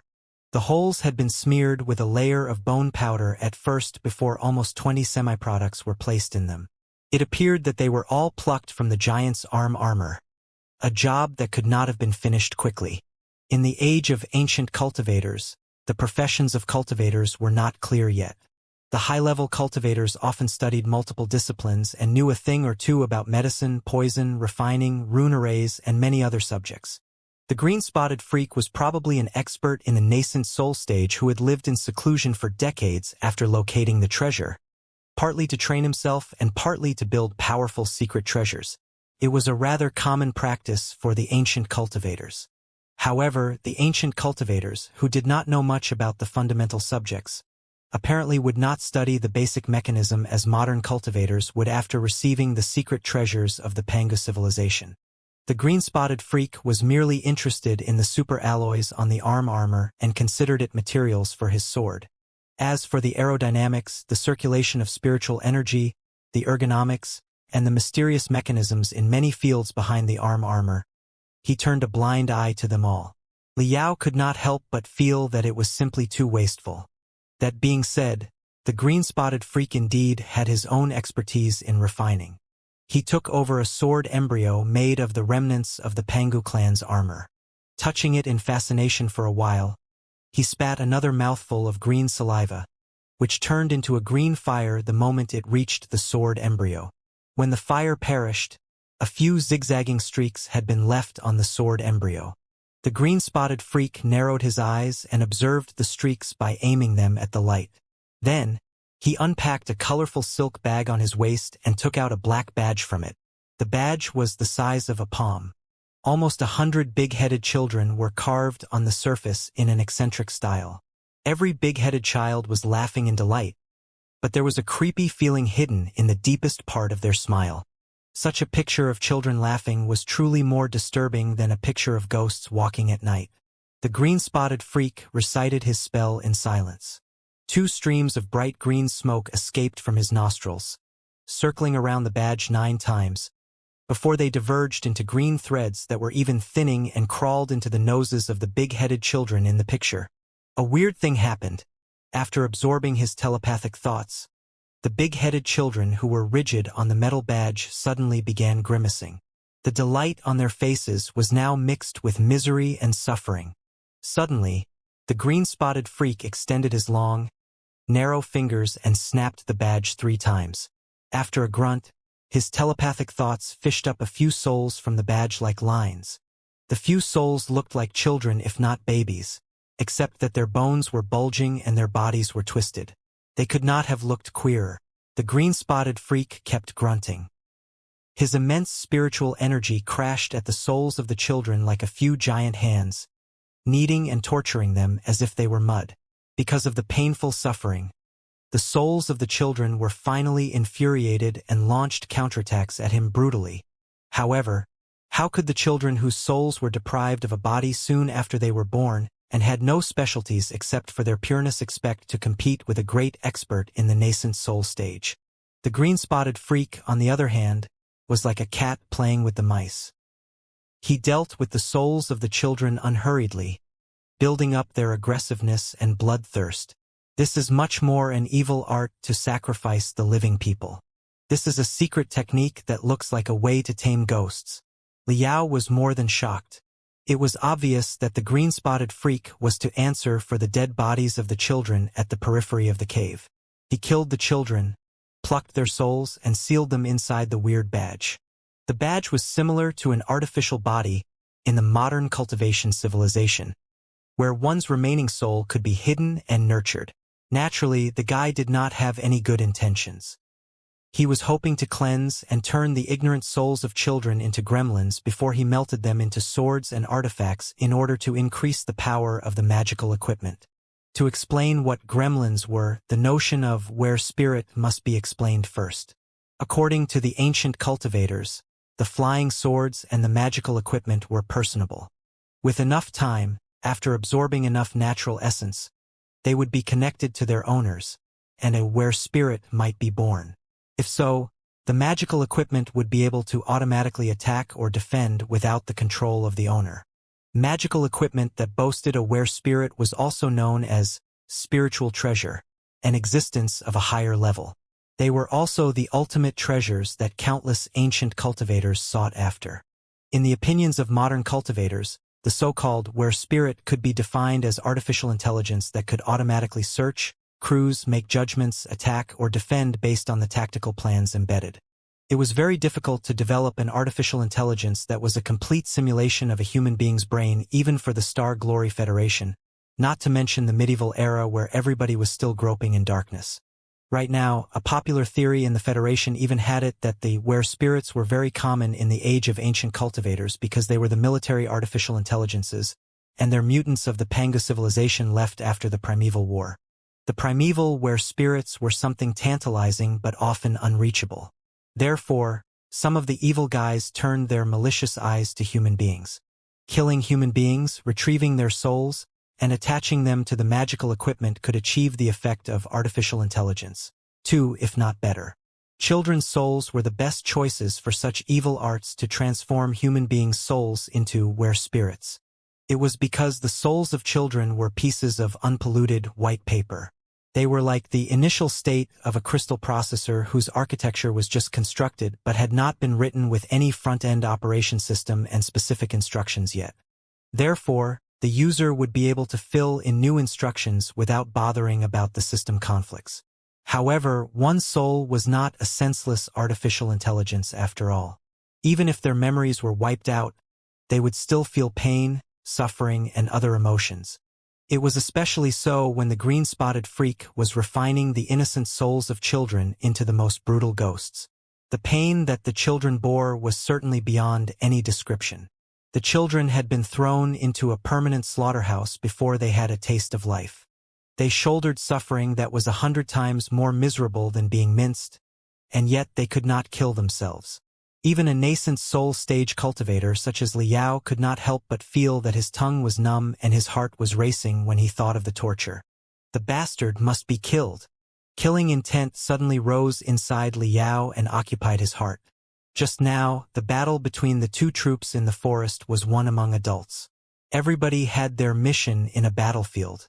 Liao never thought that he could stop all wars in the 3,000 sectors despite his ideals. However, it was one thing to fight another adult, and it was a whole other thing to butcher children. Even butchering the children itself was only a brief pain. Those that were killed would die a clean death. It was 100 times crueler to capture the souls of the children, burn them day and night, and seal them into magical equipment in order to reap the lives of more innocent people. Liao could not ignore it. He had to rescue the souls of the innocent children. Although his target was probably an expert in the nascent soul stage, and he should focus more on investigation as he was new to the place, this was where his belief lay. If he turned a blind eye to such an unpardonable crime and escaped, there would be loopholes in his belief, and his level might plummet. He might begin to question his outlook and the spirit of the Federation. It would be impossible for him to accomplish his mission well. I will have to compete with a local nascent soul stage cultivator sooner or later, and gauge the expertise of the experts of this world myself anyway. This is the deepest part of the mountains at the bottom of a great canyon. There's not another person in the hundreds of square kilometers nearby. Nobody is going to discover the fight. The guy must be living in seclusion without a companion. So, there won't be any unnecessary trouble. All right, let your head be the offering for my cause. After Liao became determined to kill the guy, he found another great benefit of executing him, which was that the guy's identity seemed to be of great value. Squinting, Liao slithered toward the crack without a sound on the steep cliff like a gray boa. Right then, a vague sweet smelt, mixed with a feeble heartbeat, came from behind him. The hair on Liao's head and on his back immediately stood up. He turned to the left side out of natural instinct. After a huge noise, an iron whip seemed to have brutally slapped the crag where he had been lying a moment earlier, leaving a gorge more than half a meter deep there. Yellow smoke was even popping up from the gorge, and the rocks were corroded into holes that looked like honeycombs. A giant lizard almost 8 meters long, which looked like a hybrid of a crocodile and a dinosaur, had appeared on the crag above Liao at some point. A long tongue that was almost as thick as a boa was dragged from its great mouth. Thick poisonous fluids were dripping from the tongue onto the rocks, burning countless holes on them. For yellow and brown eyes were staring at Liao viciously. The reflection inside the tiny eyes showed another person standing right behind Liao. It was the master of the mysterious cave, the local nascent soul stage cultivator who had a bird birthmark on his forehead and was torturing the souls of children. Ha! The local nascent soul stage cultivator was somehow surprised by Liao's quick response. He eyed the stranger up and down and cackled. Capable of avoiding a full-strength strike of the 6-footed crocodile dragon, you are indeed something. No wonder you are bold enough to pry into my residence. Which family are you from?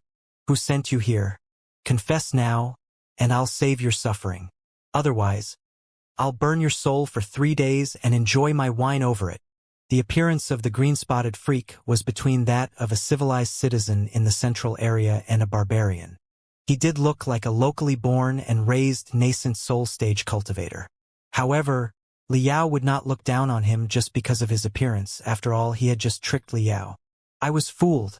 The guy must have deployed some sort of barrier out of his cave, not to prevent others from prying or trespassing, but to inform him silently when a burglar is detected. Liao secretly frowned. The two types of barriers were vastly different. The first type of barriers was meant to block the enemy so that they would know it was best to retreat, but the second type was intentionally letting the intruders in so that they would be fished up once and for all. The fact that the guy dared to live in such a rough land on his own and deployed such barriers was obvious enough that the guy was very confident in his own capabilities and believed that everybody was asking to be killed if they barged in. It was quite understandable. In such a desolate land at the edge of the civilization, a nascent soul stage cultivator, with a few primeval treasures, should be as confident as anyone could be. I've made the same mistake as Su Changfa. Although I'd reminded myself time and time again, I was still careless after discovering that the sector is still in the medieval age and that those guys are half-civilized barbarians. But in fact, although the so-called ancient people and barbarians may be not as good as the modern people in terms of knowledge system, they can be better at plots and schemes than we are. Liao sighed. Now that an ambush was no longer an option, he could only suppress the enemy in a head-on clash. It might not be bad either. He could collect more experimental data and gain a thorough understanding about the maximum combat ability and battle patterns of the local nascent soul stage cultivators. Are you too scared to say anything now, Junior? The nascent soul stage cultivator with a birthmark on his forehead grinned even more hideously, thinking that Liao was already petrified. He was not worried at all. Before his seclusion, he had already been invincible in the thousands of square kilometers nearby.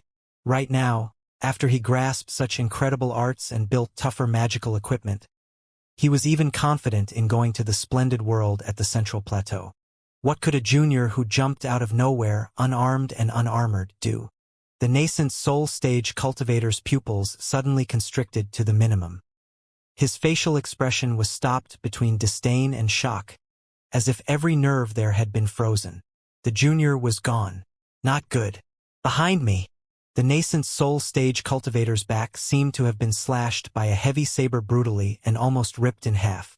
But it was merely the wind raised when Liao was kicking.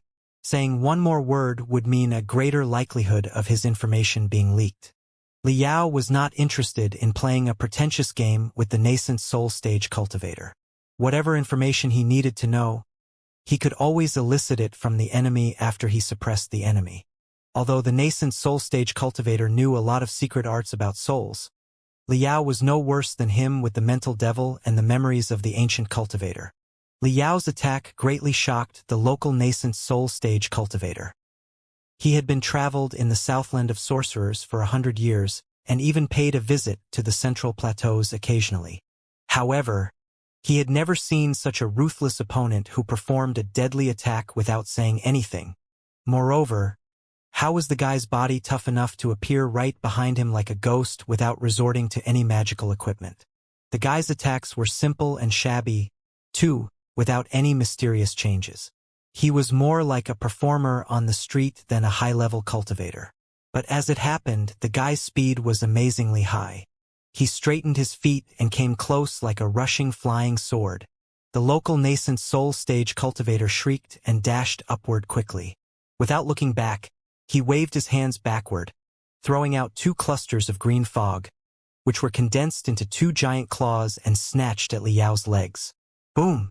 Emotionlessly, Liao did not care about it at all and blew the 2 claws into smithereens after only 1 kick. Pooh! The local nascent soul stage cultivator spewed a mouthful of blood, his hands shivering. The kick seemed to have hit 2 arms directly. It's basically as I have imagined. Doing 2 things at the same time, Liao drafted his battle plan while he analyzed the presentation of the top warriors of this sector. The nascent soul stage cultivator of this sector boasts rather a high reserve of spiritual energy. However, he has yet to grasp the technique to activate the spiritual energy in the most straightforward way at the highest efficiency. Their moves are mixed with too many splendid and yet useless visual and sound effects. Or rather, there are too many impurities in their attacks. Judging from the experience in the other worlds of ancient cultivators, it is because the spiritual energy is too abundant in their living environment and is not worth cherishing. Therefore, they have not developed cultivation arts to increase efficiency. Their cultivation arts are often invented by themselves in primitive and crude ways. Such arts never receive hundreds of times of repetitive calculations and perfections or repeatability tests, double-blind tests, extreme tests, and so on. The ancient cultivation arts are to modern ones what workshops are to the factories with assembly lines. Even if their power can be impressive occasionally, they are far worse than the latter in terms of stability, repeatability, and efficiency. Liao's toes pierced into the rocks like nails before he stomped on it and charged at the local nascent soul stage like a cannonball. My fellow cultivator, what's the grudge between you and me? Why are you attacking so ruthlessly? The local nascent soul stage cultivator's spine and arms were numb. He changed his form of address for Liao from junior to fellow cultivator. Although he was asking, he did not stop his action. The giant lizard, whose long tongue was like a weird boa, immediately launched an attack from the high stance. Pa! The lizard's long tongue hit Liao's body brutally. Before the local nascent soul stage cultivator had time to be overjoyed, Liao turned into ripples after being slapped by the long tongue. He was nothing but a blurred shadow. The attack had missed the target. Liao's real body appeared right behind the giant lizard, pinched the lizard's neck, and swung it brutally. Who was Liao? A guy who had been doing competitions of beliefs with Ding Lingdang for 5 years, even without magical equipment. His body itself had been polished into an invincible weapon by Ding Lingdang. That was especially so for his core, lumbo-abdominal strength, which was now even more brutal and fierce than the high-speed crystal trains after thousands of collisions. With the core strength as the foundation, Liao strangled the lizard's neck as if his legs were scissors. Then, cracking noises echoed inside the lizard's neck. The bones, veins, and nerves of the animal all exploded. Before it even had the chance to scream, the enormous head of the lizard had been cut off. Although the 6-footed crocodile dragon had been beheaded, its enormous body was still cramping under the control of the nerves. Stinky, venomous blood sprang from the broken neck and spluttered over Liao's face and body, turning him into a glittering, bloody man. Liao's formidability was quite a surprise for the local nascent soul stage cultivator. The death of his beloved pet that he had raised carefully for decades was quite a devastation for him, too. However, now that the enemy was contaminated by the slightly green blood of the demon beast, he was sneering to himself again. The 6-footed crocodile dragon had been found next to a poisonous spring upstream from the poisonous Dragon River, the turbulent river at the bottom of the canyon. The poisonous spring was clear and seemed fresh and drinkable, yet no plants or animals were thriving nearby. The 6-footed crocodile dragon, which had only been the length of an arm at that time, was the only creature that dared to crawl out of the crevice and drink water from the spring. The local nascent soul stage cultivator who happened to be collecting herbs nearby noticed it and realized that it was a naturally distinguished beast. So he had brought it back to his cave as a pet. The beast usually fed on vipers, scorpions, centipedes, and the like, and it took more than 100 snakes as thick as bowls for one meal. The venom had been accumulated inside its internal organs. The saliva of the beast was so poisonous that it would kill any victim immediately if it was smeared on the blade. The toxicity of the blood, on the other hand, was 100 times higher than that of the saliva. The mysterious weirdo, despite his toughness, did not have the first clue about the mysteries of the 6-footed crocodile dragon, and simply allowed the dragon blood to corrupt him. Would it not be? Seeing the green smoke popping up from his body, Liao was rather interested. He dipped his fingers into the dragon blood and savored it for a moment. Not bad. Not bad. Many kinds of neurotoxins, blood circulations toxins, and cell toxins can be found inside the dragon blood. It equals to a combination of the venoms of the cobras, green bamboo snakes, krites, and blue ocean snakes, with an effect dozens of times stronger. They can rust one's nerve endings, cerebral cortexes, and respiratory muscles instantly, making the victim enshrouded in hallucinations. The victim's nerves will then lose control, and his limbs will not stop cramping. Eventually, the victim will die of muscle paralysis and hypoxia. This is rather tough for a natural venom. However, there's still a major gap between such a venom and the genetic poisons carefully made by combining the body fluids of hundreds of different kinds of venomous insects and demon beasts based on modern genetic technology.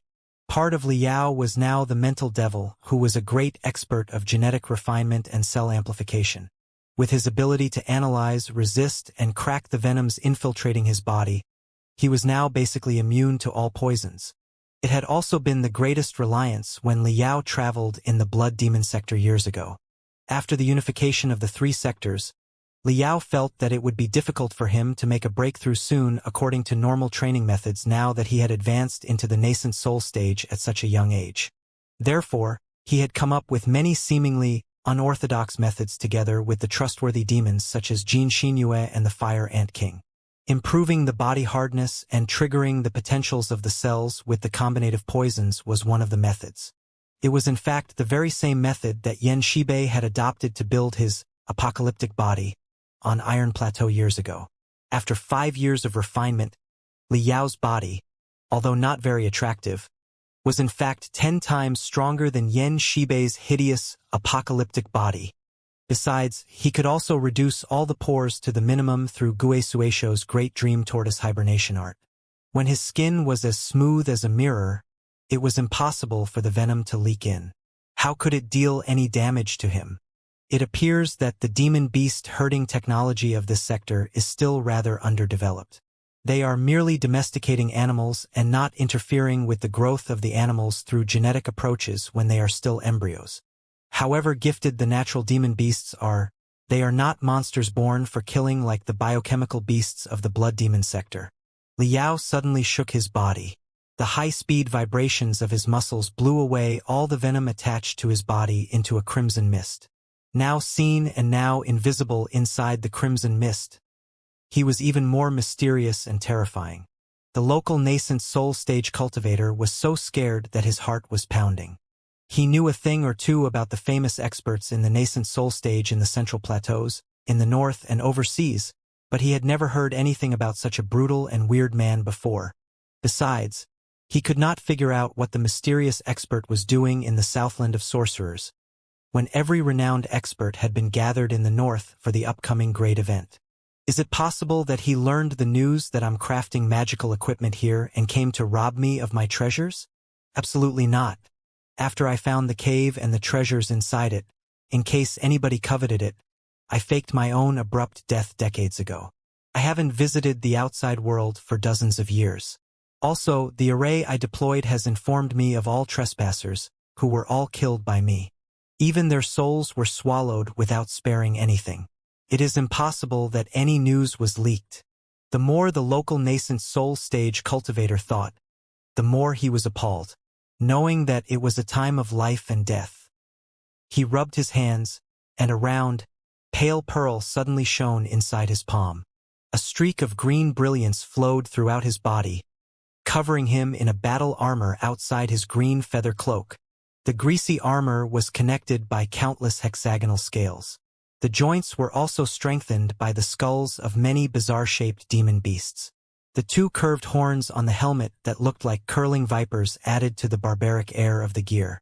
The local nascent soul stage cultivator was holding a lackluster flying sword in one hand and a tiny, colorful flag in the other. Dozens of mysterious sparks were flying around him, fully demonstrating the demeanor of the evil scoundrel. Liao eyed the ancient armor somewhat with appreciation. He felt that he was walking into the history books and fighting against the ancient people in person. Who? His blood boiling, he did not intend to put on his crystal suit at all. Utterly naked except for the palm leaves, he dashed toward the fully armed local nascent soul stage cultivator. Ding Lingdang and Iron God Yenba were right. It was possible that experts above the nascent soul stage existed in this unknown world. If he were to encounter an expert in the divinity transformation stage, he might not have time to equip modern magical equipment and activate it even if he had brought the gear with them. The body of flesh and blood was the most convenient magical equipment, which could probably save his life at a crucial moment. The nascent soul stage cultivator of the barbarians who was living in the wilderness by himself could not be the best warrior of the sector. Otherwise, he would have marched to the central plateaus and demanded the emperor satisfy his needs. In terms of the efficiency of resource collection, the central plateaus must have been multiple times better than the barbaric land, which was essentially a rainforest. It was perfect for Liao to adapt himself to the moves and techniques of the local cultivators with such an enemy. Liao punched toward the enemy's breastplate in the most simple and straightforward way, an attack even a middle school student in the Federation could perform. The local nascent soul stage cultivator was so infuriated that he almost vomited blood. He had never seen such an unreasonable style of fighting before. For the cultivators, even if they were robbing someone else of their belongings, they would at least have the courtesy to tell the victims their own names before the two parties performed their delicate moves and summoned their magical equipment for a splendid battle. Where was the weirdo from exactly? He was fighting silently with the shabby moves that even the barbarians in the forest would laugh at, but the straightforward moves turned out to be extremely powerful. The local nascent soul stage cultivator felt that it was not a fist that was rushing at his chest but a dark meteor. Who? The local nascent soul stage cultivator was angry. He shook his flag, and the dozens of sparks around him immediately turned into an unpredictable gloomy wind, covering Liao. The lackluster flying sword also rose up to the sky, splitting into dozens of streaks of brilliance. His hands produced dozens of runes in different gestures like a lotus in only one moment, which smashed at Liao brutally as if they were real entities. Bam! Bam! Bam! Bam! Bam! In just several seconds, the two of them exchanged almost 100 blows. At first glance, The local nascent soul stage cultivator's moves were spectacular and enjoyable, and his magical equipment was unpredictable, with all kinds of visual and sound effects. The thunder, the lightning, and the colorful brilliance were almost dazzling. Liao's attacks, on the other hand, were reduced to almost a dutiful level. He was simply punching, kicking, and wrestling without any fancy tricks. He hardly cast any spells or unleashed any mystic rays. He was even simpler than a farmer. However, the result was that the local nascent soul stage cultivator was suppressed from every perspective. The most delicate moves, the most erratic spells, and the most unpredictable magical equipment, upon encountering Liao's fists and legs, were like eggs hitting a rock. My guess is correct. This is a very classic battle technique of the ancient cultivators. While suppressing the enemy casually, Liao was even in the mood to analyze him. The ancient cultivator's skills in casting spells, manipulating magical equipment, and performing the techniques can mostly be traced back to the Pangu clan and the Nuwa clan. They were passed on generation after generation. However, the multiple clans of the Pangu civilization had a different physiological structure from human beings after all. Also, during the hundreds of thousands of years of teaching and reteaching, some of the information was misinterpreted. Moreover, the ancient cultivators could not get rid of their superstitions. They did not know the truth about the prehistoric civilizations such as Pangu, Nuwa, Kwafu, and Gonggong, but simply treated them as deities. The techniques were considered to be a blessing of the deities. Now that they were a blessing of the deities, naturally, the techniques could never be revised or adjusted. All the procedures of the techniques were indispensable. Even if the ancient cultivators found some parts of the techniques ambiguous or even absurd, they would simply blame themselves for their own aptitude or their infirm belief. They never thought that anything could be wrong with the classics. When they were too obstinate to accept anything new, how could they draw out the power of the real secret techniques of the Pangu clan and their own unparalleled spiritual energy? Both the Star Glory Federation and the Imperium of True Human Beings had analyzed the differences between the medieval cultivators and the modern cultivators and the causes after getting a general picture of the age of the ancient cultivators from the boundless ancient classics. Liao's own experience was even more unusual. With Oyezi's memories, he had a deeper understanding of the congenital flaws of the ancient cultivators' civilizations. The difference between the ancient cultivators and the modern cultivators was essentially the difference between a self-sustaining feudal society and a modern, or even postmodern, information society with a sweeping industrial system. The former was just the simple accumulation of personal experience. They knew what and how, but they did not know why.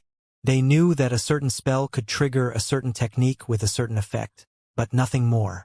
As for exactly how the spell could trigger the specific technique, how the technique was structured, and why it could deal the unique damage or other effects, they did not have the first clue and simply credited everything to the deities. The latter, on the other hand, highlighted the importance of fundamental mechanisms, big data, and manufacture on the same conditions. Even the simplest flying sword and fire-raising art needed to be studied to the core. For example, a lotus flower hand seal, in the medieval civilization of cultivators, might have been passed on by one's grandpa's grandpa's grandpa. How exactly the hand seal should be made and what effects it would bring, but nothing more. As for the grandpa's grandpa's grandpa, he was probably enlightened by an eccentric expert or a deity to grasp the hand seal. The mechanism of the hand seal, the flowchart of spiritual energy, such information was utterly unknown to them. The technique was a black box. They knew the input and the output, but they did not know what happened in between at all. When such a black box hand seal was passed on through vehicles such as jade chips and classics, there would be two outcomes.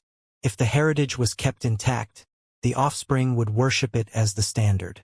Everybody would train themselves exactly the same as their ancestors did without the slightest adjustment. It never occurred to them that everybody's finger size and palm size were different. Also, the different fingerprints and palm prints would influence the effects of the hand seal, too. Moreover, the hand seal, taught by the deities, was possibly an art of a species in the Pangu civilization that was naturally endowed with 6 fingers. If their ancestors copied everything exactly as it was, their ancestors would be fundamentally wrong. How much damage could the hand seal cause after they performed it? This was the better-case scenario.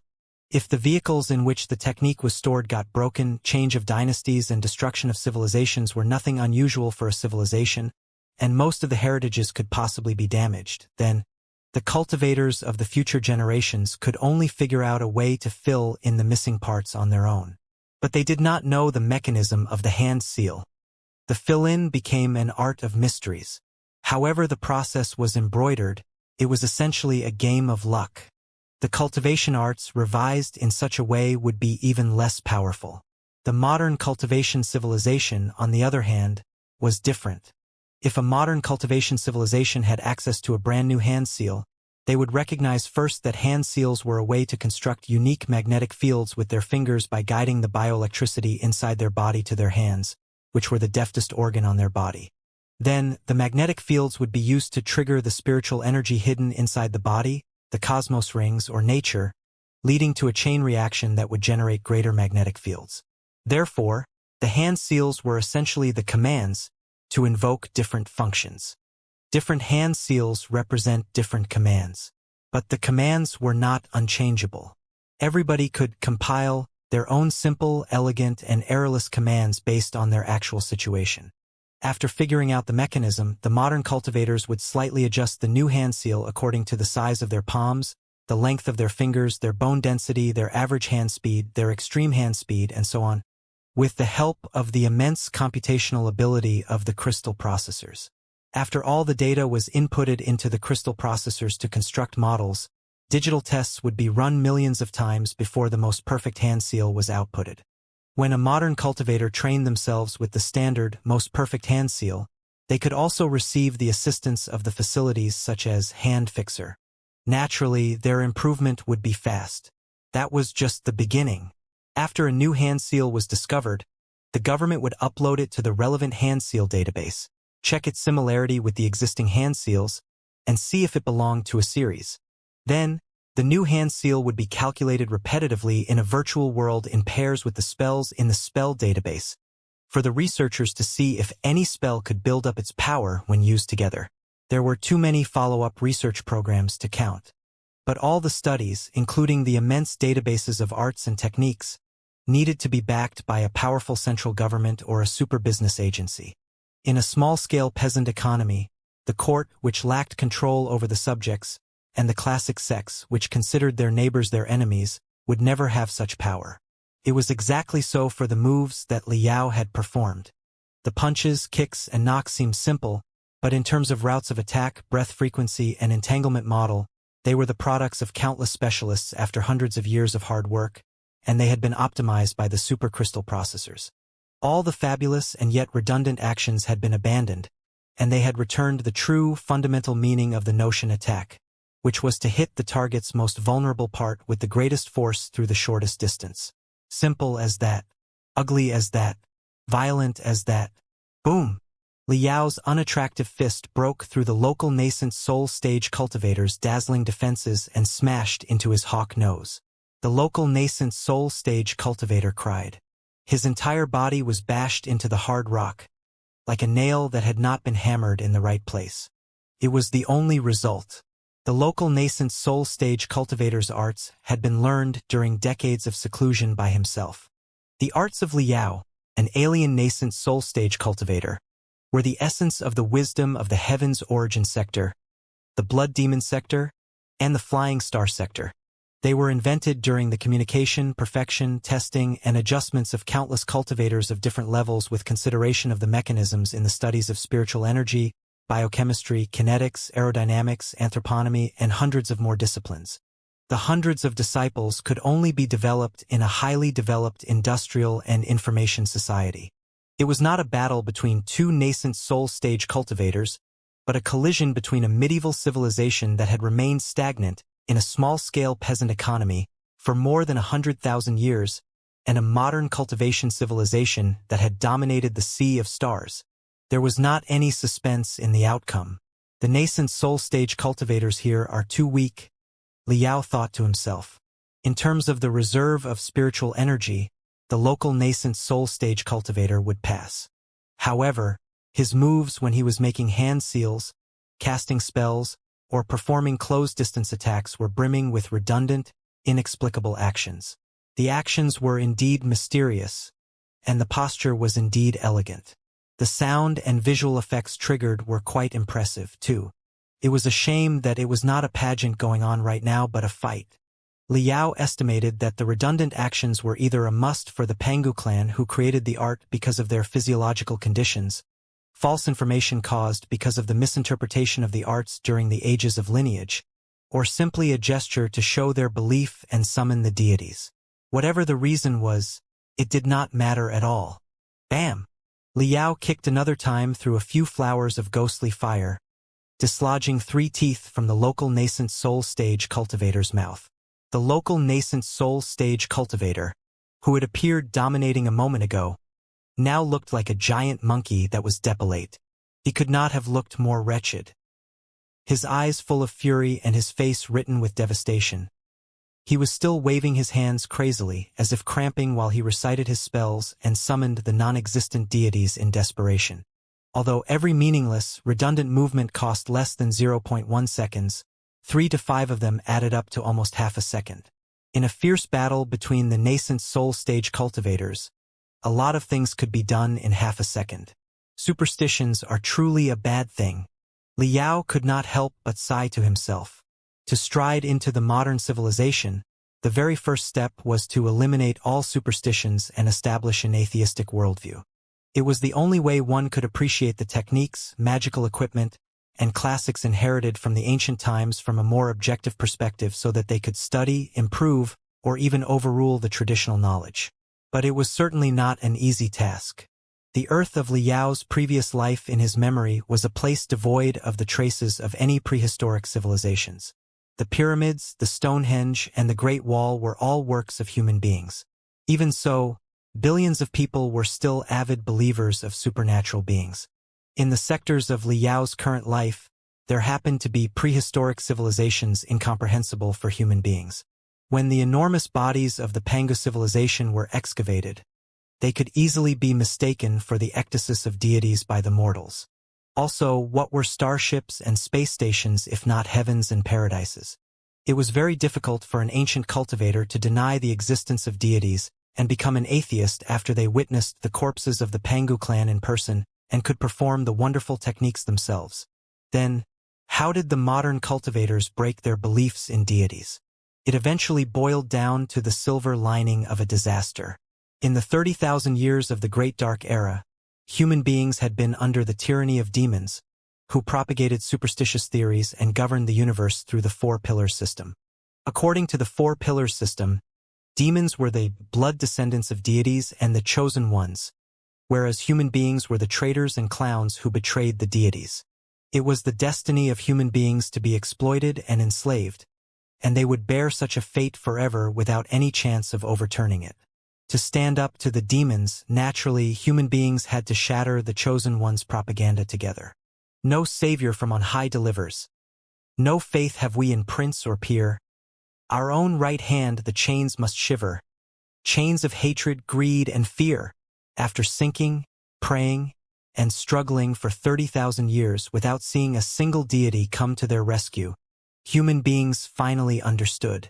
That was the foundation of the booming development of the modern cultivation civilization after the demons were defeated. Perhaps, without the 30,000 years of desperation, human beings never would have been reborn and granted a new life, and all the sectors in the universe would have been lost in the bigoted, obstinate medieval age like the sector here. Apart from overall gap between the medieval cultivation system and the modern cultivation system, Liao's own capability was unreachable for the local nascent soul stage cultivator, too. Who was Liao? Back when he was still in the superlative height of the core formation stage, he was already bold enough to fight Xianxia, the best expert of the flying star sector at the high level of the nascent soul stage. Then, he broke into the blood demon sector on his own and challenged dozens of demon emperors with hundreds of thousands of soldiers as the background in the eye of blood demon. On Kunlun, he even slew a member of the Pangu clan in person. Right now, in terms of the immensity of his soul power, his capability was certainly higher than the general sense of the middle level of the nascent soul stage. In terms of the toughness of his flesh with the mental devil, he could activate his primeval cells freely, which meant that he was an expert on par with general demon emperors, too. He had essentially combined the advantages of a nascent soul stage cultivator and a demon emperor into one. Only great experts above the high level of the nascent soul stage might be able to fight him. Normal cultivators at the beginning level and the middle level of the nascent soul stage were but appetizers for him. Pa! Liao slapped his arm heavily again, drawing a line almost 5 meters long, and hit the local nascent soul stage cultivator's chest hard. After a crack, the local nascent soul stage cultivator's spiritual shield fell apart, and the breastplate was blown into pieces. His ribs exploded into powder, and his chest collapsed. Even some of his lung lobes were broken, as indicated by the miserable moans in his throat. The local nascent soul stage cultivator ran for almost 100 meters holding his head. Liao did not chase after him. Instead, he focused his attention on recording the data such as the strength that he had just used and the enemy's wounds. It was barely a fight. It was more like an experiment with a white mouse. 100 meters away, the local nascent soul stage cultivator's hair was in a terrible mess, and he almost peed his pants. In the forest south of the Sorcerer's River, he had been an invincible, brutal man. But the mysterious weirdo who jumped out of nowhere was 100 times more brutal than him. Without any armor or magical equipment, the guy had suppressed almost all of his magical equipment with just a body of flesh and blood. The seeming shabby moves tore apart his spiritual shield, his armor made of dragon scales, and his flesh time and time again. In the meantime, his flying sword could barely touch the enemy's shadow. His enemy did not look like a human being but a ferocious beast in human skin. Seeing the indifference and boredom on Liao's face and the emotionless eyes, the local nascent soul stage cultivator was caught by desperation and lost all his fighting will. After his lung was damaged, his previously deep and enchanting voice became like the shrieks of a broken gong. Fellow cultivator, please stop. Fellow cultivator. Senior, spare my life. Senior. Deity. Let's talk nicely, deity. Deity, your skills are too extraordinary for me. Your junior is willing to offer the poisonous dragon cave and be at your service. Please. Liao blinked. He had indeed considered capturing the local nascent soul stage cultivator alive and eliciting the information about the planet from him. However, on second thought, the nascent soul stage cultivator was a native of the place after all. He must be familiar with the environment here. Also, the soundless barriers that he had deployed around his cave were indicative enough of his cleverness. He was certainly not a barbarian with more brawn than brains. It was also proved by the fact that he was begging for mercy when he realized that he could not win. He was in the nascent soul stage after all. Just because he could not defeat Liao did not mean that he could not run away when Liao was not focused. Liao had just landed on the planet. There were still many things that required his full attention. He could not keep such a time bomb next to him. Besides, a cultivator from the barbarians did not necessarily know the situation in the Central Dynasty and the world of cultivators. After all, the army of the appeasing ambassador of the 5th prefecture of the Southland of Sorcerers was nearby. Liao could always seek information from them after he fabricated a new identity. Therefore, after weighing the pros and cons, Liao found it unnecessary to keep the guy alive.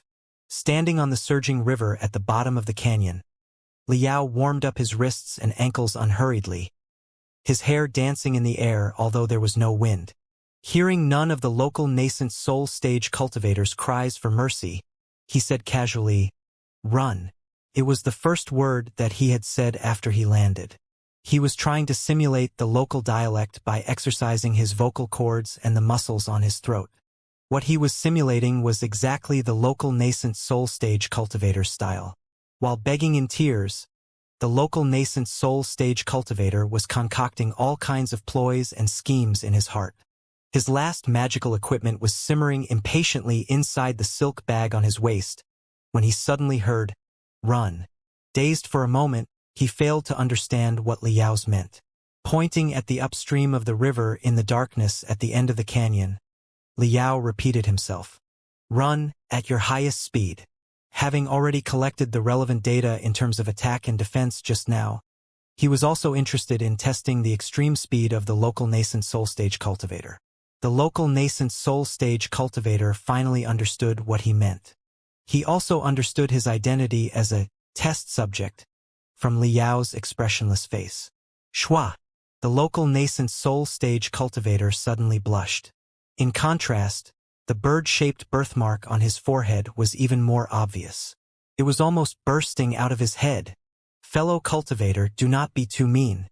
Have you never tasted the wrath of a nascent soul stage cultivator? The local nascent soul stage cultivator's chest suddenly collapsed in thunderous sounds before it entirely collapsed. Pooh!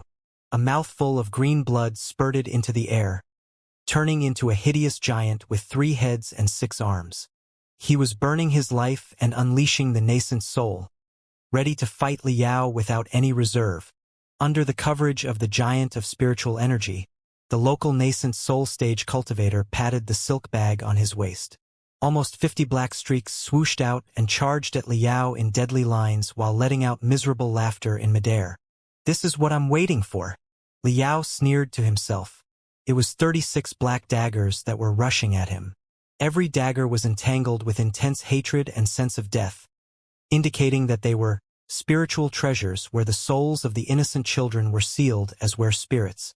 The 36 daggers should be the local nascent soul stage cultivator's last magical equipment that he would not use easily. Every time he used such weapons, the spiritual waves and radiation of the outside world might corrupt the were-spirits inside the weapons, making the spiritual treasures retrograde into general magical equipment. However, once the weapons were indeed used, the agility of the magical equipment itself, the weirdness of the routes of attack, and the cooperation among the 36 daggers were quite impressive. Shwa! Shwa! Shwa! Shwa! The 36 black lines flashed around Liao, as if they were locking him into an impenetrable prison. The daggers were made of materials collected from the enormous armor of the Pangu clan. Chances were that some of the rune arrays of the Pangu clan were still working on their surface. They were so fast that even Liao failed to dodge them for a moment. Dozens of wounds were immediately cut on his body. The wounds quickly turned black, and his flesh was rolling out like the lips of a baby. Streams of black gas were crawling into the wounds in a hurry. Frowning, Liao cursed. The vileness of the local nascent soul stage cultivator was far beyond his expectation. The scumbag did not just refine the souls of innocent children into were-spirits and seal them into the daggers in order to improve the manipulability and automation level of the magical equipment. He even plucked some of the feebler souls, who were probably newborns or even fetuses in the uteruses, in a certain way and crafted them into the invisible, gloomy dark auras, which he attached to the daggers. As long as the daggers cut the target's skin, the dark auras would flood into the target's body and gnaw the target's nerves and soul directly. Ha ha ha ha.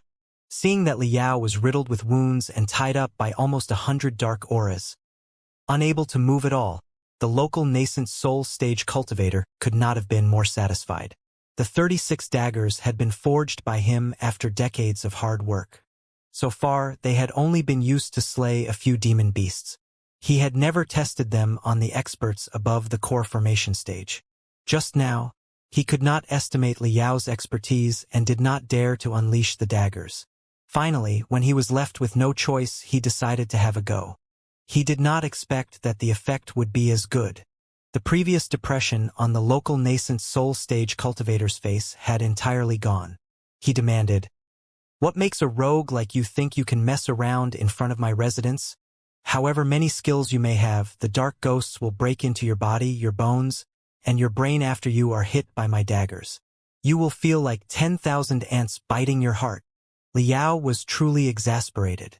Aha! So many fresh dark ghosts. They seemed to be made of souls.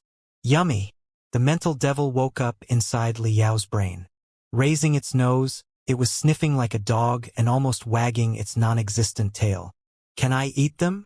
"No, you can't," Liao said coldly. The souls of the infants should not have been dark ghosts for long. In an appropriate environment, it is possible that their darkness can be purged for them to regain their consciousness.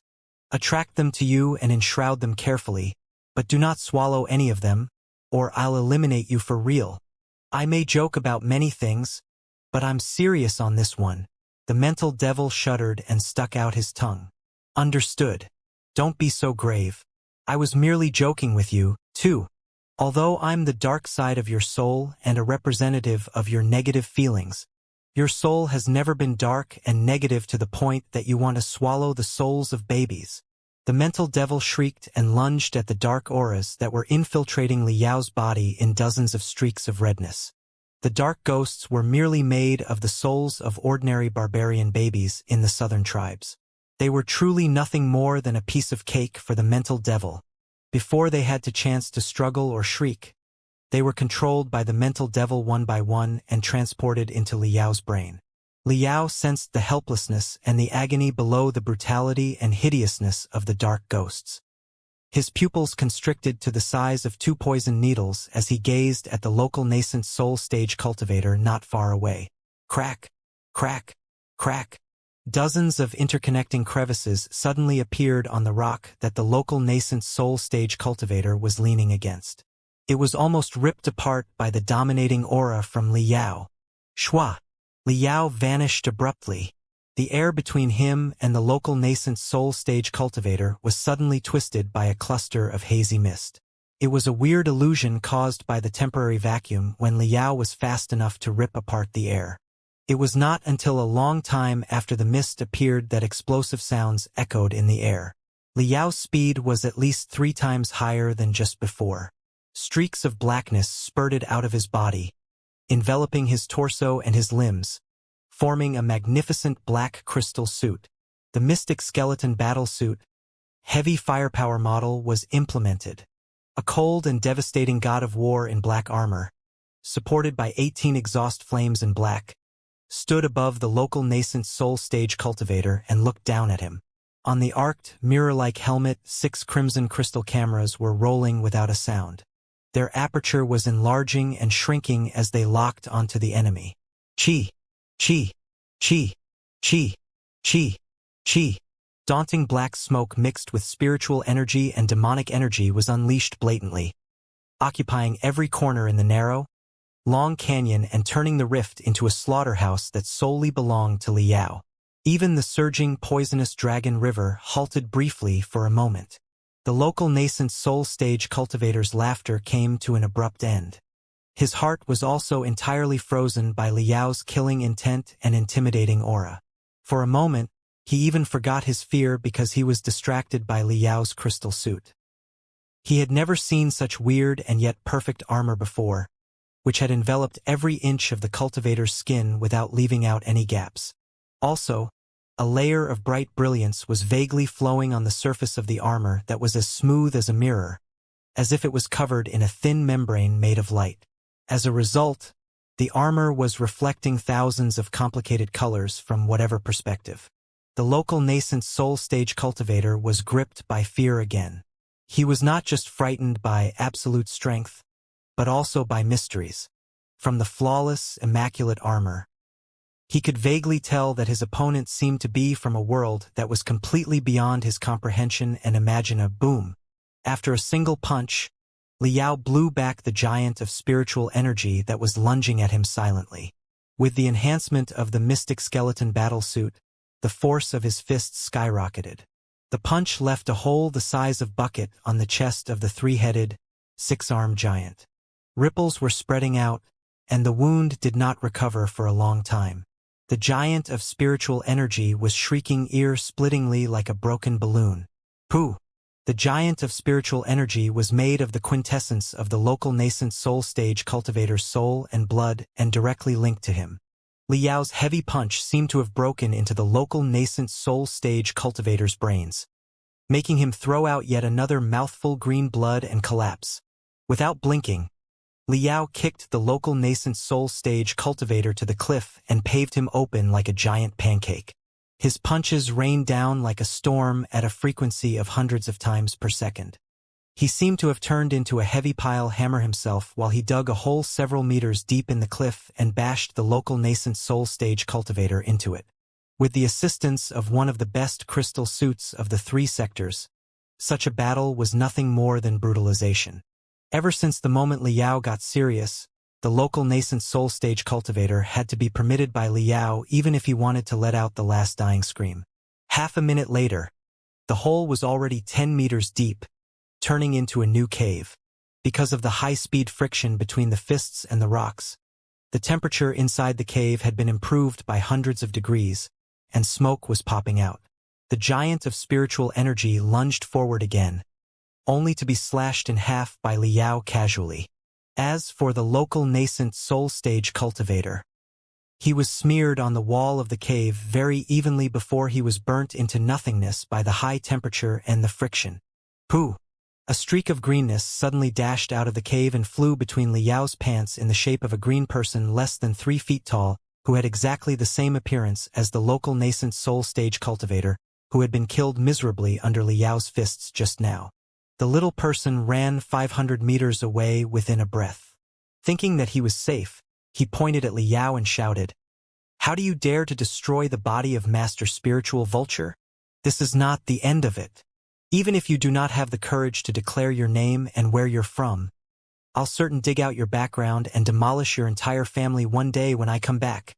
After making the declaration, the little person grinned hideously and ran toward the depths of the canyon in a streak of brightness. Liao's eyelids shook for a moment. The operation menu suddenly glittered as data and runes fell down like a pouring storm. He determined the position, speed, and nature of spiritual energy of the enemy and the best magical equipment to deal with him instantly. Shwa! The enormous sword box on the shoulder of the mystic skeleton battlesuit, heavy firepower model was opened quickly, revealing honeycomb-like launch tubes of flying swords. After a few swooshing sounds, dozens of automatic tracking super tiny flying swords rushed out in rainbow-like trajectories before they caught up to the running nascent soul stage cultivator from different angles in several seconds. After a few booms, the local nascent soul stage cultivator, Master Spiritual Vulture, finally uttered a devastating scream before his soul was blown apart, and he was gone forever. Too weak. Looking at the firework that was slowing rising in the dark canyon far away, Liao yawned. Having become the owner of the mysterious resident's poisonous dragon cave, what Liao was most concerned about was, naturally, the badge where the souls of countless children were confined. Deep inside the cave, Liao sat cross-legged on the altar. He retrieved all the precise magical equipment that he used for maintenance and refining from his cosmos rings before he carefully studied the badge on which hundreds of weirdly laughing children were carved. On top of the metal badge were 3 zigzagging, centipede-like words, "100 Ghosts Edict." The result was within Liao's expectations. He examined the center of the 100 Ghosts Edict with tools that could observe the internal structure of metal products, only to discover a cylindrical unit full of dense needle holes. The ghosts were hiding inside them, sound asleep like lotus seeds inside a seed pod. The unit was very similar to certain units that the Federation had excavated on Kunlun. Therefore, it could be confirmed that the unit was a product in the Pangu civilization. The main purpose of such magical equipment was to store souls. According to the specialists in the Federation, such magical equipment was probably a first-aid medical facility on the battlefield to rescue the ghosts. Too many people were often killed in a fierce battle. Some of the soldiers would become ghosts after they died. But newborn ghosts were extremely vulnerable. If they were not stored in a solid, stable place and kept away from radiation, they would likely perish shortly. Through such magical equipment, the ghosts would be able to be temporarily stored. After the battle was over, gear such as artificial bodies that was usable for the ghosts would be created. The longevity of the ghosts would be significantly extended. Such a remnant of a medical facility, after falling into the hands of human cultivators and being installed with shabby control rune arrays and a fancy shell, turned into the 100 Ghosts Edict, a piece of evil, vicious magical equipment where souls were confined. Liao counted 109 souls from the 100 Ghosts Edict. Together with the dark ghosts attached to the 36 daggers and infiltrating into his body, the total number was 221. They were merely the survivors. It was not hard to imagine that even more souls of the children must have perished because of the infinite suffering when the daggers were forged. Chances were that 300 to 500 children had been killed in total. Liao was so angry that his gums were almost bleeding. He felt that Master Spiritual Vulture had died too easily and quickly. He also found it tricky to deal with the souls of the children. When the children were killed by Master Spiritual Vulture, they had generally been between 3 years old and 7 years old. They were still at an innocent age and did not remember many things. After Master Spiritual Vulture's repetitive torture and purification, their last remaining memories had been wiped out, too, and they were turned into pure, flawless paper. It was impossible to send them back to their homes, which would also have been meaningless. Judging from the civilization level of the sector, they were unlikely to live in peace as ghosts in the barbaric tribes of the desolate land. Chances were that, in the forests where shamanism and evil spells prevailed, they would either perish soon or be captured by other malicious cultivators and turned into gremlins again. Liao pondered for a long time and decided that he could only bring them with him while hoping that their aggressiveness could be more or less dissolved. One day, if he could take them back to the Federation, they could probably still have a new life as orphans. Thankfully, the 100 Ghosts Edict was more than spacious enough to accommodate a few hundred souls of children, so he was spared that trouble. After the problem of the children's souls were solved, Liao began to search Master Spiritual Vulture's poisonous dragon cave carefully. He found a crossroad right behind the altar, which led to a few minor caves. This time, Liao raised his alert and groped for barriers inch by inch. As he expected, he discovered a few rather primitive traps. Since the owner of the traps was dead, Liao met absolutely no trouble cracking the barriers. The crossroad led to 3 minor caves. The first one was a warehouse, in which plenty of provisions such as clean water and dehydrated meat was stored.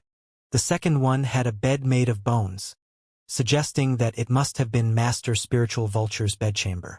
The third cave was a library. A lot of jade chips and modeled books were kept inside. Liao also found a colorful silk bag made of weird materials that was not blackened at all in the temperature of hundreds of degrees where Master Spiritual Vulture was burnt into ashes. Inside the silk bag was a roughly made Cosmos ring. The crystal processor that he carried with him had been pre-installed with many programs to crack the barriers. After the Cosmos ring was connected to the crystal processor, the programs automatically ran and cracked it by brute force. After only a few seconds, the primitive barriers were removed, and he became the new owner of the Cosmos ring. The items inside the Cosmos ring, as well as the books and jade chips inside the library, gave Liao a general idea of the cave's background and why Master Spiritual Vulture had been living in seclusion here. After thorough communication with the immortal cultivator Xianxia, Liao had learned some of the experience that the Imperium of true human beings had in the development of primeval relics. In most cases, the explorers were not as lucky as the Star Glory Federation to excavate an intact Kunlun. After hundreds of thousands of years, most of the relics had already been excavated time and time again by the predecessors. Excavating a relic of the ancient civilizations was somewhat similar to grave robbing. When the grave robber made their way into a grave from tens of thousands of years ago, they would most likely find the excrement of people of their trade left hundreds of years ago, instead of antiques and treasures. It was exactly the case with this cave. Perhaps some 100,000 years ago, a warehouse, a base, or a shelter of the Pangu clan or the Nuwa clan was once hidden underground here. However, after the Pangu and Nuwa civilizations perished and humanity thrived, many cultivators had visited the place and exploited most of the primeval relics. Different from the grave robbers, most of the cultivators would not run away the moment they grabbed the items they desired. On the contrary, they would claim the place and build it into their own residence. Because of the natural canyon outside, it was easy for the spiritual energy to condense, and a very unique natural magnetic field was formed. The river running straight down from the mountains also brought out the metal ions contained inside the mother lodes in the mountains, making the air here different from other places, which was beneficial for training. Moreover, the place was quite remote, and the top of the canyon was blocked by overwhelming trees. Not only did they prevent the cave from being noticed, it was also very difficult for the spiritual waves inside to spread out. They were the best natural camouflage. If one trained in the small natural paradise, it would be very difficult for them to be found out unless they were unlucky. For tens of thousands of years, many predecessors had developed the residence. While consuming the heritage of the Pangu civilization inside, They had left detailed notes of their training, their cultivation arts and techniques, and even their flying swords and magical equipment. As time went by, more and more items were accumulated, making the cave rarer and rarer. When Master Spiritual Vulture found the cave, there were in fact few heritages of the Pangu civilization. The only things that he found were some enormous bones from the Pangu clan and a half-arm armor. However, he did find more than 10 classics and notebooks left by his predecessors, as well as a lot of materials for refining. Master Spiritual Vulture considered the items to be ultimate treasures and had been lurking in this place, learning the cultivation arts while forging his evil daggers with the last remains of the Pangu clan's armor. It was a pity that most of the notes that he left were for training purposes. The guy did not mention anything about his life or the customs of the local area. From the guy's narration, Liao could only tell that he had been living in seclusion for at least 50 years, during which time he had grasped almost 50 magnificent techniques left by the predecessors and forged 36 daggers. His purpose was to forge 81 daggers before he announced his grand return to the world. It was a pity that he had been pummeled to death by an alien nascent soul stage cultivator before he fulfilled his ambitions. According to the notes, Liao carefully examined the collections inside the cave. He was not very interested in the legendary unparalleled techniques. After swallowing Oyezi's memory pieces, Liao had already gained access to the heavenly refining tower of the 100 smelting sect in the world of ancient cultivators. There were too many secret techniques that the 100 smelting sect acquired for all kinds of marvelous weapons with other major sections. Liao was no stranger to ancient classics. He had also practiced quite a few ancient arts according to Oyezi's memories. He had never found them to be particularly extraordinary. In the modern cultivation theories, unparalleled techniques were far less important than in the medieval cultivation world. As the saying goes, you can only learn by doing. In the eyes of the modern cultivators, the classics were nothing more than textbooks. Reciting all the textbooks would not make a person a great scholar. Etching economics, accountancy, finance, stock investment theories, and other theoretical books written by the specialists into one's head would not make them a billionaire in a year and a half either. Finding a jade chip or a few ancient books, living in a cave for decades, and returning as an invincible expert. How could it be as simple as that? The so-called amazing arts were merely tools to lay a solid foundation. Even if one's foundation was solid enough for them to pursue further, there was still a long way ahead. Besides, in the eyes of modern people, the arts and techniques of the ancient cultivators were not qualified even for textbooks. On one hand, the ancient cultivators could not get rid of the superstitions about deities. They were almost all traditionalists and believed that the older, the better, and the more original, the better. They probably thought that even a chamber pot of an ancient sage was more awesome than a flying sword of their age. Due to their mental restrictions, they had absolutely no doubt about the ancient classics. They only knew how to learn from the predecessors but did not know how to make revisions. Naturally, in many cases they were like the idiots who cut their feet in order to fit in their shoes. Anything would not make any sense when occultism was involved. All the ancient techniques were perfect. If their power could not be brought out, it was not because there was something wrong with the techniques but because they were not practicing the techniques well. Even if their every hair was exactly the same as depicted in the classics, it would still be because they were not sincere enough. If everybody thought in such a way, how could they expect to make any progress? On the other hand, the ancient cultivators also had the tendency to isolate themselves. After they found a great book of techniques, they often considered it as a rarely seen treasure and feared that somebody else would rob them of their belongings. Therefore, they often hid the news and trained themselves in seclusion in an unpopulated land.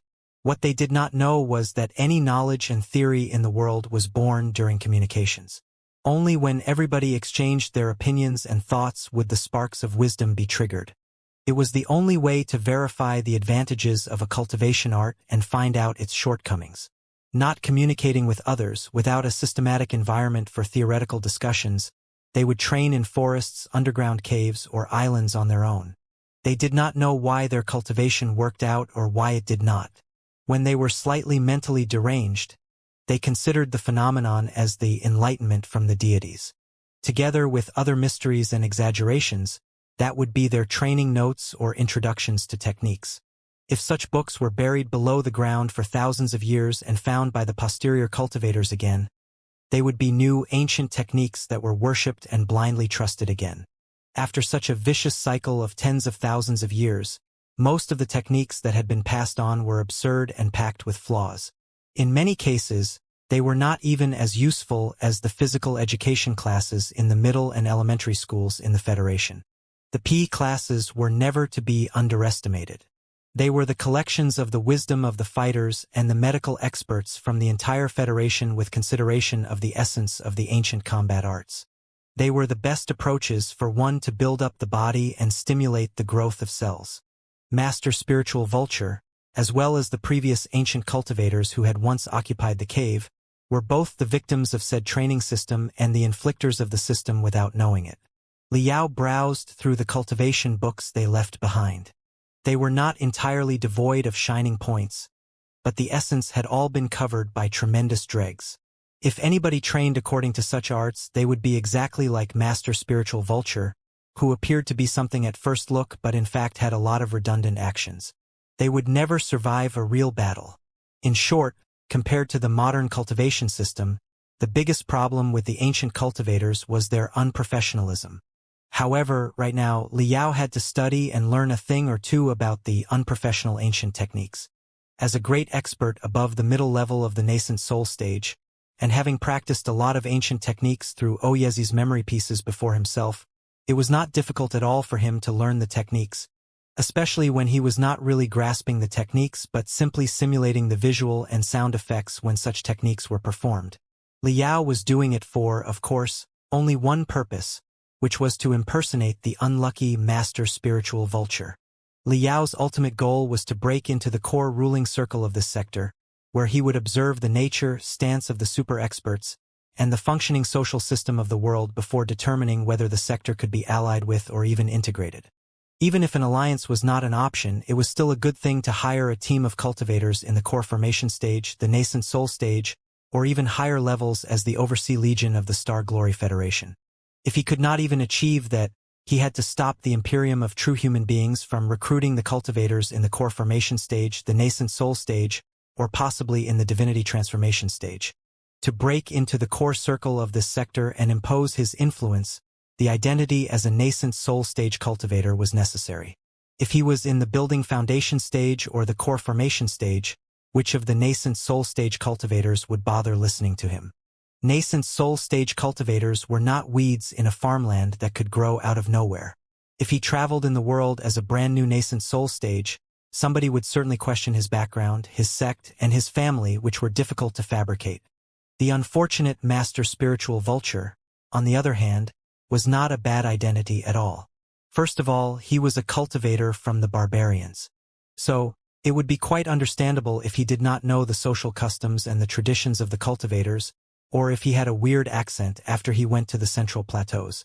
Secondly, the unlucky guy had lived in seclusion there for at least 50 years. Judging from the notes that he had left behind, in case others grew suspicious of him, he had even faked his own abrupt death before he went into seclusion.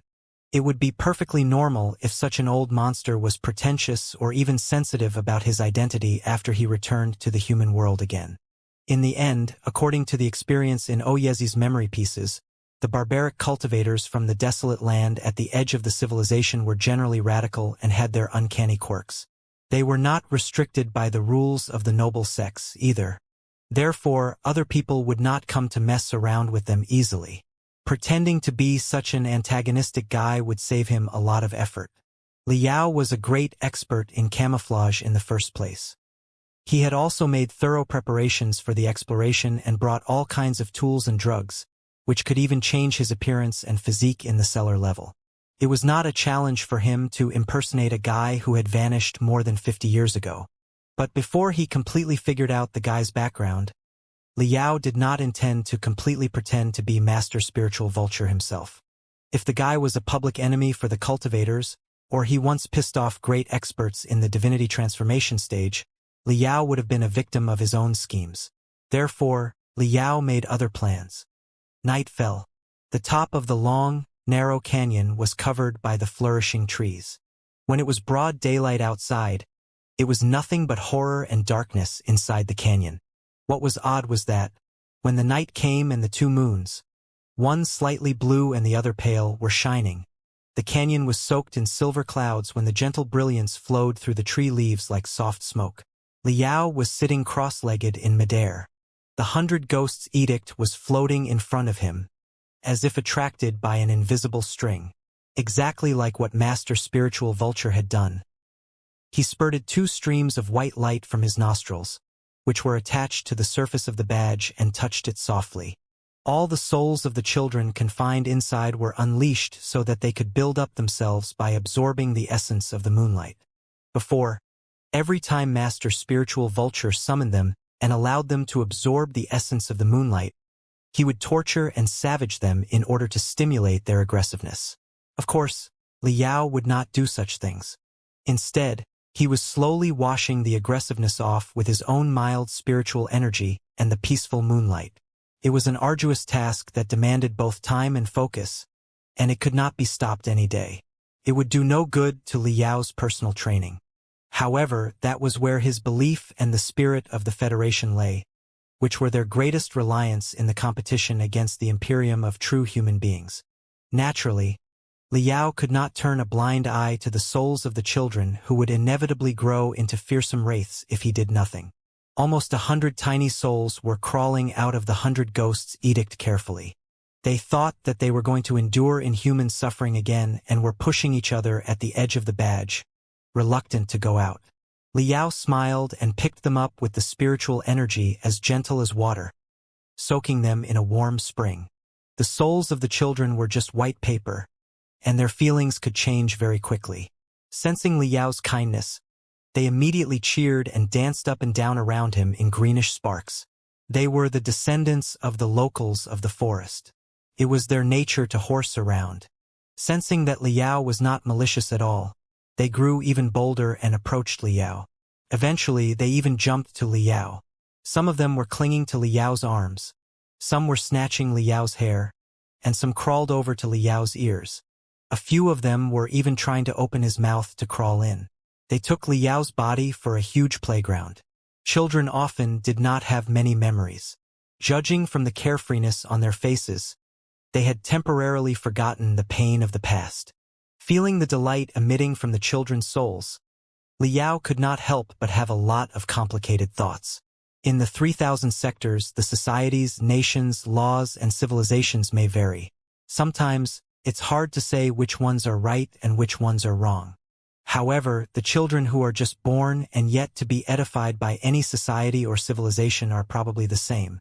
The ancient cultivators in this sector and the modern cultivators may be very different from each other. Their beliefs and ours may be as contradictory as fire to water. But is there any essential difference between the children of the barbarians born in the forests and the children born in the modern hospitals in the Federation? Perhaps they are all the same. They are the future of the civilization of mankind. Under the moonlight that was as clear as water, right above the surging river, amid 100 tiny ghosts who were playing with each other, Liao pondered, meditated, and trained. In the 10 days that followed, he lurked in Master Spiritual Vulture's cave, where he analyzed the cultivation arts left by Master Spiritual Vulture and simulated the visual and sound effects when the techniques were performed. In the meantime, he also reviewed the classic techniques in the Heavenly Refining Tower in Oyezi's memories. After that, he recrafted the magical equipment left by Master Spiritual Vulture and built a few pieces of brand new ancient magical equipment. When he reflected on the battle with Master Spiritual Vulture, Liao felt that he had revealed too many moves that did not belong to the era. They could be loopholes if someone noticed them. For example, the worst possibility was that, if a scout from the expedition army of the Imperium of true human beings had already snuck onto the planet, it was possible for them to see through his identity. Therefore, Liao decided that, in the exploration that followed, he would deal with the enemy with classic techniques and magical equipment, and he would not expose the moves and the devices that he had brought from the Federation unless he absolutely had to. During the exploration, it was possible that he would be engaged with experts above the high level of the nascent soul stage. Therefore, the camouflage required extraordinary tricks to slowly change his appearance on a cellular level. The lengthy endeavor took Liao almost half a month. During that time, naturally, he did not let go of the army of the appeasing ambassador. He sent Neltharion to search for the target's traces in the woods and followed them neither too far nor too close. After the bloody battle half a month earlier, and especially after an expert in the core formation stage was slain, the local barbarians seemed to have become terrified of the army. There had never been any head-on conflict since. They were simply hiding in the forests in small squads and ambushed their enemy when the army was not prepared. After they took down one or two victims, they would immediately run away. Such a tactic was tricky to deal with.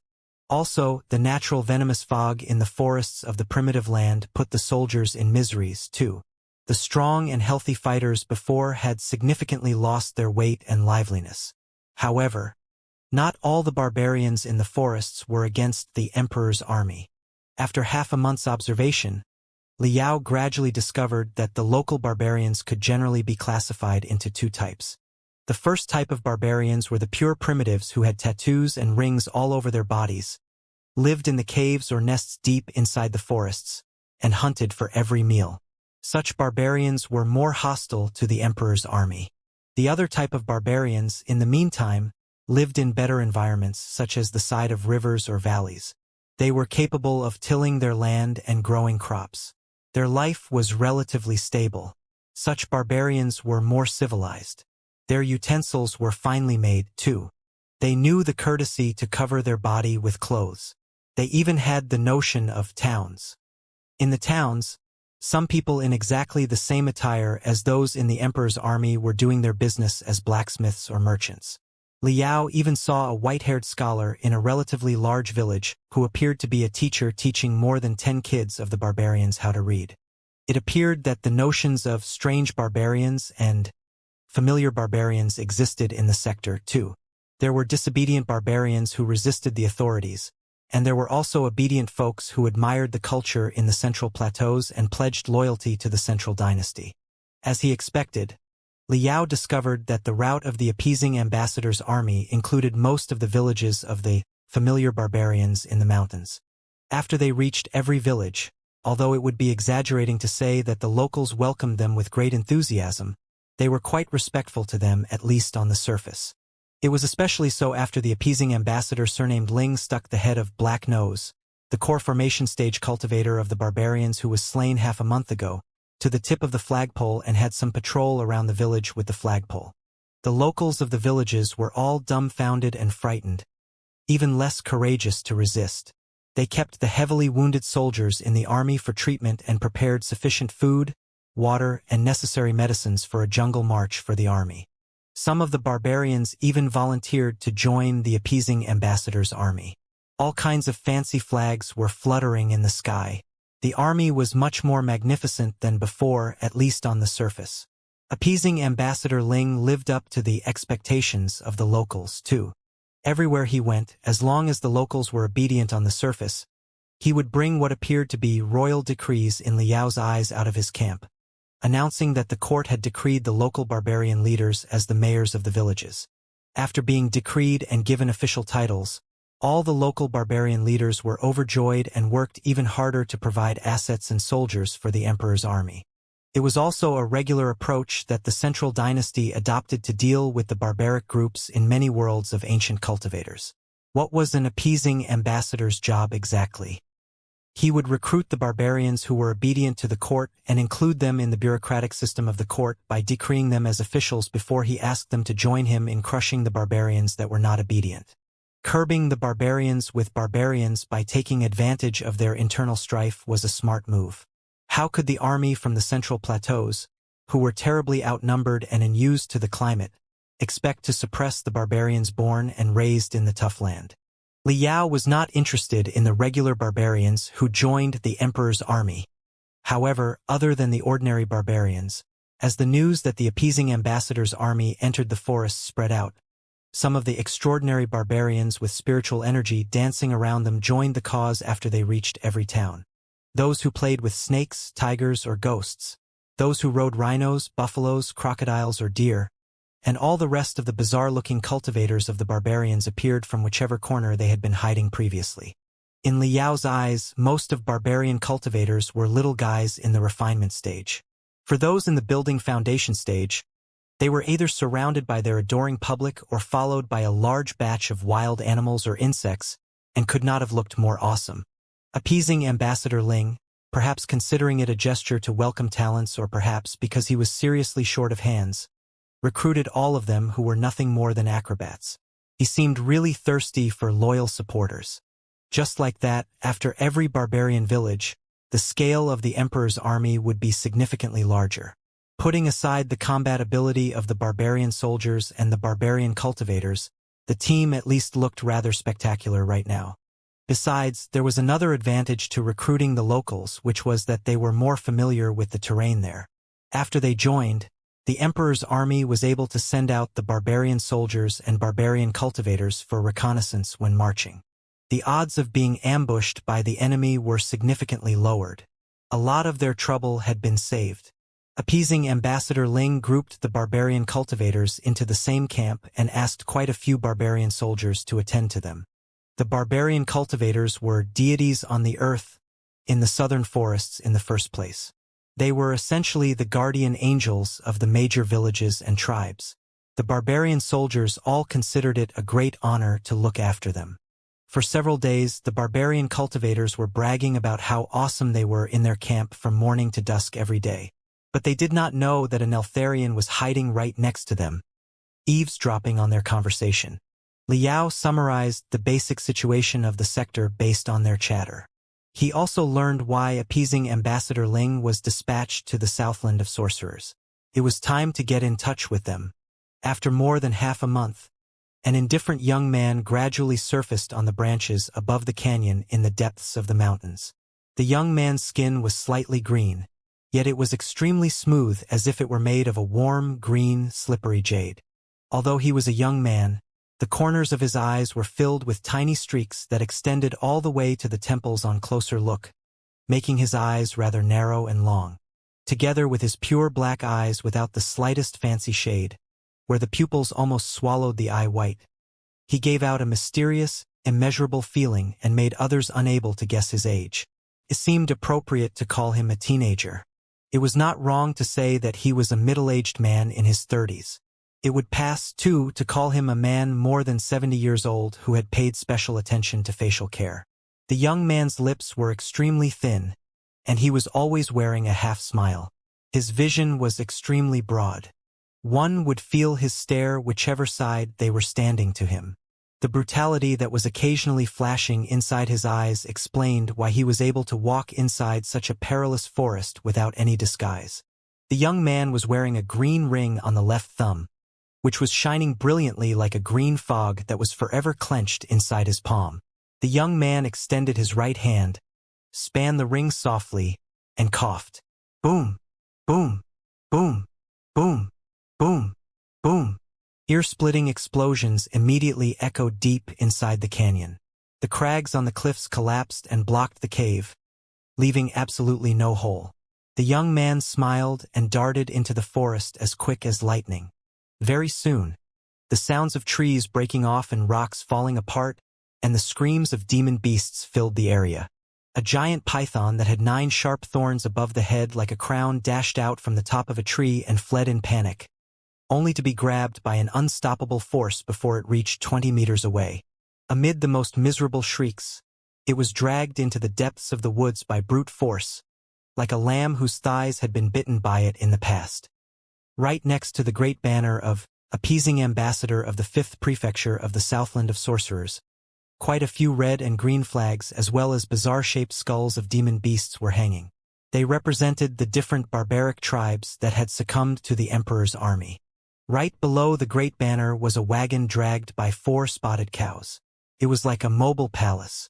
Despite the rune arrays added to the wheels and axles, the 4 spotted cows were still sweating and breathing hard. Inside the wagon and outside were 2 different worlds. The outside of the wagon was a forest with venomous fog, giant flies and mosquitoes, and a scorching sun. Inside the wagon, on the other hand, was a quiet, peaceful room. Not only were the shrieking cicadas, the hissing horses, and the clamoring crowd outside were entirely blocked, The passengers in the room could not even feel the bumps when the wagon ran over the tree roots or the water pools. It was as smooth and gentle as a journey in the clouds. The mobile quiet room was in fact not qualified even for appeasing Ambassador Ling to enjoy. It belonged to the female cultivator at the peak of the core formation stage who manipulated the orchid sword. In one corner of the quiet room, a bright purple incense was burning inside an octagonal censer made of white jade. On the right side of the room was a delicate bookshelf, on which a few mottled bamboo books and several vintage remnants were placed. The female cultivator was still in white, like an orchid flower that was about to blossom. She was sitting cross-legged with her eyes half closed, as if she were taking a nap. When the smoke of the incense flowed to her, however, it was condensed into an elegant shadow that was waving a sword like a thunderous dragon because of the attraction of her telepathic thoughts, filling the entire room with sword auras. Suddenly, the sword auras, consolidated by dozens of streams of purple smoke, retreated into a bright purple pill. The female cultivator opened her mouth and swallowed it. She opened her eyes and extended her wrists. Ripples appeared on the curtain of the wagon, as if a barrier was just removed. A cough echoed outside before appeasing Ambassador Ling raised the curtain, stooped, and walked in. He was much slenderer than before after marching in the forest for half a month.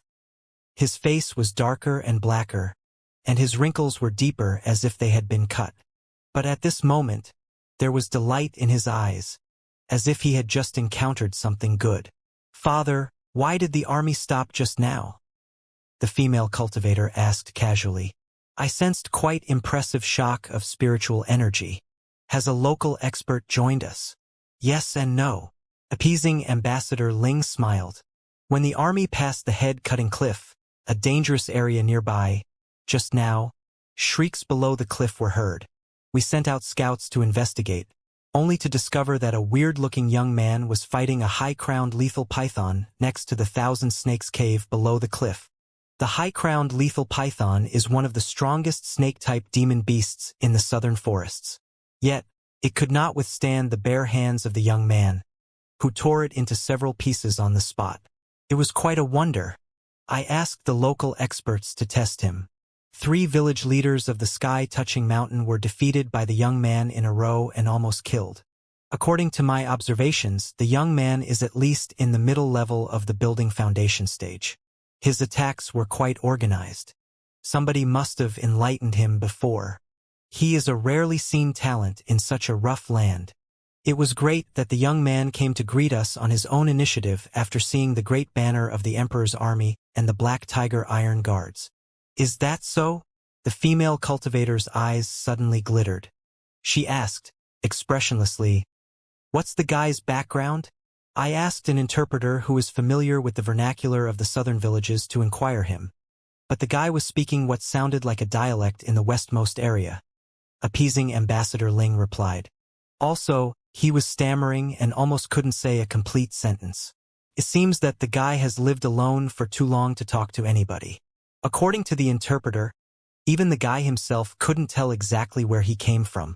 He only knew that he grew up in an unpopulated place in the company of snakes and wolves. As a result, his body was built up to the point that it was almost weapon-proof. One day, he was captured by an eccentric fellow and dragged into an unknown cave, where the stranger taught him all his knowledge. After several years, the eccentric fellow died an abrupt death. The guy has been a dominator of the forest since then and fed on serpents and wild animals. However, the guy's master did inform him of the incredibleness of the court. Therefore, he did not dare challenge us upon seeing the banner of our army, and he was willing to join the court and attack those who are disobedient. My dear daughter, ever since the appeasing order was released half a month ago, the barbarians from 22 villages have joined us. The cultivators in our army have reached 100 too.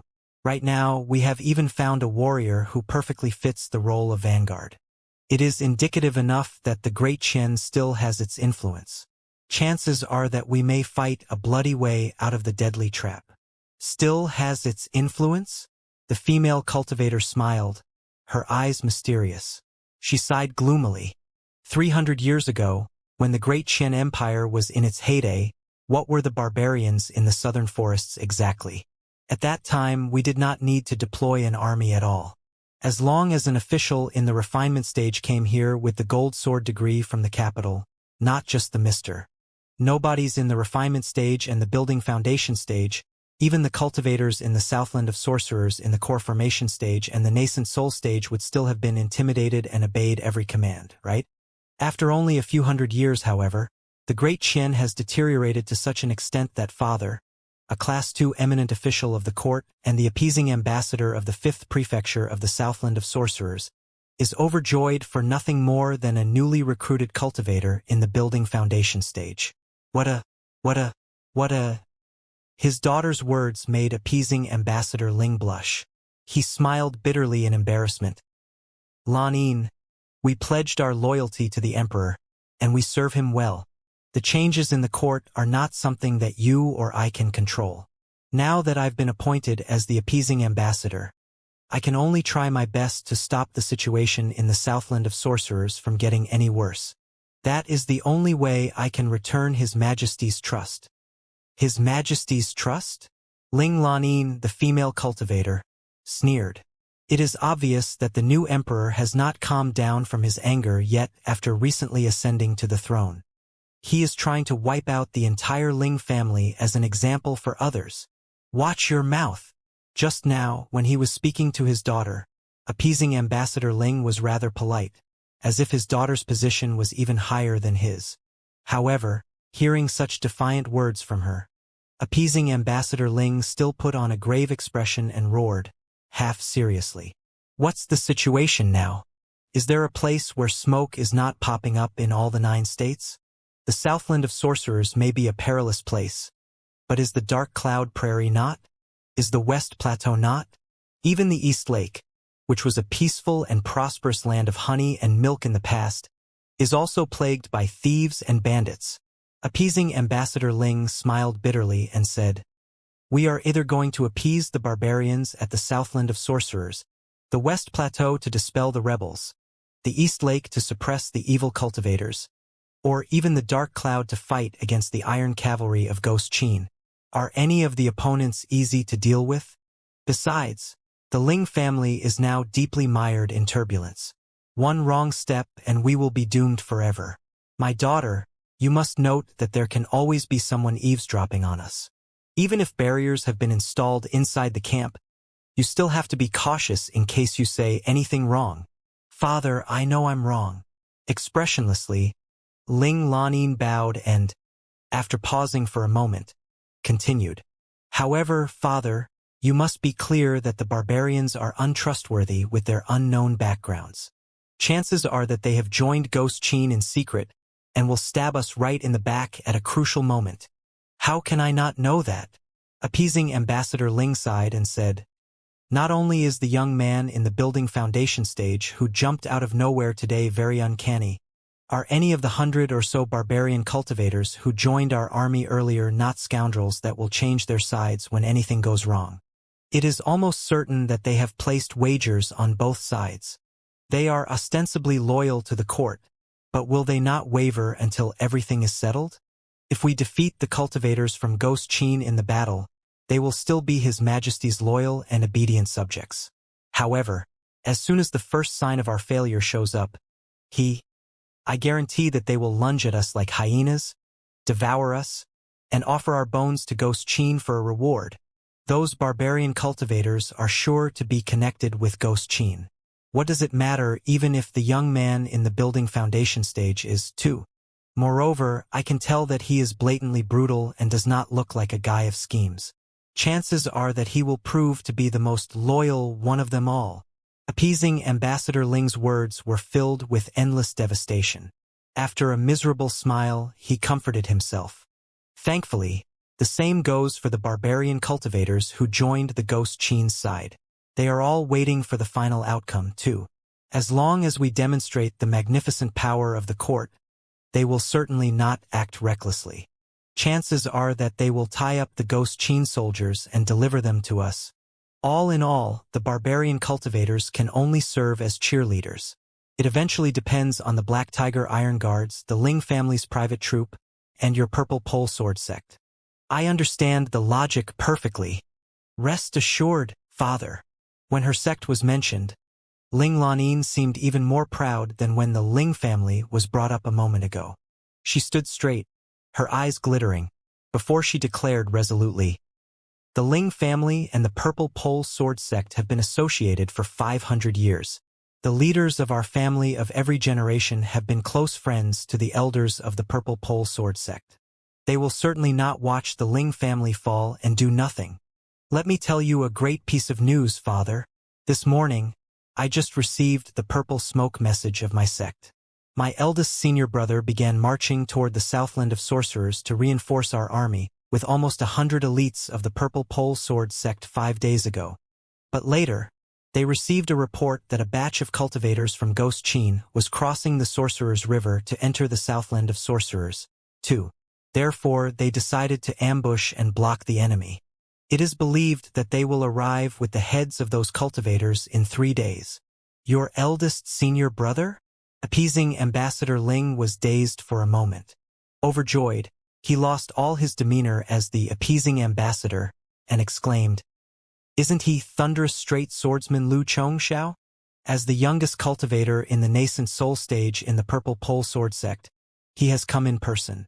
"Exactly," Ling Lanin smiled. "You can rest assured, father. The Purple Pole Sword Sect will never abandon the Ling family." Appeasing Ambassador Ling nodded with mixed feelings. The Ling family of Luochuan and the Purple Pole Sword Sect were indeed deeply connected. However, Lu Chongxiao, the best sword cultivator in the younger generation in the sect, had been sent out to help the battle, certainly not just because of the Ling family. The most important factor was probably his daughter, who had revealed her talents in training at a young age, advanced into the peak of the core formation stage before 30, and enjoyed a promising future as the last true disciple of the leader of her sect.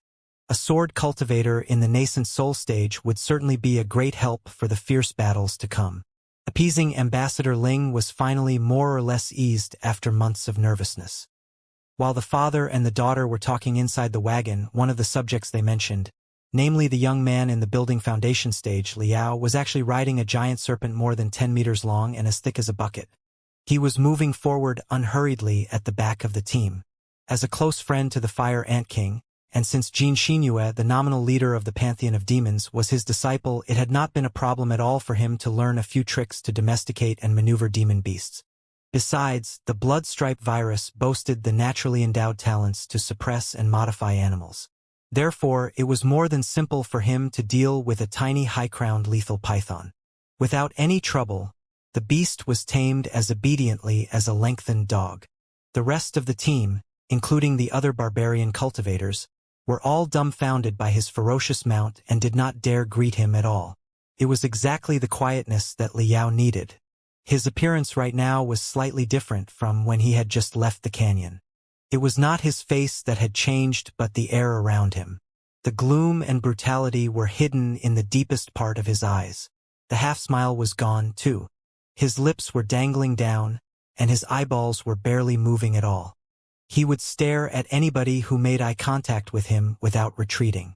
More toughness and recklessness had been added to himself to better fit for the image of a fearless wildling. He was not hiding his capabilities because he intended to play a pig that ate the tiger. If anybody wanted to play a pig that ate the tiger, their target should at least be a tiger. The barbarian cultivators in the refinement stage and the building foundation stage at best, appeasing Ambassador Ling at the beginning level of the building foundation stage, and the female cultivator at the peak of the core formation stage were nothing more than geckos in Liao's eyes. Would there be any gratification in playing a tiger that ate geckos? It was just that Liao was unaware whether or not the identity of Master Spiritual Vulture entailed any trouble. If the guy was a well-loathed, notorious evil cultivator, or he once raped and killed a family member of a certain divinity transformation stage cultivator, Liao would in no way pick such an identity. After he made sure that the identity was okay, he would naturally resume his role as a nascent soul stage cultivator in order to make acquaintances with the upper class of the society. While there was no disturbance, Liao began to compile the second observation report in his head. Observation Report of the Foreign World, Issue 2. I've lived in this sector for 23 days. After eavesdropping on the conversations among the locals with Neltharion, I have finally gained a basic understanding about this world. The world here is named the Ancient Sages Sector. I estimate that the so-called Ancient Sages refer to the giant corpses of the Pangu clan or the Nuwa clan, which are not rare at all in this sector. It appears that the primeval items are truly worshipped in this world. The good news is that the Ancient Sages sector is governed by Great Qian, a central dynasty that is generally civilized. The Great Qian dynasty boasts thorough law, ethics, and bureaucratic systems. At least, this is not a bloody jungle where cannibalism prevails. It is possible for the government of the Star Glory Federation and the government of the Great Qian dynasty to communicate and ally. The bad news is that the Great Qian dynasty has ruled the Ancient Sages sector for 1,000 years. There are no everlasting dynasties in any world. The Great Qian dynasty cannot get away from the law of history, either. It is now running into a dead end. The Great Qian dynasty is a dynasty supported by cultivation sections. The sole significance of its existence is to provide population, food, crystals, and other resources for the cultivation sects stably, continuously, and efficiently. The royal family of the Great Qian dynasty was originally the biggest cultivation sect itself. However, after 1,000 years of steady development, the experts in the royal family are dwindling, while many of the local sects are thriving. They are acquiring land, sheltering peasants, raising private troops, and expanding their forces, making it more and more difficult to restrain them. 100 years ago, because of the changes in the density of the dark nebula around the Ancient Sages sector, the average temperature of the Ancient Sages sector dropped by more than 10 degrees. It is now in a brief ice age. Natural disasters, including large-scale famines, are breaking out every once in a while. The more famines, the more peasants will have to run away from their homes, and the more sects will acquire their lands, shelter the peasants, and expand their forces. The more powerful the sects are, the weaker the dynasty will be. It has gradually become a vicious cycle. Today, the smoke of war is rising throughout the Great Qian dynasty's territory. The southeast place, which used to be wealthy, is witnessing a riot of White Lotus. Half of the country is on fire. In the northwest, a killing god known as the Heaven-Battering King has rebelled with thousands of fleeing peasants. They are raging like locusts and leave absolutely nothing behind wherever they go. In the northern prairies, a formerly unknown group called Ghost Qin is also flourishing.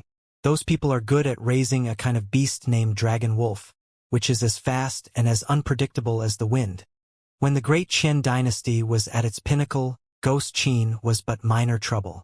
However, with the riot of White Lotus and the Haven-Battering King causing trouble in the northwest, the Great Qian dynasty's resources have been greatly wasted, and Ghost Qin took the chance to rise. At the beginning of last year, Dark Cloud Ghost Knights, the main force of Ghost Qin, had a battle with the army of the Great Qian dynasty in Flying Swallow Pass at the Northland, which turned out to be a one-sided slaughter. The Dark Cloud Ghost Knights took the opportunity to march forward toward Divine Capital, the center of the Great Qian dynasty. The emperor at that time was so frightened that he died abruptly. The situation couldn't be any worse right now. From the perspective of an observer, I highly doubt that the Great Qian dynasty's reign over the Ancient Sages sector can last long. Perhaps, it's better for us to be prepared to deal with a new government. Thinking about that, Liao sighed, somewhat helplessly. It had never occurred to him that the situation of the Ancient Sages sector would be so chaotic. Without a government that had absolute control, it was barely possible to reach a long-lasting alliance or cooperation. Even if the emperor of the Great Qian dynasty was persuaded, would he still be able to fulfill his promise when the Great Qian dynasty was demolished by the rebels in the riot of White Lotus, or the Heaven-Battering King, or the Dark Cloud Ghost Knights from Ghost Qin? Besides, people would suffer when a dynasty rose and when a dynasty perished. The more conflicts there were in the world, the more struggles the common folk would have. Too many innocent ordinary people had been, were, and would be killed in a protracted dynasty-changing war. Liao was definitely not the most merciful person in the world. The Ancient Sages sector was a good distance away from his homeland, too. They were two irrelevant sectors. However, it did not mean that he could turn a blind eye to his own kind who were identical to him. The white-haired old men, the children learning how to speak, and the adolescents in the best years of their life, while they were slaughtered miserably in the war. Moreover, people were not just killed in the war. In great famines, tragedies where people ate each other's children as food were not unusual at all. In such an environment haunted by the ghosts, all kinds of immoral, inhumane things could happen. It was not just human beings that were trampled upon into dust, but also the dignity of mankind. If possible, Liao did not want such a tragedy to continue. In his own belief in the spirit of the Federation, or in the national interests of the Star Glory Federation, there would be a lot of benefits if Liao interfered in the internal affairs of the world, helped the ancient sages' sector settle the chaos, and even supported a regime that was pro-Federation. However, it did not mean that Liao had to take the great Qian dynasty's side. Having received the basic history education in the Star Glory Federation and read many ancient classics, Liao knew the tales of the rise and decline of hundreds of dynasties in the 3,000 sectors. The peasant rebellions such as the White Lotus cult or the Heaven-battering king might not necessarily be the living embodiment of justice. The ghost Qin troops from the northern prairies could be brutal and ruthless barbarians, too. But it did not mean that the aristocrats and the ruling class of the great Qian dynasty were any better. Generally speaking, at the end of a dynasty, it was often not outside trouble that crushed the dynasty but the internal putrefaction. It would be a compliment to call most of the nobles and bureaucrats in such a period scumbags. Judging from the serious crisis that the great Qian dynasty was in, Liao seriously doubted that the Federation could reverse the situation by dedicating tremendous resources. After all, the Federation was too far away from this sector, which was a living example of beyond reach. If the great Qian dynasty was truly too rotten to be rescued, there would be nothing Liao could do. Besides, the great Qian dynasty, which must have considered itself the center of the universe, might not trust the Federation's kindness at all. In conclusion, the great Qian dynasty was not the only candidate that the Federation had to cooperate with. The White Lotus cult, thriving in the southeast, and the Heaven-battering king, raging in the northwest, were two uprising forces both worth observing. After all, the peasants in the medieval era were the most dutiful, obedient kind of folk. They would not have taken the great risk of fighting the fully armed elite troops of the court unless they were truly pushed into desperation and left with no choice. Only when they were too hungry and ate up all the rind and the grassroots, when they realized that they would either die of starvation or be killed in a revolt, would they rise up and seek a gratifying fight. As for the solutions to famine, it just so happened to be a strong suit of the modern cultivation civilization. The ancient cultivation civilizations and the modern cultivation civilizations had their own advantages in the military field, and the ancient cultivation civilizations were even better in certain aspects. However, when it came to civil cultivation technologies, the ancient cultivation civilizations would suffer a crushing defeat. The essence of the modern cultivation civilizations was not the chainswords, not the crystal cannons, and not the crystal warships. It was the popularized training arts and magical equipment, such as fertilizers and pesticides that could increase the yields of the farmlands and kill the pests, the automatic reaping machines, and the meteorological magical equipment deployed in the sky that could forecast and even change the weather. With the help of such civil magical equipment, famine, a problem that troubled mankind for tens of thousands of years, was resolved once and for all, allowing the exponential growth of the population. A civilization only had endless possibilities when its population was beyond 1 trillion. It was so for the modern demons, too. The first creations of the botanists of the blood demon sector, of whom the fire ant king was a good example, were not the ferocious, carnivorous plants but hybrid rice, wheat, potato, or bananas, which were resistant to the cold and drought and had a high yield. What was the foundation of the overwhelming beast tides? The demonic plants such as hybrid rice, wheat, potatoes, bananas, and everything else that filled their stomach. Every civilization's development was in the shape of a pyramid. However spectacular the experts at the tip of the pyramid were, they had to be supported by the tough bedrock at the lower level. The more solid the bedrock was, the more likely the experts at the tip of the pyramid would be able to break the limits of the civilization. Although the logic was self-explanatory for modern human beings and demons, it might not be understandable for the ancient cultivators. In many worlds of ancient cultivators, when the mortals were rising up because of starvation, the cultivators often thought that it was no big deal and were still enjoying their own life. It seemed even easier to support the rebellions such as the White Lotus cult and the Heaven-Battering King than to support the Great Qin dynasty. Liao did not know how developed the space cruising technology of the Star Glory Federation was right now after 100 years. However, it should not be a problem to summon a few carriers that brought cold-proof, drought-proof, high-yielding, genetically modified crops as well as tremendous humanitarian assets once the space gate was established. With enough people would be calmed down. He could impose influence on the rebellions as a representative of the Federation and even transport the excessive population of the ancient sages sector to the Federation, which would partly relieve the population pressure of this world and partly build up the strength of the Federation. Was the stone that killed two birds not perfect? If the Great Qin dynasty, the White Lotus cult, and the Heaven-Battering King were hopeless, the Ghost Qin troops in the north could also make a potential strategic partner. Liao was an alien to the sector. He had no concept of rightfulness at all. For him, there were only two things that mattered, the first being the people's rights of survival and development and the second being the local regime's long-term cooperation and even integration with the Federation. Generally speaking, when an ethnic minority overthrew the central dynasty, barbaric slaughters and bloody suppressions would always follow. However, if the Iron Riders on dragon wolves with hard bows found hundreds of crystal warships over their heads, they might want to change their policy. The ethnic group Ghost Qin was the last candidate on Liao's list if he absolutely had no choice.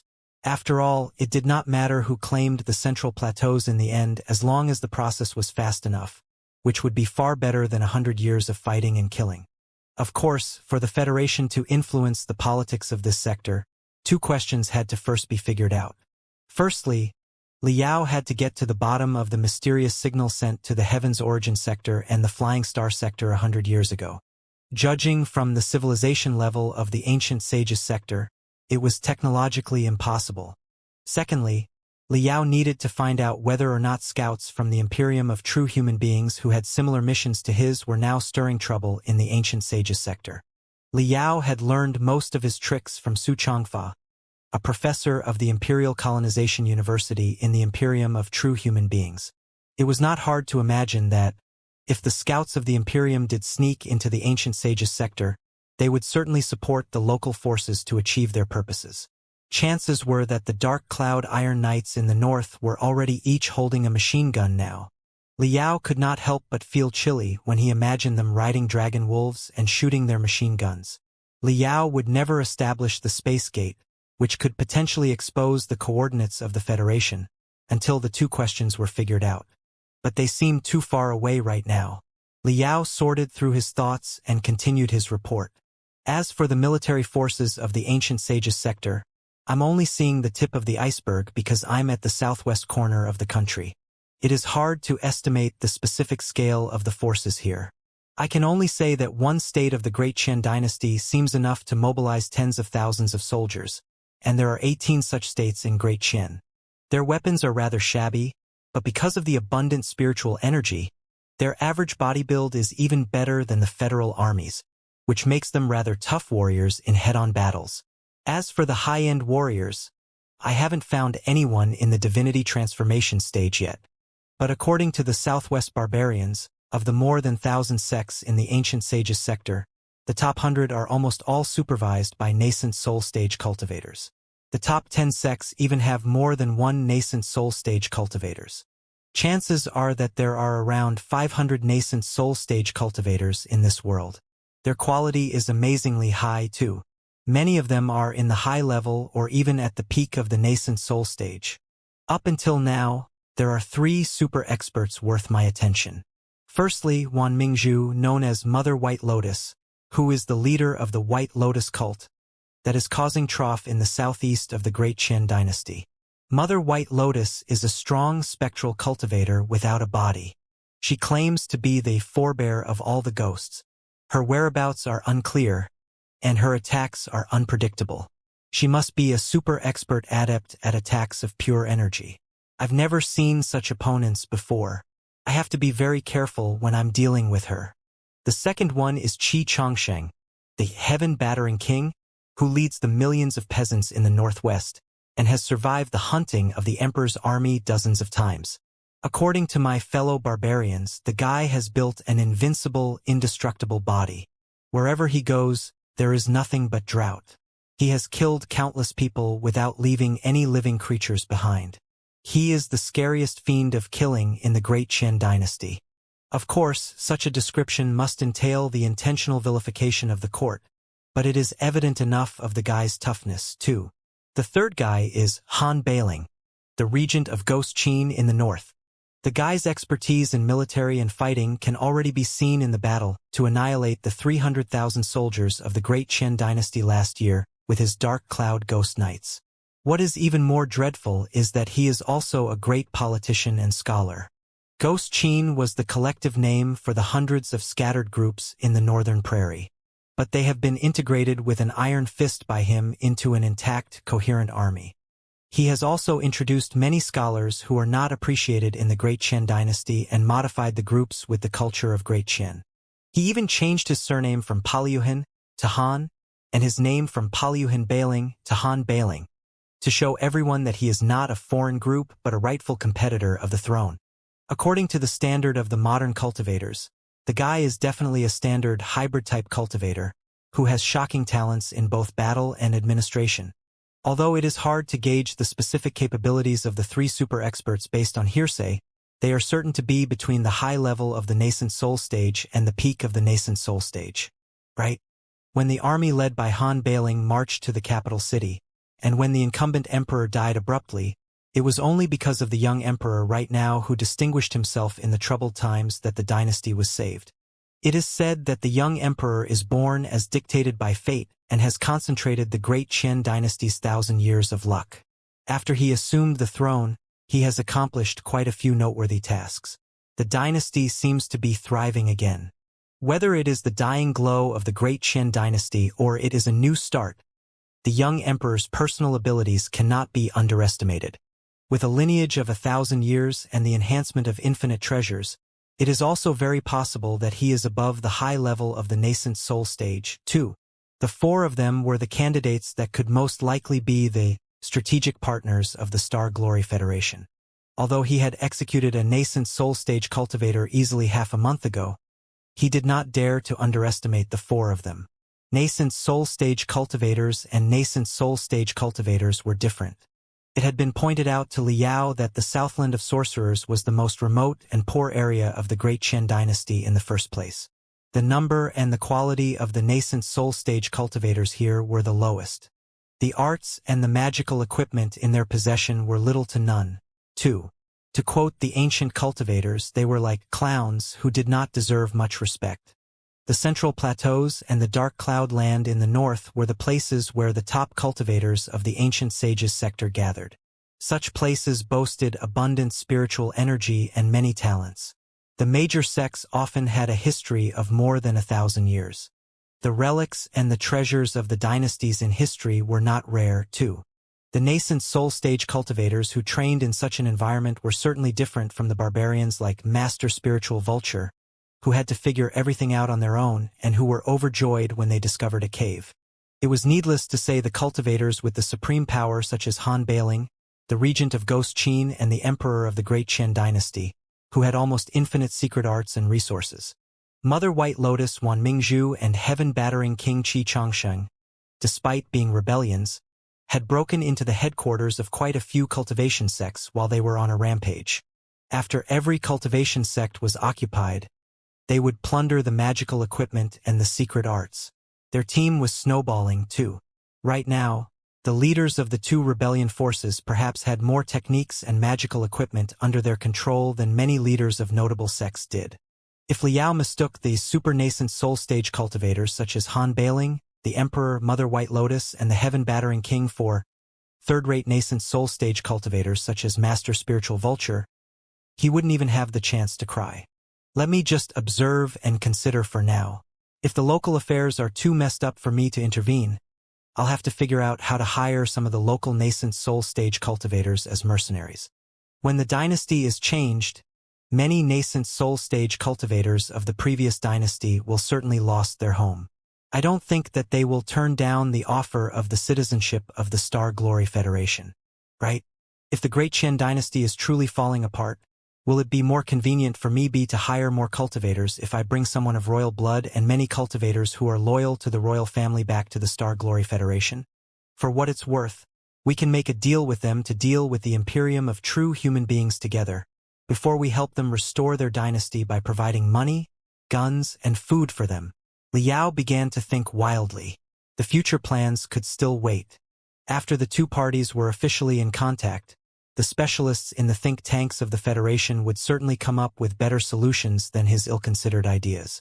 I heard something interesting when I eavesdropped the barbarian cultivators. The greatest trouble of the Great Qian dynasty right now is the Ghost Qin soldiers on the Dark Cloud Prairie in the north. But Ghost Qin is actually a contemptuous term used by the Great Qian dynasty. They actually call themselves Cloud Qin. The so-called Cloud Qin refers to the Cloud Qin dynasty, the very first empire that unified the ancient sages sector 100,000 years ago. The northern ethnic minorities led by Han Bailing are in fact considering themselves as the descendants of the most ancient dynasty in order to justify their fight for the throne. But that is not important. What is important is, legends in this world have it that the ancient sages sector was plagued by wars 100,000 years ago. The tribes and the small kingdoms had been fighting each other for thousands of years. Then the Cloud Qin dynasty was born. It gathered all the magical equipment in the world and forged the items into 12 Cloud Qin gold statues. Eventually, the world was unified with the help of the 12 Cloud Qin gold statues.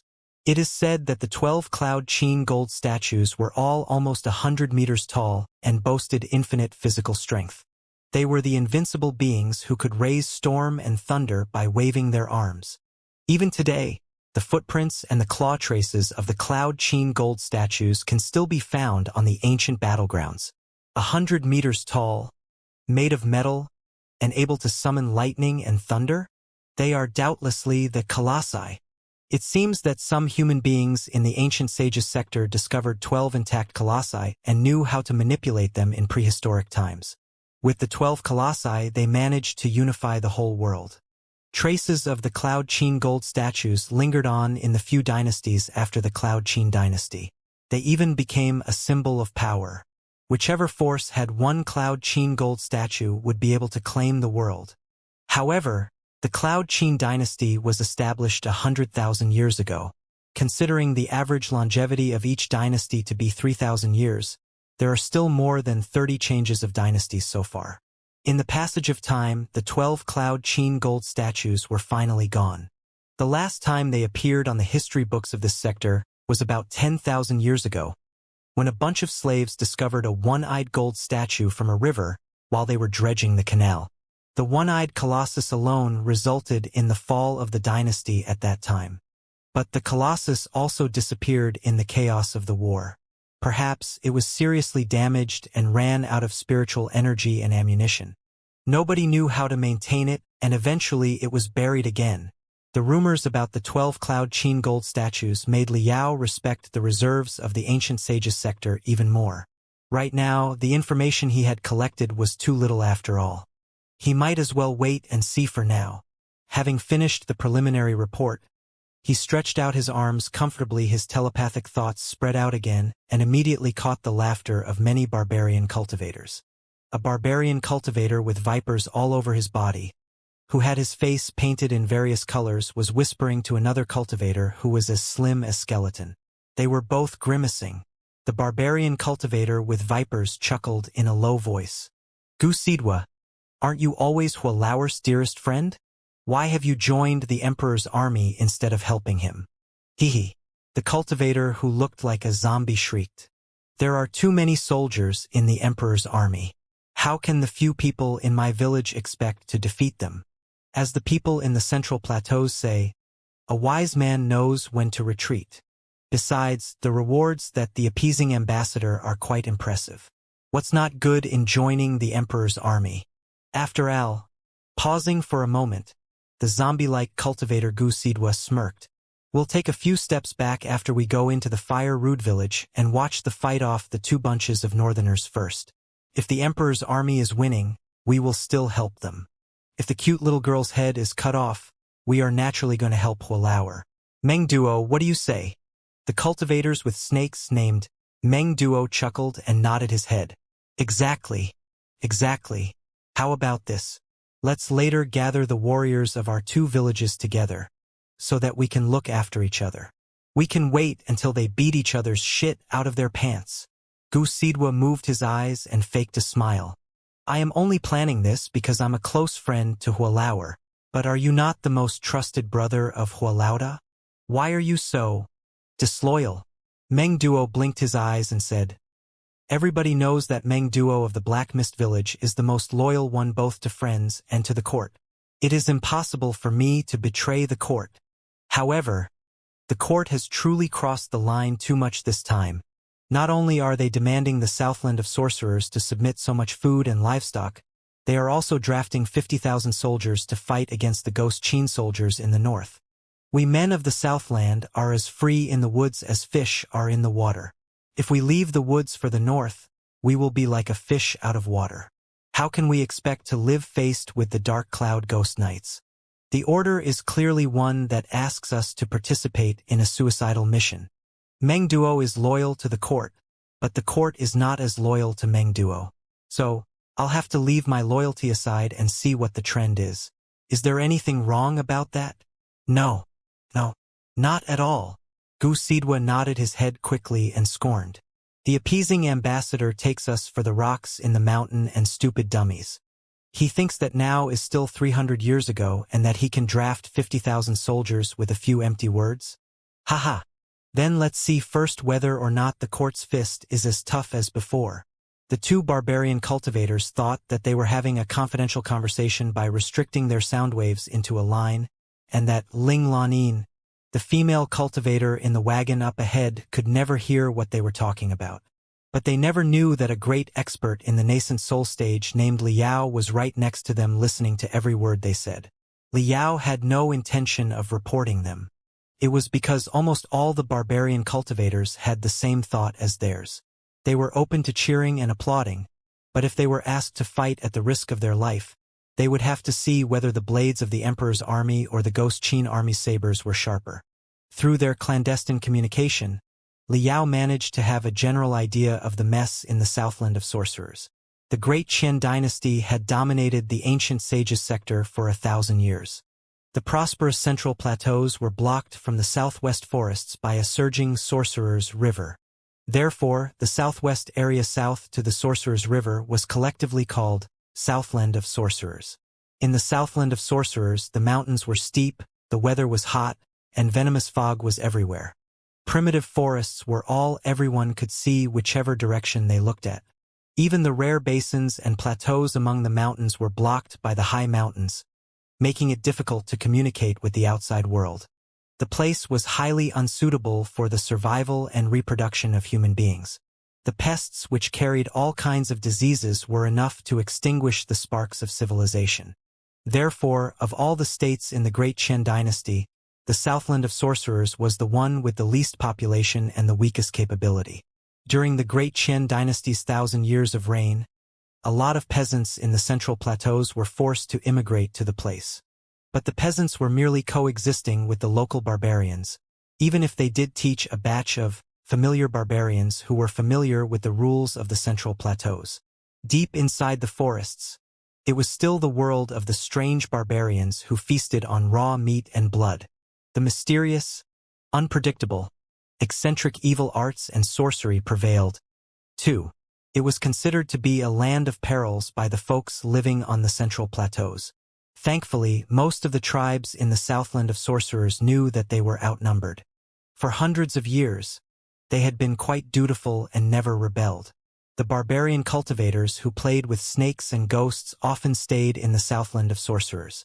They hardly went to the central plateaus or committed anything illegal there. It was because, just like the barbarian soldiers, the barbarian cultivators were greatly dependent on the venomous fog, pests, and other advantages in the tropical forests. As natural-born jungle hunters, even if an army of 1,000,000 soldiers marched into the forests, they would only need to dive into deeper parts of the forests, and nobody would be able to do anything about them. On the other hand, If the barbarian cultivators left the forests for the flat, boundless plateaus, their venomous fog, pests, and gremlins would be much less powerful.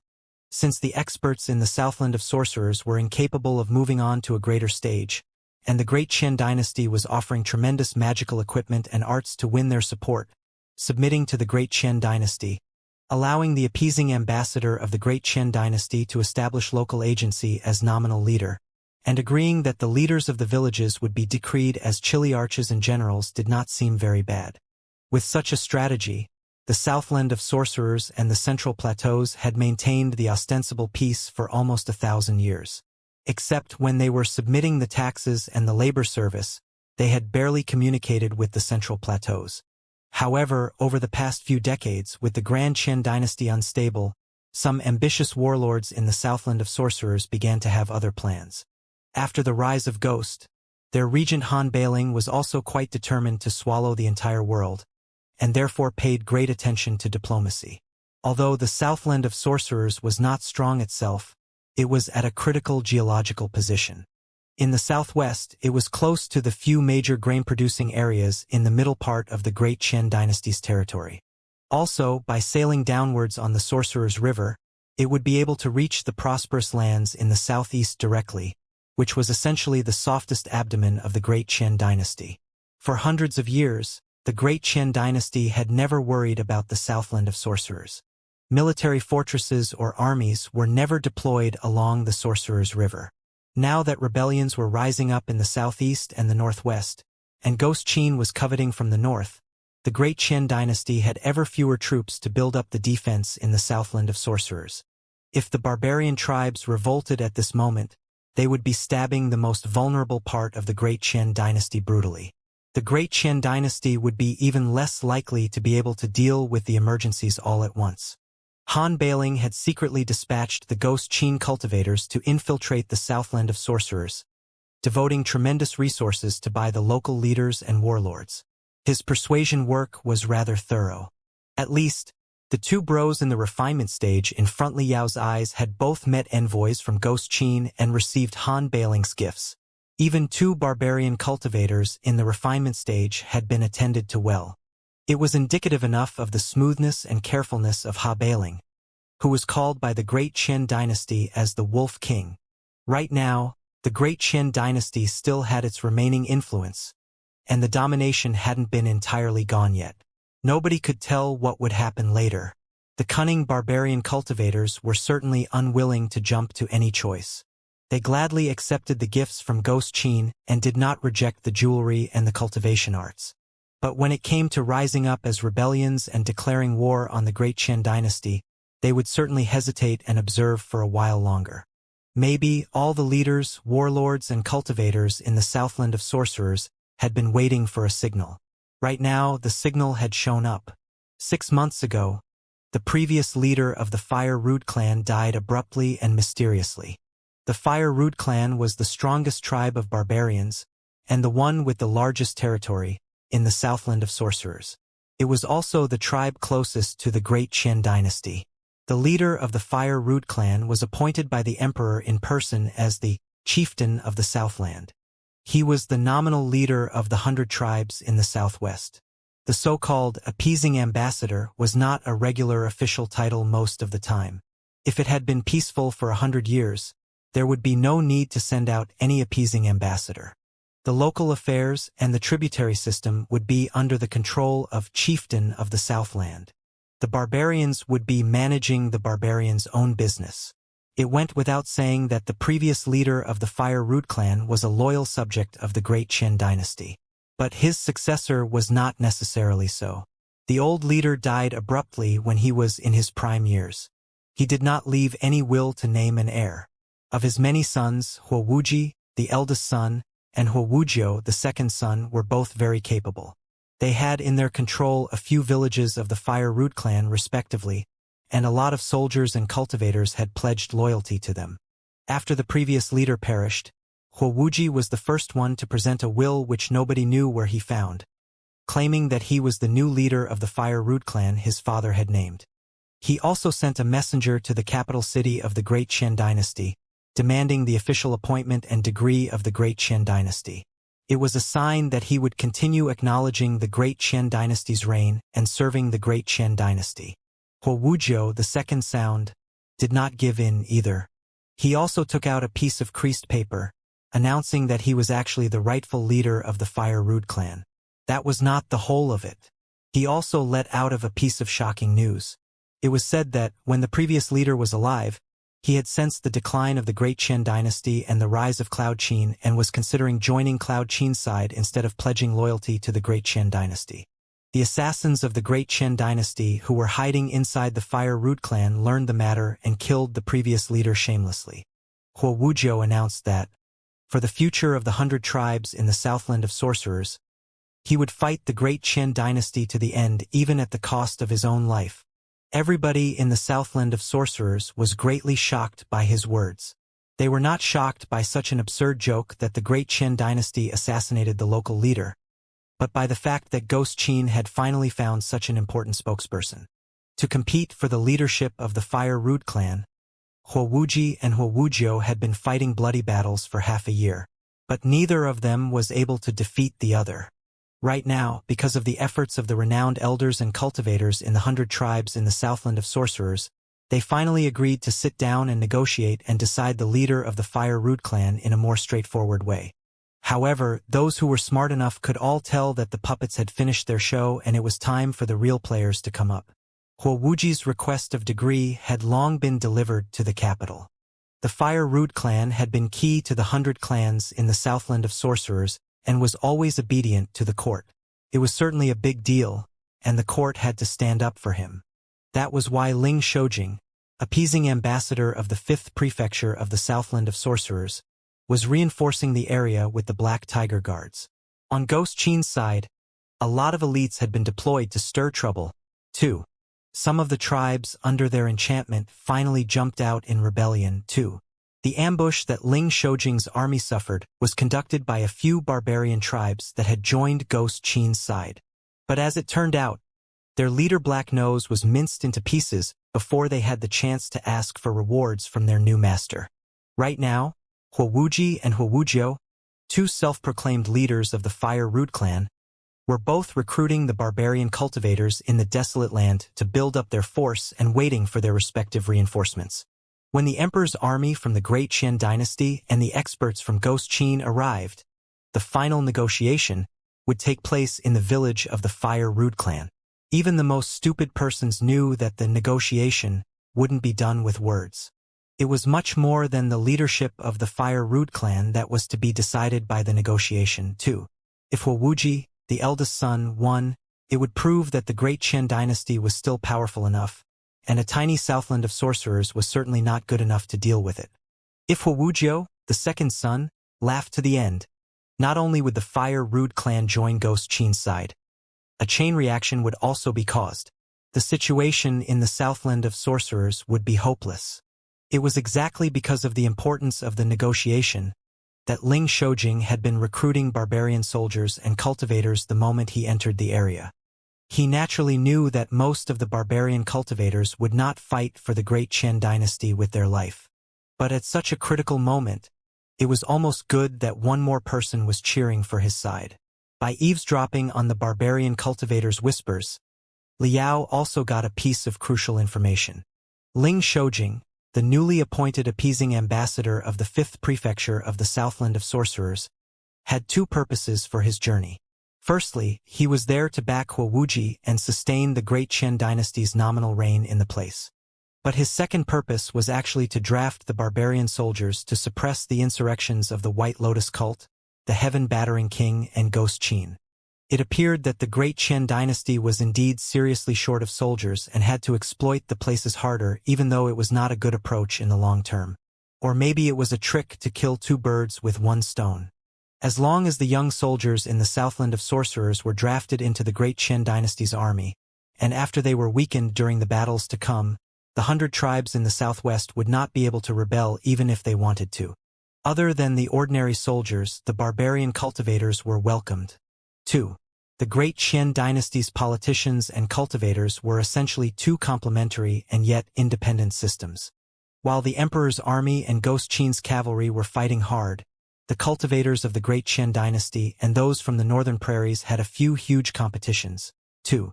It was said that the two parties would hold yet another shocking match to decide the fate of the regimes that they represented. To prepare for the once-in-a-hundred-years match, the Great Qian dynasty and Ghost Qin were both inviting experts from everywhere. Although the Southland of Sorcerers was rather weak, it could still provide certain support. Even if the experts in the nascent soul stage were few, it was still good if some barbarian cultivators in the core formation stage or the building foundation stage were invited back to build up their force. Besides, it was a trade-off.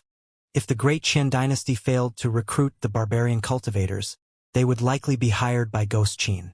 As a result, one fewer core formation stage cultivator would be on their side, and one more core formation stage would be on the enemy's side, which could significantly affect the overall capabilities of the two sides.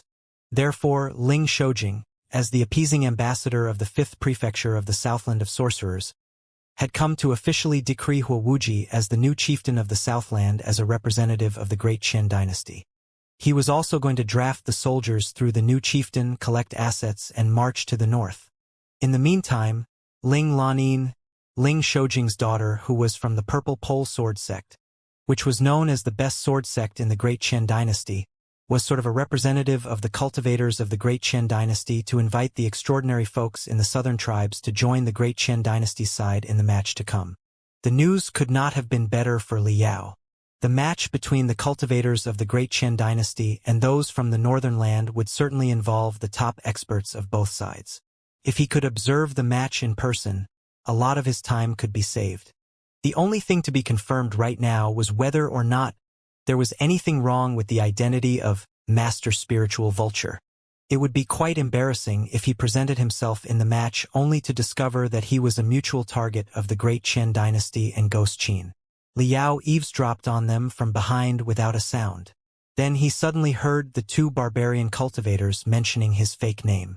As it turned out, not all the barbarian cultivators were as cunning as foxes. The spiritual energy in the ancient sages sector was too abundant. As a result, many bizarre heavenly materials and earthly treasures had been generated. Some fruits and the blood of certain animals could even transform someone into a cultivator by cleansing their body and awakening their spiritual root. But such cultivators were often not wise enough despite their surging spiritual energy. They were essentially 3-year-olds waving deadly weapons, threats to both themselves and others. Such cases were much more common in the Southland of Sorcerers, which was short of tutelage and edification. Therefore, of the 100 barbarian cultivators in the team, other than most of the sleazy scoundrels, quite a few of them were actually cute and innocent. The role that Liao was playing was exactly such a person. Such people only became cultivators because of luck. Sometimes, because of the crash of spiritual energy when their spiritual root was awakened, their brain was more or less injured, and they were even more unintelligent and reckless than ordinary people. Born and raised in the roughest land, they often lacked the latest news, too. Most people's impression of the Great Qian dynasty was still its domination and invincibility hundreds of years ago. Therefore, when the emperor's army arrived, the cute and innocent cultivators were the most active of all. They thought that they could make great contributions by following the emperor's army and be rewarded with the magical equipment, cultivation arts, and heavenly materials and earthly treasures from the central plateaus as their ancestors did hundreds of years ago. The two barbarian cultivators, one fat and the other slender, in front were discussing how to instigate the stupid boys to lead the vanguard and earn the trophies for them when the negotiation began.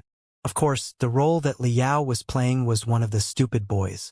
Thinking of something, Liao pinched his legs. The giant python below his bottom slithered like a dragon and squeezed into the middle of the two barbarian cultivators. Hua! Liao glared at him, and his python was gazing at the two of them maliciously, too. He declared, "I heard you mentioning my name while laughing. Were you making fun of me?" The two barbarian cultivators were greatly shocked. They did not realize that the boy who popped up from the head-cutting cliff had been following them so closely all the time without being discovered, and that his ears were keen enough to catch their mosquito-like voices. "Brother Snake Swallower, make no mistake." The fat barbarian cultivator who was tied up in snakes hurried to drop a hint at the other barbarian cultivator, who was as slender as skeleton before he said with a smile, "Come here. Let me introduce to you Brother Gusidwa from Black Mist Village. I was talking about your strength with him just now, Brother Snake Swallower. It was truly marvelous of you to have thrown away 3 leaders of 100 Flowers village of the sky-touching mountain." Liao's fake named Snake Swallower suggested that he had grown up feeding on vipers. It was a rather common way to give names in the uncivilized tribes in the southwest. Raising his chin, Liao did not even bother to look at them. "Is that worth mentioning at all? Not just the 3 monkeys. When I was in the woods, I could casually toss giant boars weighing 1,000 kilograms several kilometers away. Of course, we absolutely have no doubt you can. You are certainly going to distinguish yourself under the appeasing ambassador's command. These old bones here are all counting on young heroes such as you." Gu Sidwa adulated him with a feigned smile.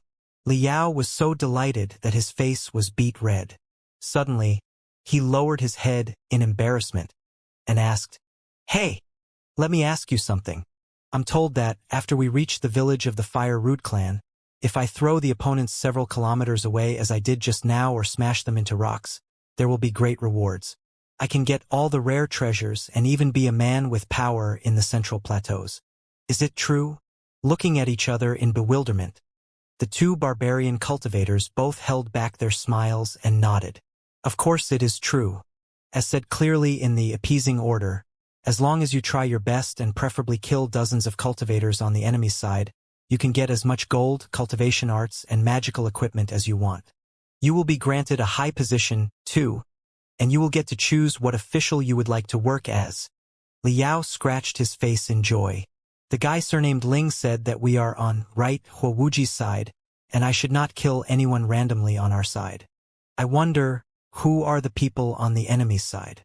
Are they capable of bearing my toss, punch, and strangle?" Meng Duo, the fat barbarian cultivator with vipers all over his body, smiled. "Brother Snake Swallower, you boast naturally endowed formidable strength. You also have your extraordinary arts that have domesticated such a dangerous highly crowed lethal python. You are obviously second to none in the Southland of sorcerers. Isn't it so, Brother Gusidwa?" "Of course. Of course," the zombie-like barbarian cultivator said solemnly. "Brother Snake Swallower, you will certainly make the greatest contributions in the battle to come." "Fantastic!" Liao smashed his fists in excitement before he glared at the 2 of them. "Don't steal my opponents after the battle begins. Otherwise, I may remember your names, but the giant python below me certainly won't." The 2 barbarian cultivators were too old and cunning to bother fighting for credit with him. Therefore, they simply flattered Brother Snake Swallower and described him as a great hero who would not only dominate the Southland of sorcerers but also make a name for himself in the Central Plateaus or the Northern Prairies. Liao seemed to have been lost in their exultations. While clapping his hands and bursting into laughter, he declared arrogantly, "Right, a few years ago, when my master was still alive, he often mentioned a tough guy named Master Spiritual Vulture. My master's greatest regret in his life was that he didn't have a chance to fight Master Spiritual Vulture. My master is dead now. I've lived more than 10 years in the wilderness, and I feel that I'm much stronger than him when he was alive. I wonder, is Master Spiritual Vulture coming or not? If he does, which side will he be on? It will be best if he is on our enemy's side. I'll punch him into pieces easily and pour a cup of wine for my master with his skull." Hearing that, Meng Duo and Gu Sidwa both shuddered, and their faces immediately turned pale. The temperature around the 3 of them suddenly lowered by dozens of degrees, as if an invisible block of ice hit them hard. The 2 of them looked at Liao as if he were a dead body filled with venom and plague. "Brother Snake Swallower, watch your mouth." Meng Duo was smiling in a way uglier than crying. "You must not joke about Master Spiritual Vulture's name." "Exactly." Gu Sidwa had not entirely recovered from his shock, either. "It doesn't matter if you want to get yourself killed, but please don't bring the 2 of us down with you." The 2 of them quietly moved away from him, as if they were avoiding a leper. But Liao certainly would not let go of them so easily. He intentionally raised his voice and shouted, Huh? What are you doing? Is Master Spiritual Vulture so terrible? Can we not defeat him even if the three of us join hands? Hardly had Liao finished his sentence when Meng Duo and Gu Sidwa, two hideous-looking barbarian cultivators, shivered as if they were feverish. One left and the other right. They carried Liao aside before he exclaimed, "Dear heavens!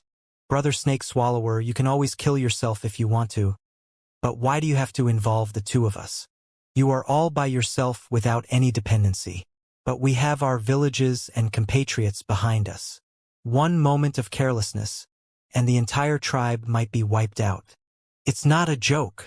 Realizing that Liao was probably an idiot who probably did not know what fear was, the two barbarian cultivators somewhat regretted talking to him.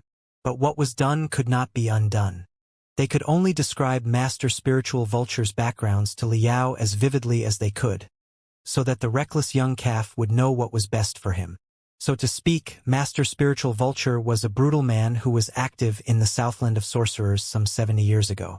It was said that he was the son of Red Feather Village's leader, which was to the west of the Southland of Sorcerers. He was supposed to inherit the leadership after his father passed away. But as it turned out, there were quite a few ambitious fellows in Red Feather Village, who learned some evil arts from a few sorcerers from outside towns. They claimed that the giant birthmark on his forehead was an embodiment of an evil god and an ill omen. For the safety of the village, the green crow evil god, at the center of his eyebrow, must be plucked out. But their sole purpose was merely to kill him. Master Spiritual Vulture had a series of fierce battles with the enemy. He luckily escaped but went missing afterward. In fact, he was recruited by Elder Five Despairs of the Flying Thunder Cave of the Broken Stomach Mountain as a disciple. He had a senior brother named Master Black Moon, since the birthmark on his forehead looked like a soaring bird, and it was the source of the vicissitudes of his life. Elder Five Despairs named him after Spiritual Vulture. In the decades that followed, Master Spiritual Vulture and Master Black Moon had been training after Elder Five Despairs in the Flying Thunder Cave. Later, for reasons no one knew, Elder Five Despairs died abruptly. Rumors in the Southland of Sorcerers had it that the two of them, having learned all the necessary knowledge, were so greedy about their master's magical equipment and techniques that they killed their master in an ambush while Elder Five Despairs were not unprepared. After the senior brother and the junior brother split their master's belongings, they went their separate ways. Naturally, Master Spiritual Vulture went back to the Red Feather Village for revenge.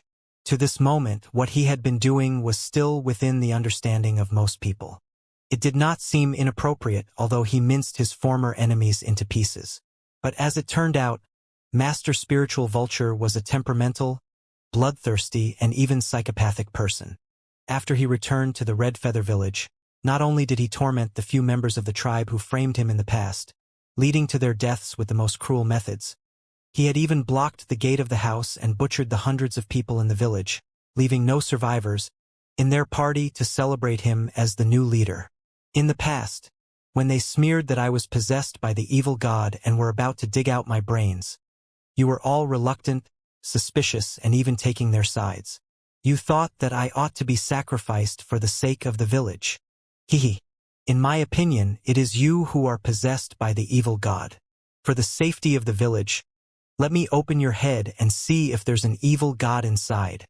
It was said that Master Spiritual Vulture crushed the members of his tribe's skulls one after another while declaring as such.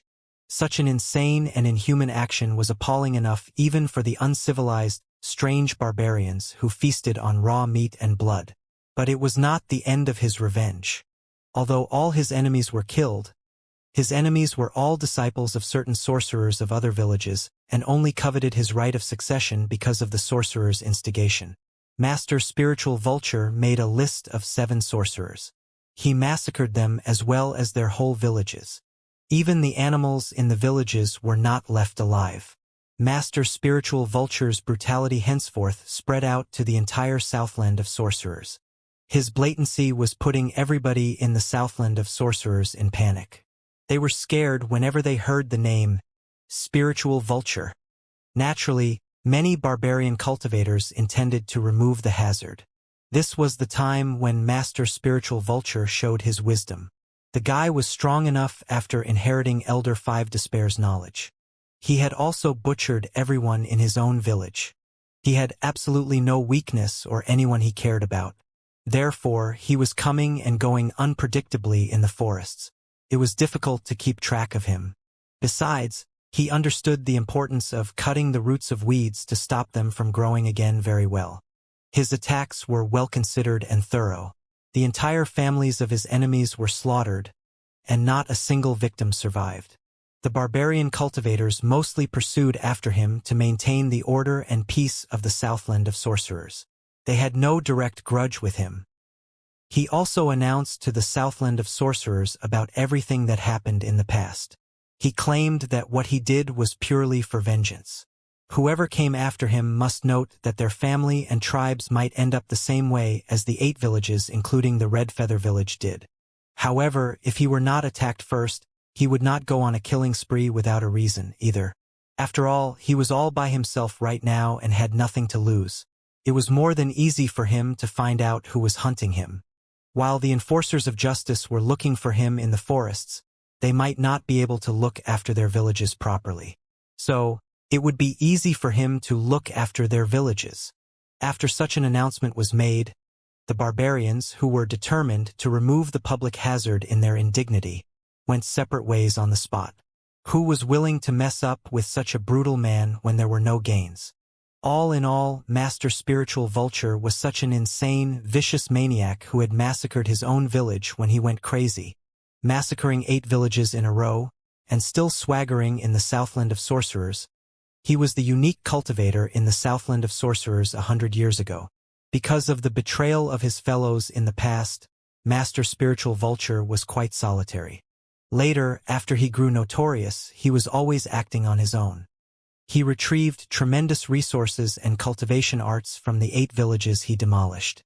After training for another 20 years, he was almost growing into the top expert in the Southland of Sorcerers. Then, even fewer people dared to piss him off here. Occasionally, when he visited a certain village, all the folks in the village would be so frightened that they would offer everything he desired as if he were a deity. Even if he appeared in front of the barbarian cultivators blatantly, most of them could only swallow their pride and call him master respectfully because of his formidability.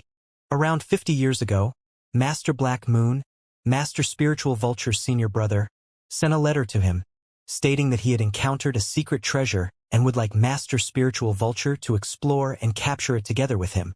Different from Master Spiritual Vulture, his senior brother Master Black Moon took the more orthodoxy career of the barbarian cultivators. The so-called orthodoxy career referred to the practice that the cultivators would look for a village after their training was complete and work as the guardians, priests, or sorcerers of the tribe. Then, they would help the tribe to hunt animals, deal with demon beasts, and fight against the priests and sorcerers of the hostile tribes. Their own living expenses and the resources that their training demanded would be covered by the tribe under their protection. The higher their cultivation was, the more techniques they would be able to provide, and the more flourishing the tribe would be. As a result, the position and the resources that the barbarian cultivator had would soar too. If he were so capable that he could meet everyone's needs, he would also be a great sorcerer who commanded multiple tribes. He would even be able to establish his own sect and recruit disciples, raising the disciples into the priests and sorcerers of other tribes. It would be an even more splendid cause. That was exactly Master Black Moon's approach. Inheriting Elder Five Despair's knowledge same as his junior brother did, he did an excellent job, too. When Master Spiritual Vulture became the most notorious man in the Southland of Sorcerers, his personal influence spread to dozens of tribes, too. He also made friends with a lot of cultivators from the Central Plateaus. He was almost considered as a positive representative of the cultivators in the Southland of Sorcerers. The rumors that he betrayed and killed his master was just a minor conflict among the barbarians without valid proof in the eyes of the cultivators from the Central Plateaus. It was not worth mentioning at all. Nobody knew what was the relationship between Master Black Moon and Master Spiritual Vulture. All in all, there was no telling what promises Master Black Moon made in the letter, but Master Spiritual Vulture went to meet him gladly. What happened later was quite uncanny, with many different versions. According to Master Black Moon, Master Spiritual Vulture was wounded and poisoned by demon beasts during the adventure, before he fell into an abyss and went missing. But some of the barbarian cultivators claimed that Master Black Moon killed his junior brother when he was unprepared, just like how they ambushed Elder Five Despairs in the past. As to exactly why Master Black Moon did that, opinions varied. Maybe it was because such an infamous junior brother as Master Spiritual Vulture would be a great stain and burden on his growing reputation. Maybe it was because he had been coveting half of Elder Five Despair's belongings, which were given to Master Spiritual Vulture in the past. Maybe it was Master Spiritual Vulture who attacked first only to be killed later, but none of the reasons mattered. What mattered was that Master Spiritual Vulture, the notorious man that was everyone's nightmare, finally disappeared. He hadn't been seen for decades. Even so, his death was not acknowledged after all. Because of his appalling brutality, nobody had the courage to gossip about Master Spiritual Vulture in daylight even today. If, however unlikely, the guy was not dead yet, it certainly wouldn't be a joke if such a volatile, petty maniac who had the habit of killing others' entire village got his eyes on you. Meng Duo and Gu Sidwa were both well-renowned sorcerers in their villages. They had a lot of family members, too. They did not have any place to run to. Therefore, they were unwilling to take any unnecessary risks. So, he truly is a brutal and notorious man, Liao thought to himself. He finally figured out why Master Spiritual Vulture was hiding inside his cave for decades. What Master Black Moon said might be not entirely false. But it couldn't be entirely true either. Master Black Moon and Master Spiritual Vulture, two brothers who killed their master together, might indeed have such a deep grudge that they wanted each other dead no matter what. But it was also possible that Master Spiritual Vulture had earlier discovered the ancient cave where the armor of the Pangu clan and the heritages of the anterior cultivators were left.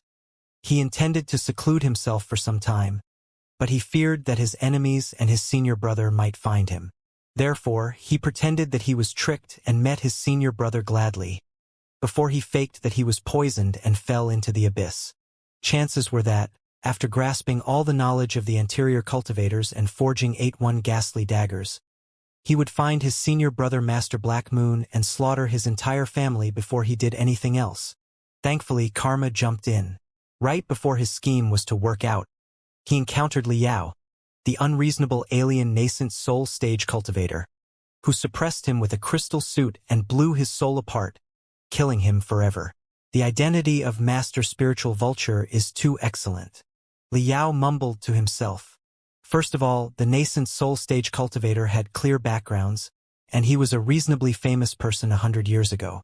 There were too many folks among the ancient cultivators who secluded themselves for 100 years. It was not unusual that an old monster who had disappeared since decades ago returned to the human world again. Secondly, Master Spiritual Vulture was an extreme, temperamental and bloodthirsty lone wolf who had always acted on his own. His senior brother Master Black Moon was perhaps the only one familiar with his appearance and character. If he had lived in seclusion for decades practicing the evil arts, it was perfectly normal that his appearance and character were utterly reshaped. As long as Liao did not run into his senior brother Master Black Moon, nobody would notice anything wrong. Also, because of the guy's brutality, other people wouldn't have the courage to question him even if they grew suspicious of him. Moreover, although Master Spiritual Vulture was a notorious man, according to the two barbarian cultivators, he had been active only in the Southland of Sorcerers decades ago. He never left the place or commit any crime in the mainland of the Great Qin dynasty. Therefore, the majority of the cultivators did not hold much of a grudge against him.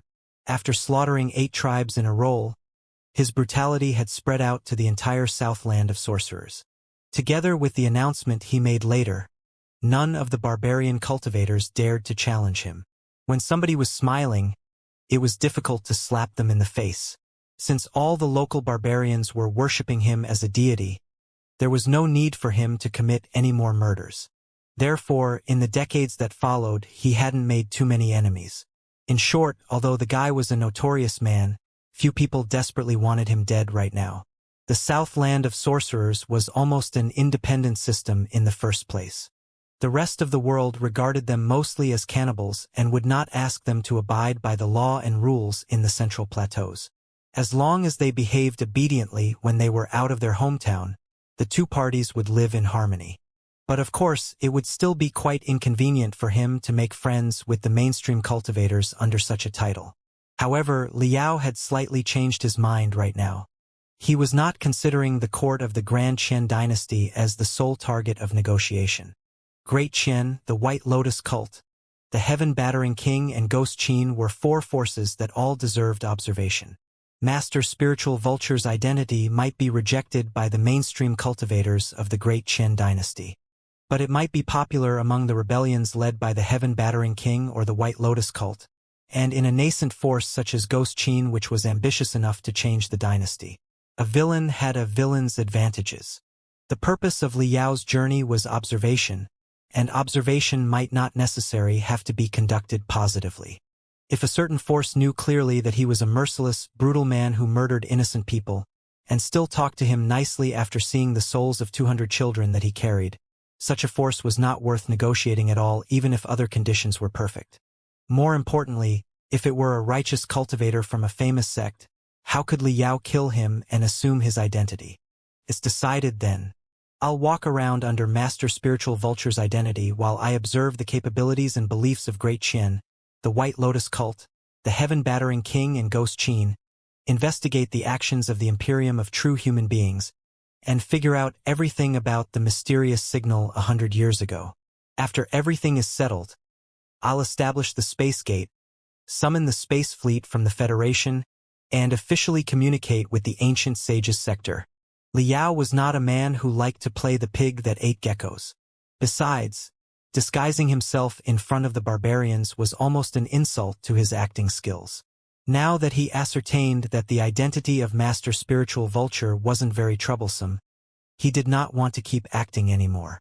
He was about to unleash his auras and demonstrate the real power of Master Spiritual Vulture, so that he could collect information of a higher level from Ling Shoujing, the appeasing ambassador of the 5th prefecture of the Southland of Sorcerers, and Ling Lanin, the female sword cultivator from the Purple Pole Sword sect. However, what the two barbarian cultivators said next made Liao stop his movement. You might want to watch your mouth, brother Snake Swallower. Although Master Spiritual Vulture's whereabouts are obscure while he is on his trip, and he hasn't shown up for decades, his senior brother Master Black Moon is the most marvelous sorcerer in the Southland of Sorcerers. He has already advanced in the nascent soul stage and enjoyed unparalleled prestige. Is there a tribe in the place that does not worship him as a deity respectfully? This time, the eldest son and the second son of the Fire Root clan only agreed to negotiate because Master Black Moon asked them to. Master Black Moon is the host of the negotiation. He is now supervising everything in the village of the Fire Root clan. He and Master Spiritual Vulture are of the same origin and share a lot of techniques. If Brother Snake Swallower belittles Master Spiritual Vulture's techniques, chances are that Master Black Moon will grow angry, which will certainly be a disaster. Master Black Moon was the summoner and the middleman of the negotiation. He was also an expert in the nascent soul stage. The news made Liao hesitate again. If he declared that he was Master Spiritual Vulture, others might not be bold enough to question him, but he certainly wouldn't pass his senior brother's test. There would certainly be trouble if his reactions went wrong, which could become his fatal weakness at a crucial moment later. Liao could only suppress the thought of revealing his identity immediately and continued walking forward on the giant python. In the few days that followed, they had been on the road in the forests. As the flags of yellow dragons and the drafting orders of the Great Qian dynasty was sent into the deeper forests, more and more barbarian cultivators were joining them. All kinds of bizarre-looking flags were now flapping in the team. Liao spent most of his time hanging around with Meng Duo and Gu Sidua, the two seasoned barbarian cultivators. Pretending that he was young and stupid, he elicited a lot more intelligence from them. It was a pity that they were both locals of a far-flung area. Most of the intelligence was merely about the Southland of Sorcerers. They did not know much about the cultivators in the Central Plateaus. With all the tricks he learnt from Guo Chunfeng, Liao only found one piece of valuable information from him. 100 years ago, There were cultivators in the divinity transformation stage in the ancient sages sector. It was said that two invincible divinity transformation stage cultivators, one in the Great Qian dynasty and the other on the northern prairies, appeared at that time. The two of them even had a world-blighting, incredible competition. After the battle, both divinity transformation stage cultivators were gone. Some said that they were both killed. Some said that they had broken the void and ascended to the heavens, and some said that they perceived the ultimate truth of the universe during their battle and trained themselves in seclusion afterwards. But all in all, 100 years wasn't a long time for a divinity transformation stage cultivator. It was very possible that the two of them were still living in a certain form. Besides, considering that they were in the divinity transformation stage 100 years ago, nobody could tell how strong they could be after 100 years of training. Liao was quite sensitive about the timing 100 years ago. 100 years ago, two divinity transformation stage cultivators disappeared mysteriously after their summit confrontation. At approximately the same time, an uncanny signal was sent to the Heavens Origin sector and the Flying Star sector from the Ancient Sages sector. Were the two incidents in any way related? I have to find the two divinity transformation stage cultivators and convince them to stand on the Federation's side. If two divinity transformation stage cultivators joined the Imperium of true human beings, it would be great strike on the Federation. When he imagined that two divinity transformation stage cultivators infiltrated into the capital of the Federation and went on a killing spree, Liao couldn't help but feel that his blood was freezing. Besides, both divinity transformation stage cultivators were the leaders of the cultivators. Their stance might decide the stance of hundreds of nascent soul stage cultivators. There would certainly be a chain reaction if they leaned towards a certain side. The consequences might be too dire for the Federation if they chose the wrong side. Liao couldn't help but feel lucky. There were a lot of discussions as to whether or not such a risky, long-distance exploration was necessary. It was lucky that he came here after all. He still had the chance to change everything. On their trip, Ling Shoujing, the appeasing ambassador, and his daughter Ling Lanin, the female cultivator from the Purple Pole Sword sect, both greeted the barbarian cultivators. Ling Shoujing was fine. Although he was a Class 2 official and in the beginning level of the core formation stage, he was not very condescending to the barbarians born and raised in the rough land. Instead, he tried to be warm when he welcomed the newcomers.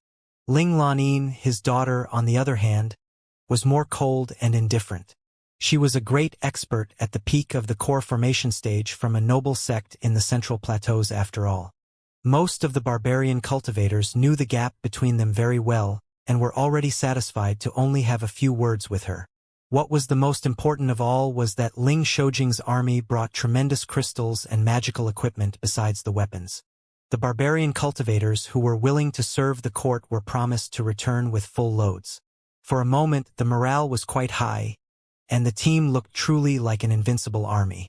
However, Liao's eyes were keen enough for him to discover Ling Lanin's anxiety and worry from her twisting facial muscles and her moving pupils. After he sent out Neltharion to eavesdrop on her conversation with her father, he learnt that a batch of strong reinforcements from the Purple Pole Sword sect, led by a nascent soul stage cultivator, should have joined them days ago. But for some reason, they never showed up. The village of the Fire Rood clan, the largest town in the Southland of Sorcerers and the destination of the Great Army, however, was right ahead of them. The woods in the front suddenly turned sparse, replaced by a valley and a plateau caused by a zigzagging, red river. Right next to the valley was a crimson town built against the mountain. The wall of the town was piled by the red steel rocks, from which red air seemed to be popping up, could block the snakes, insects, rats and ants, and yet it couldn't make anyone feel uncomfortable. Looked at from a long distance, the town was enshrouded in clouds and mists and appeared rather splendid. It was the stronghold of the Fire Rood clan, the largest tribe in the Southland of Sorcerers. It was also the economical, political, and military center in the Southland of Sorcerers which had been influenced by the Great Qian dynasty most. Right now, on the two sides of the Fire Rood clan's village, approximately 10 kilometers away from each other, camps had been established and flags were fluttering. Two variously colored, bizarre-looking armies of barbarians were stationed on the two sides respectively. They were the battle formations of the two brothers Huowuji and Huowujio. The two of them had fought for half a year, and yet neither of them could beat the other one, although they were both exhausted. Even they fought any longer, the entire Fire Root clan would have collapsed and be gone forever. Also, Master Black Moon, the most respected sorcerer in the Southland of Sorcerers, showed up to facilitate the peace talks. Therefore, the two of them finally reached a temporary truce, not entirely willingly. But in secret, they were asking for reinforcements from their alliance, namely Great Qian and Ghost Qin, respectively, ready to have another fight when the reinforcements arrived. At this moment, although the barbarian soldiers were not fighting, a handful of barbarian cultivators were actually engaged in a fierce battle in the sky. Colorful, venomous fog was spreading out everywhere, and hideous animals which should have been kept in natural reserves were occasionally revealing themselves in the smoke. It was quite a view. They were all the barbarian cultivators invited by Huowuji and Huowujio. Barbarian cultivators, bound by their homeland, generally did not have much communication with the cultivators from central plateaus. They were often deeply linked with each other. In competition for the poor population, resources, and natural paradises in the Southland of Sorcerers, they often ended up being sworn enemies. If a pair of sworn enemies happened to be invited by Huowuji and Huowujio respectively and belonged to different sides, naturally, it was a great opportunity for them to settle the scores. Their battle was purely about personal grudge but not about the conflict between Great Qian and Ghost Qin.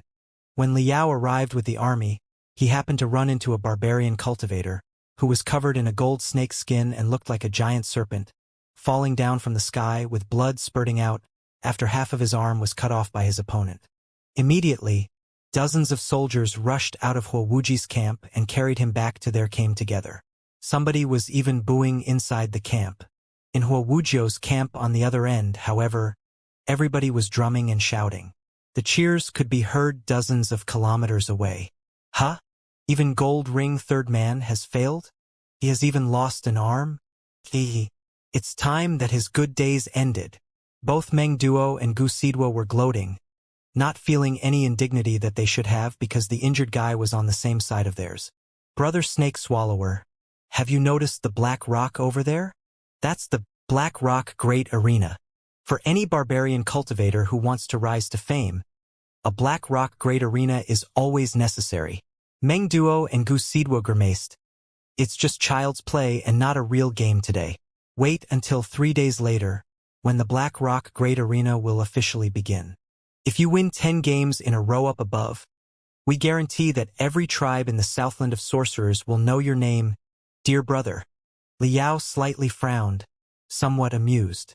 The so-called Black Rock Great Arena was in fact an abrupt black rock next to the Fire Root clan's town. It was as smooth as a desk and about 80 meters long and wide. It was said that, when the tribes in the Southland of Sorcerers had irresolvable conflicts, they would go to the Black Rock Great Arena and settle the conflicts under relative fair conditions with their fists, blades, and venomous fog. As to the disagreement about the leadership of the Fire Root clan between Huowuji and Huowujio, it would be decided by a magnificent 100 Victories Great Arena. The so-called 100 Victories Great Arena referred to a game where both parties would send out hundreds of warriors and experts who would fight each other in turns. The winner stayed in the arena, and the losers were thrown out of the arena. As the game went on, the side which secured 100 victories first would be deemed to be the final winner. In case that one party invited a super expert, say one at the peak of the core formation stage or in the nascent soul stage, and the guy crushed 100 enemies in a row easily, the rules of the 100 Victories Great Arena dictated that any expert could only win 10 competitions at most before he was forced to leave the field. Even a nascent soul stage cultivator could only help his side secure 10 victories. The other 90 victories still counted on his comrades. However, there was another rule to the 100 Victories Great Arena, which was that one may lose but may not surrender. Abstention wasn't an option, either. If any party refused to fight, it would be considered to fail.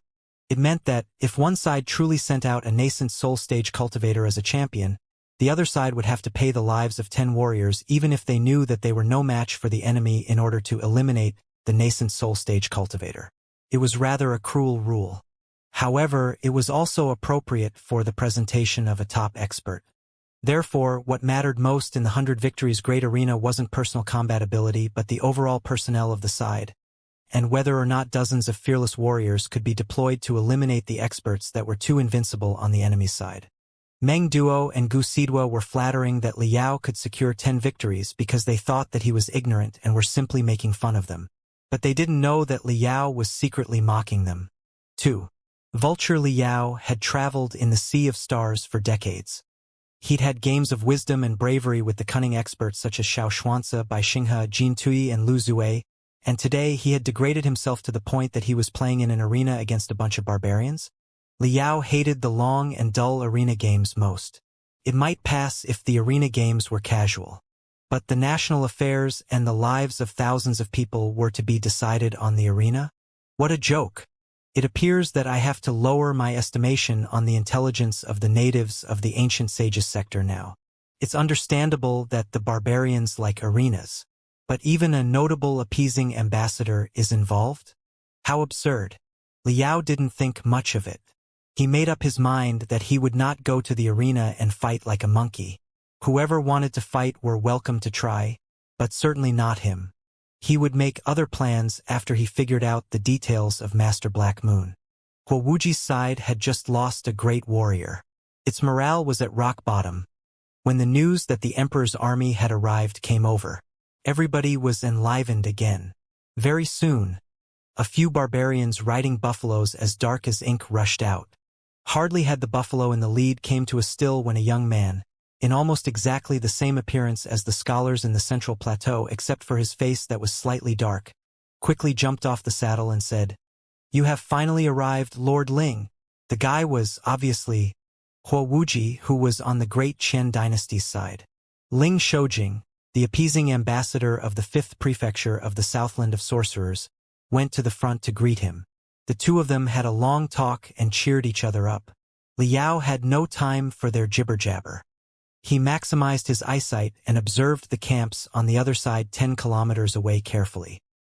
He discovered that a young man, who looked similar to Wuji but wore the local attire, was riding an eccentric beast, which looked like a horse and a wolf and had a certain demeanor of dragons, on the hill. The guy was watching at his direction with a few other knights.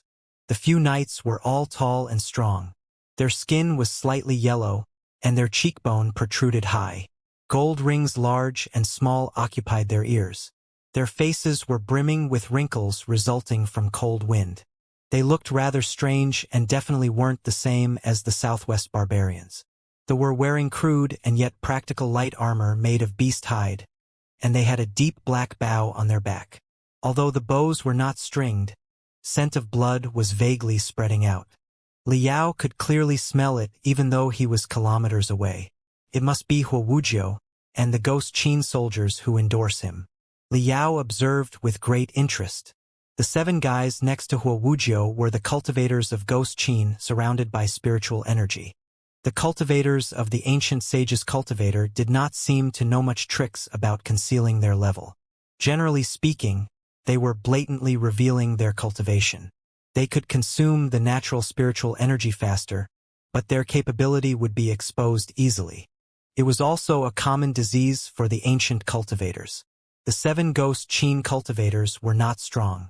They were between the refinement stage and the building foundation stage. However, Liao sensed the intense aura of battlefield killing from them. They were like well-trained soldiers who considered death homecoming. The air around them was entirely different from that of the unorganized cultivators who never received military training. There are only 7 of them scattered on the hill, and yet they seem to forming an unstoppable battle formation that can crush 1,000 enemies. The ghost Qin warriors from the Dark Cloud Prairie truly know what they are doing. No wonder they are on par with the great Qian dynasty. Liao secretly complimented. At this moment, Ling Shoujing and Wuji had mostly finished their small talk. From the town of the Fire Rude clan that was surrounded by fiery mist, a magnificent cloud of spiritual energy flew out. On the top of the cloud was a middle-aged man in black robe who had a square face and looked rather handsome. It's Master Black Moon. Meng Duo and Gu Sidua, 2 barbarian cultivators, were shrieking next to Liao. Master Black Moon, in the nascent soul stage, was the strongest sorcerer in the Southland of Sorcerers. He was worshipped by many uneducated barbarians as deities. After he appeared, the soldiers and cultivators in both Wuji's camp and Wujia's kneeled down and paid their respect, uttering blurred, zealous roars. Liao narrowed his eyes and thought quickly. As Master Spiritual Vulture's senior brother, Master Black Moon was perhaps the greatest obstacle for his fake identity. Naturally, he needed to observe the guy carefully. Master Black Moon slowly descended in front of the army. His eyes were as deep as an ocean, and there was not any expression on his giant, pale face. He was an honorable nascent soul stage cultivator. Even Ling Lan, the female cultivator from the Purple Pole Sword sect, had to crawl out of the wagon and meet him courteously. Ling Lan of the Purple Pole Sword sect sends regards on behalf of my master Xianxia. My master said that he benefited a lot from the discussion you and he had at the colorful Glow Mountain 20 years ago.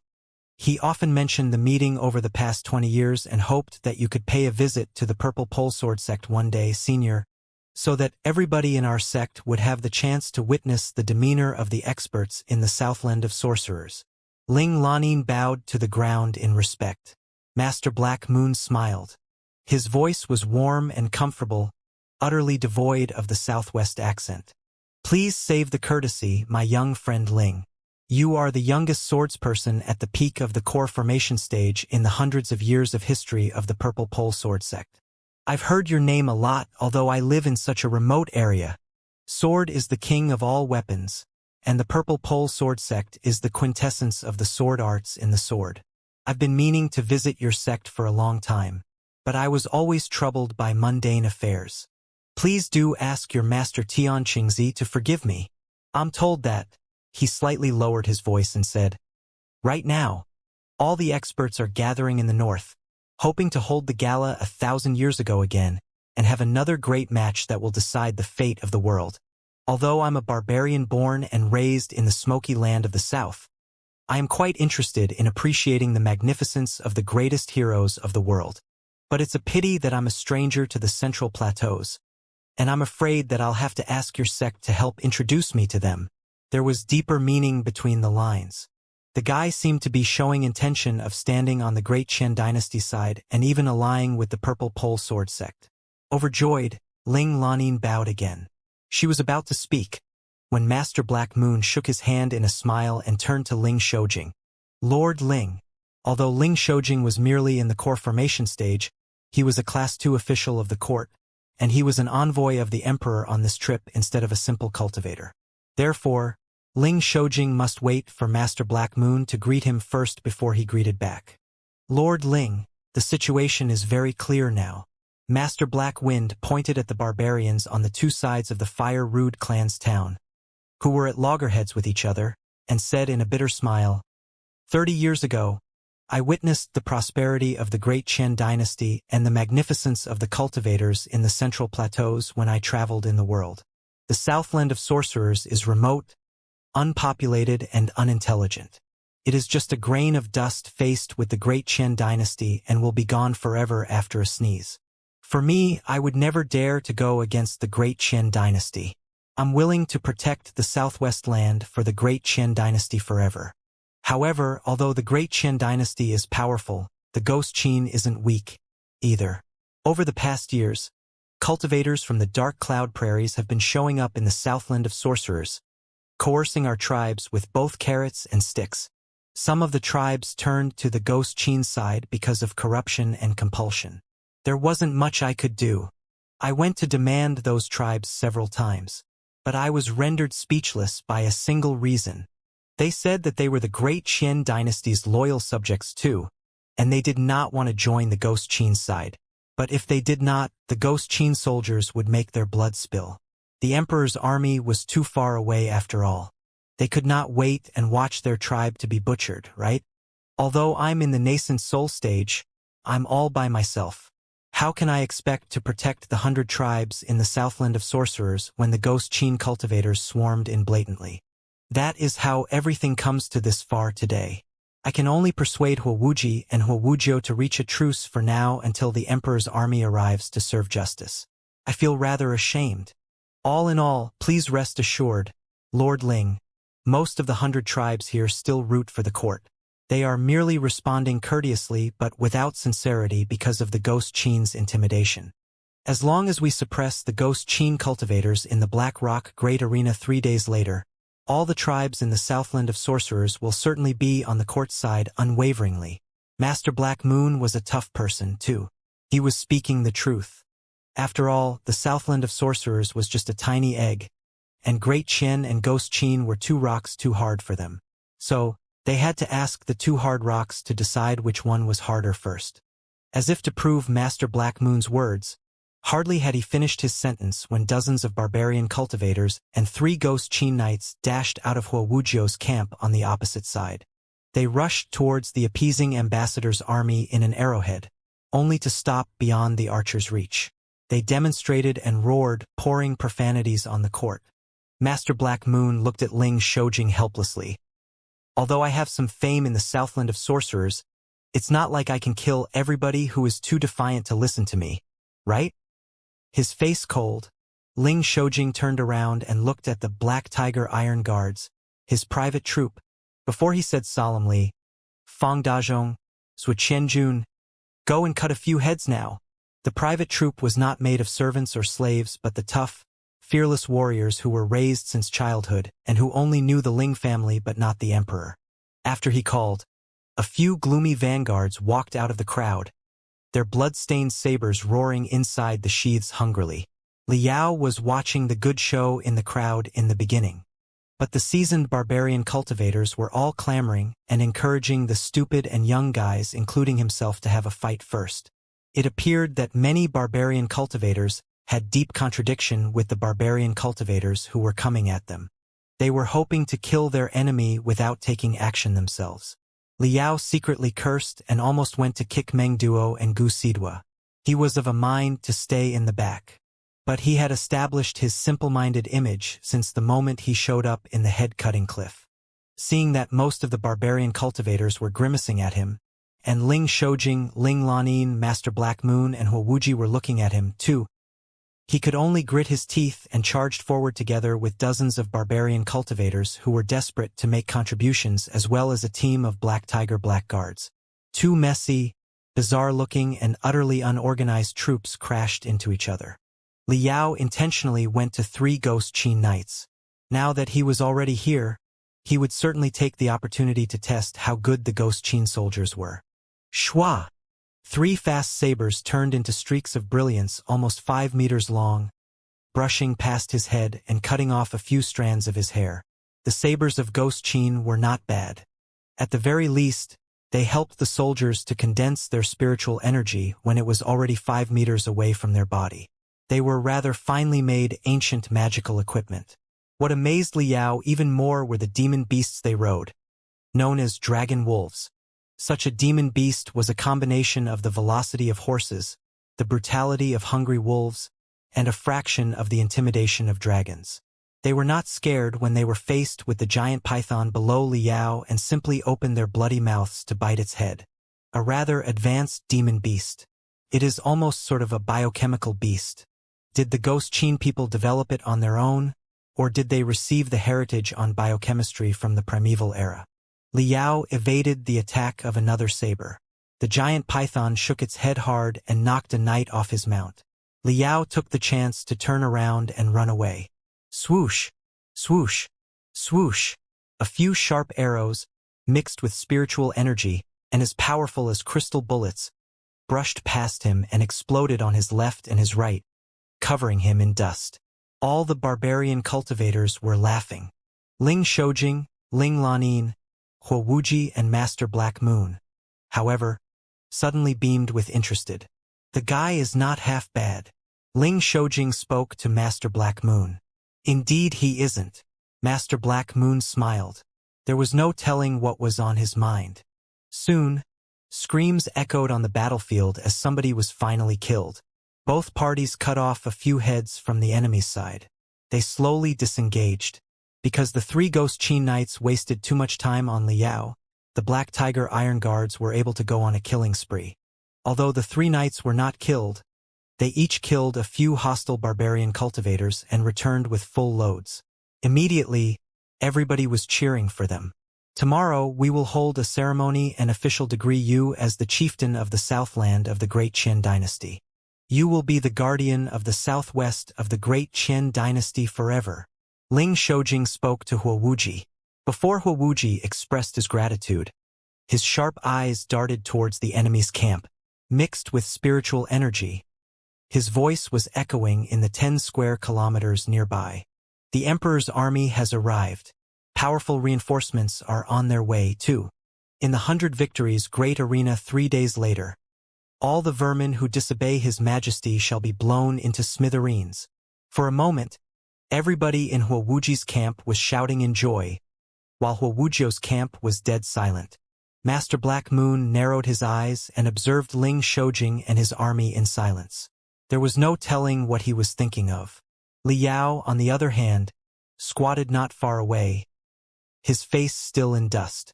He observed the guy coldly and felt that he smelled the scent of schemes. The night fell. Outside of the Fire Root clan's town, Ling Shoujing's army had established continuous camps. The Black Tiger Iron Guards and the local barbarians enjoyed Huowuji's feast near the furious bonfire, which was partly a welcome to the Emperor's army and partly a celebration for the brave warriors who fought the battle during the day. After everybody had enough dishes and wine, and their face was boiling together with their blood, some of the muscular guards carried dozens of heavy wooden boxes and smashed the locks on them with axes before they kicked the boxes over. Gold, jewelry, crystals, and heavenly materials and earthly treasures were all flowing out of boxes. The colorful and intriguing treasures made almost all the barbarian cultivators' hearts stop beating. Everybody here is a loyal subject of the Great Qin Dynasty. So I'll cut the useless crap and get to the point. After drinking a few cups of hard liquor he brought from his home, Ling Shoujing was entirely different from the day. He was filled with so much aura of a battlefield general that he almost looked like a tiger which stood on its feet. He declared solemnly, "Now that we have carried the crystals, the magical equipment, and the marvelous pills all the long way to the Southland of Sorcerers, we never intend to bring them back. 300 persons will participate in the 100 Victories Great Arena 3 days later. The Black Tiger Iron Guards will make 100 candidates. The other 200 candidates, however, will be selected from you. We'll begin picking 200 strongest warriors from you tomorrow. All the treasures in front of you will be divided evenly by the 200 warriors. This is just the rewards before the battle. If you have distinguished performance during the 100 Victories Great Arena, the rewards will be multiple times more. Although you are born and raised in the smoky Southland, you are all the irreplaceable warriors of the Great Qin Dynasty. As long as you remain loyal to the Great Qin Dynasty, you will never be wronged." The few boxes of crystals, magical equipment, and marvelous weapons were piled up like a glittering hill. Illuminated by the torches as thick as arms, they were shining like diamonds. Such a hill of treasures would be divided evenly by 200 barbarian cultivators, who would be offered even higher rewards if they won a few competitions in the 100 Victories Great Arena. Li Yao already heard a lot of his fellows drooling. Although they were adept at hiding what was on their mind, and they had been dominators of this rough land, they had never heard of, much less seen, most of the glamorous treasures and pure crystals from the central plateaus. Li Yao observed coldly. Even Meng Duo and Gu Sidwa, the 2 old foxes, were rolling their eyes and breathing heavily. Red stripes were crawling from their necks to their ears. It was obvious that they had been hooked by the treasures. If there weren't the solemn, strong Black Tiger Iron Guards holding their weapons in front of the hill of treasures, and Ling Lan, the female cultivator, weren't staring at them coldly in their back, Li Yao estimated that many barbarian cultivators would have lunged at the treasures. In the moment, all the barbarian cultivators were bashing their chests, declaring that they were willing to fight. Their pets, namely the scorpions, snakes, and other eccentric beasts, were also shrieking so loudly that even Huowujio's camp 10 kilometers away might catch the sound. Many barbarian cultivators were asking to join the 200 warriors right now. Ling Shoujing, however, laughed and gestured everyone to calm down. "I'm new to the place, and I'm not familiar with the expertise of the Southwest heroes yet. It will be unfair if I choose anyone right now. In the next 3 days starting from tomorrow we will have a test in the camp. Everybody will show their techniques in public. So, it will be obvious who are qualified to go and who are not. What do you think, everybody? Come on. Today is all about partying but not fighting. Serve the Empyrean drunk wine that we've brought from the capital. This is a gift from His Majesty. Let's not return until we are drunk.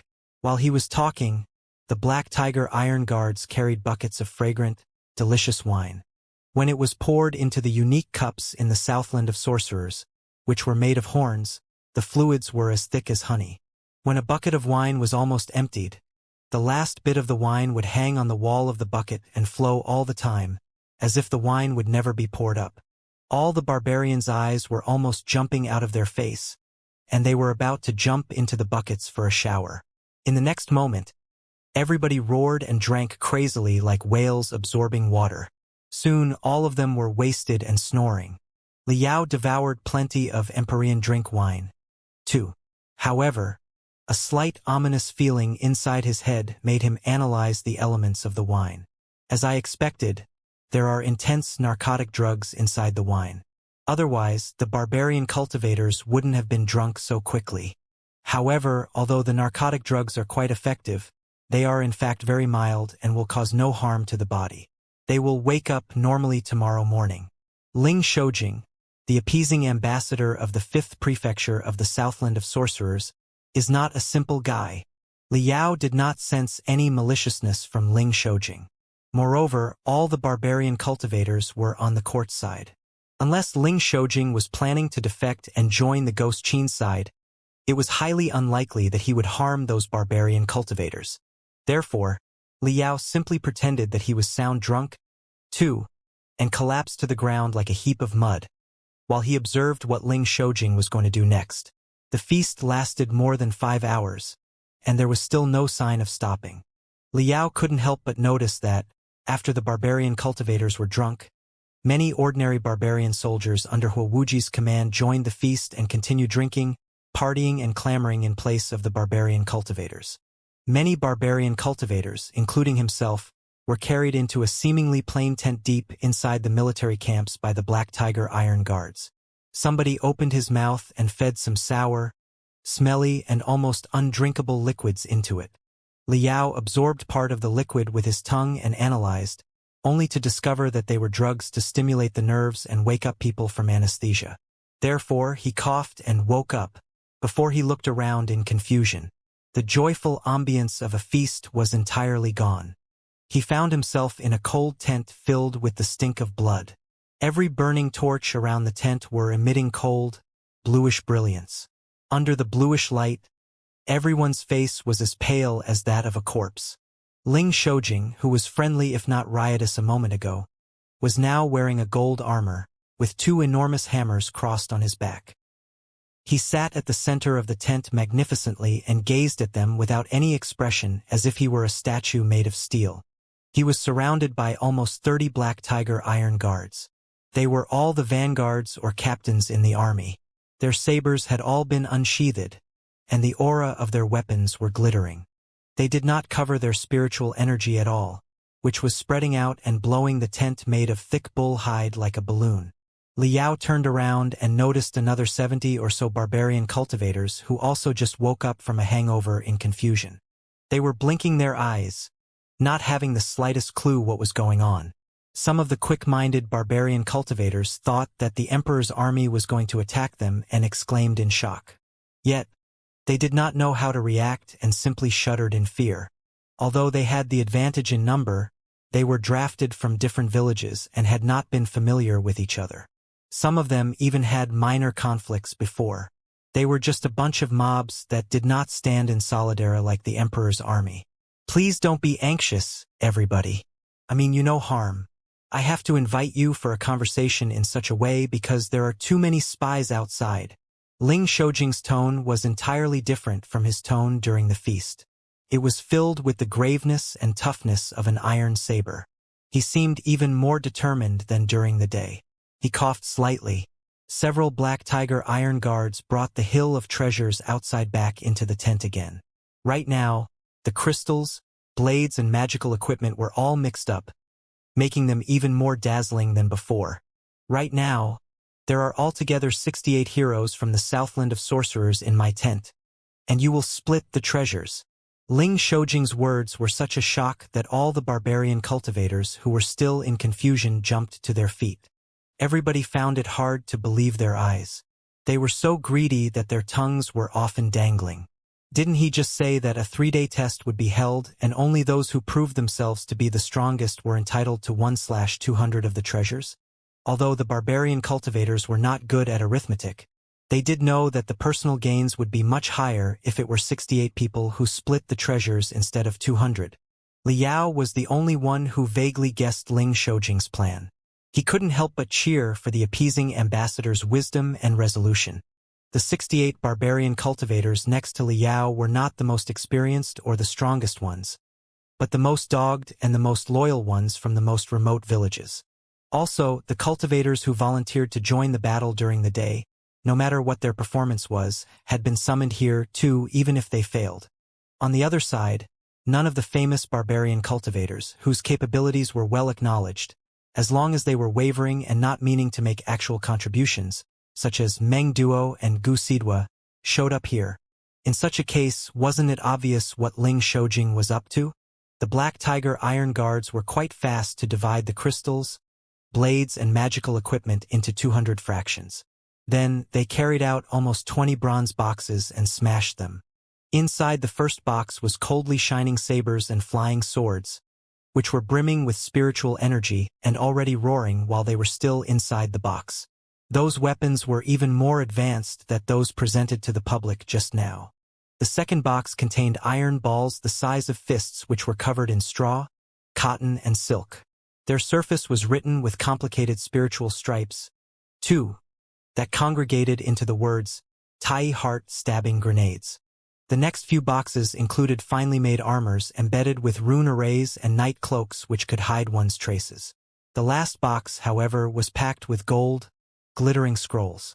Several Black Tiger Iron Guards opened the scrolls and invited the barbarian cultivators to read them. Many barbarian cultivators were illiterate. They learnt only after other people's interpretation that the scrolls were the great Qian dynasty's royal degrees of appointment. What were listed on the scrolls were the most important and promising posts in the Southland of Sorcerers. The seal of the appeasing ambassador of the 5th prefecture of the Southland of Sorcerers had been stamped on them, too. But the column of name was still empty. The sabers and flying swords are of different models. You can choose whatever blades you find suitable for you.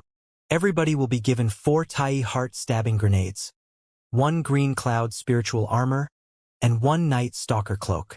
As for the names on the royal degrees, Ling Shoujing smiled, with intense killing intent beaming out of his face.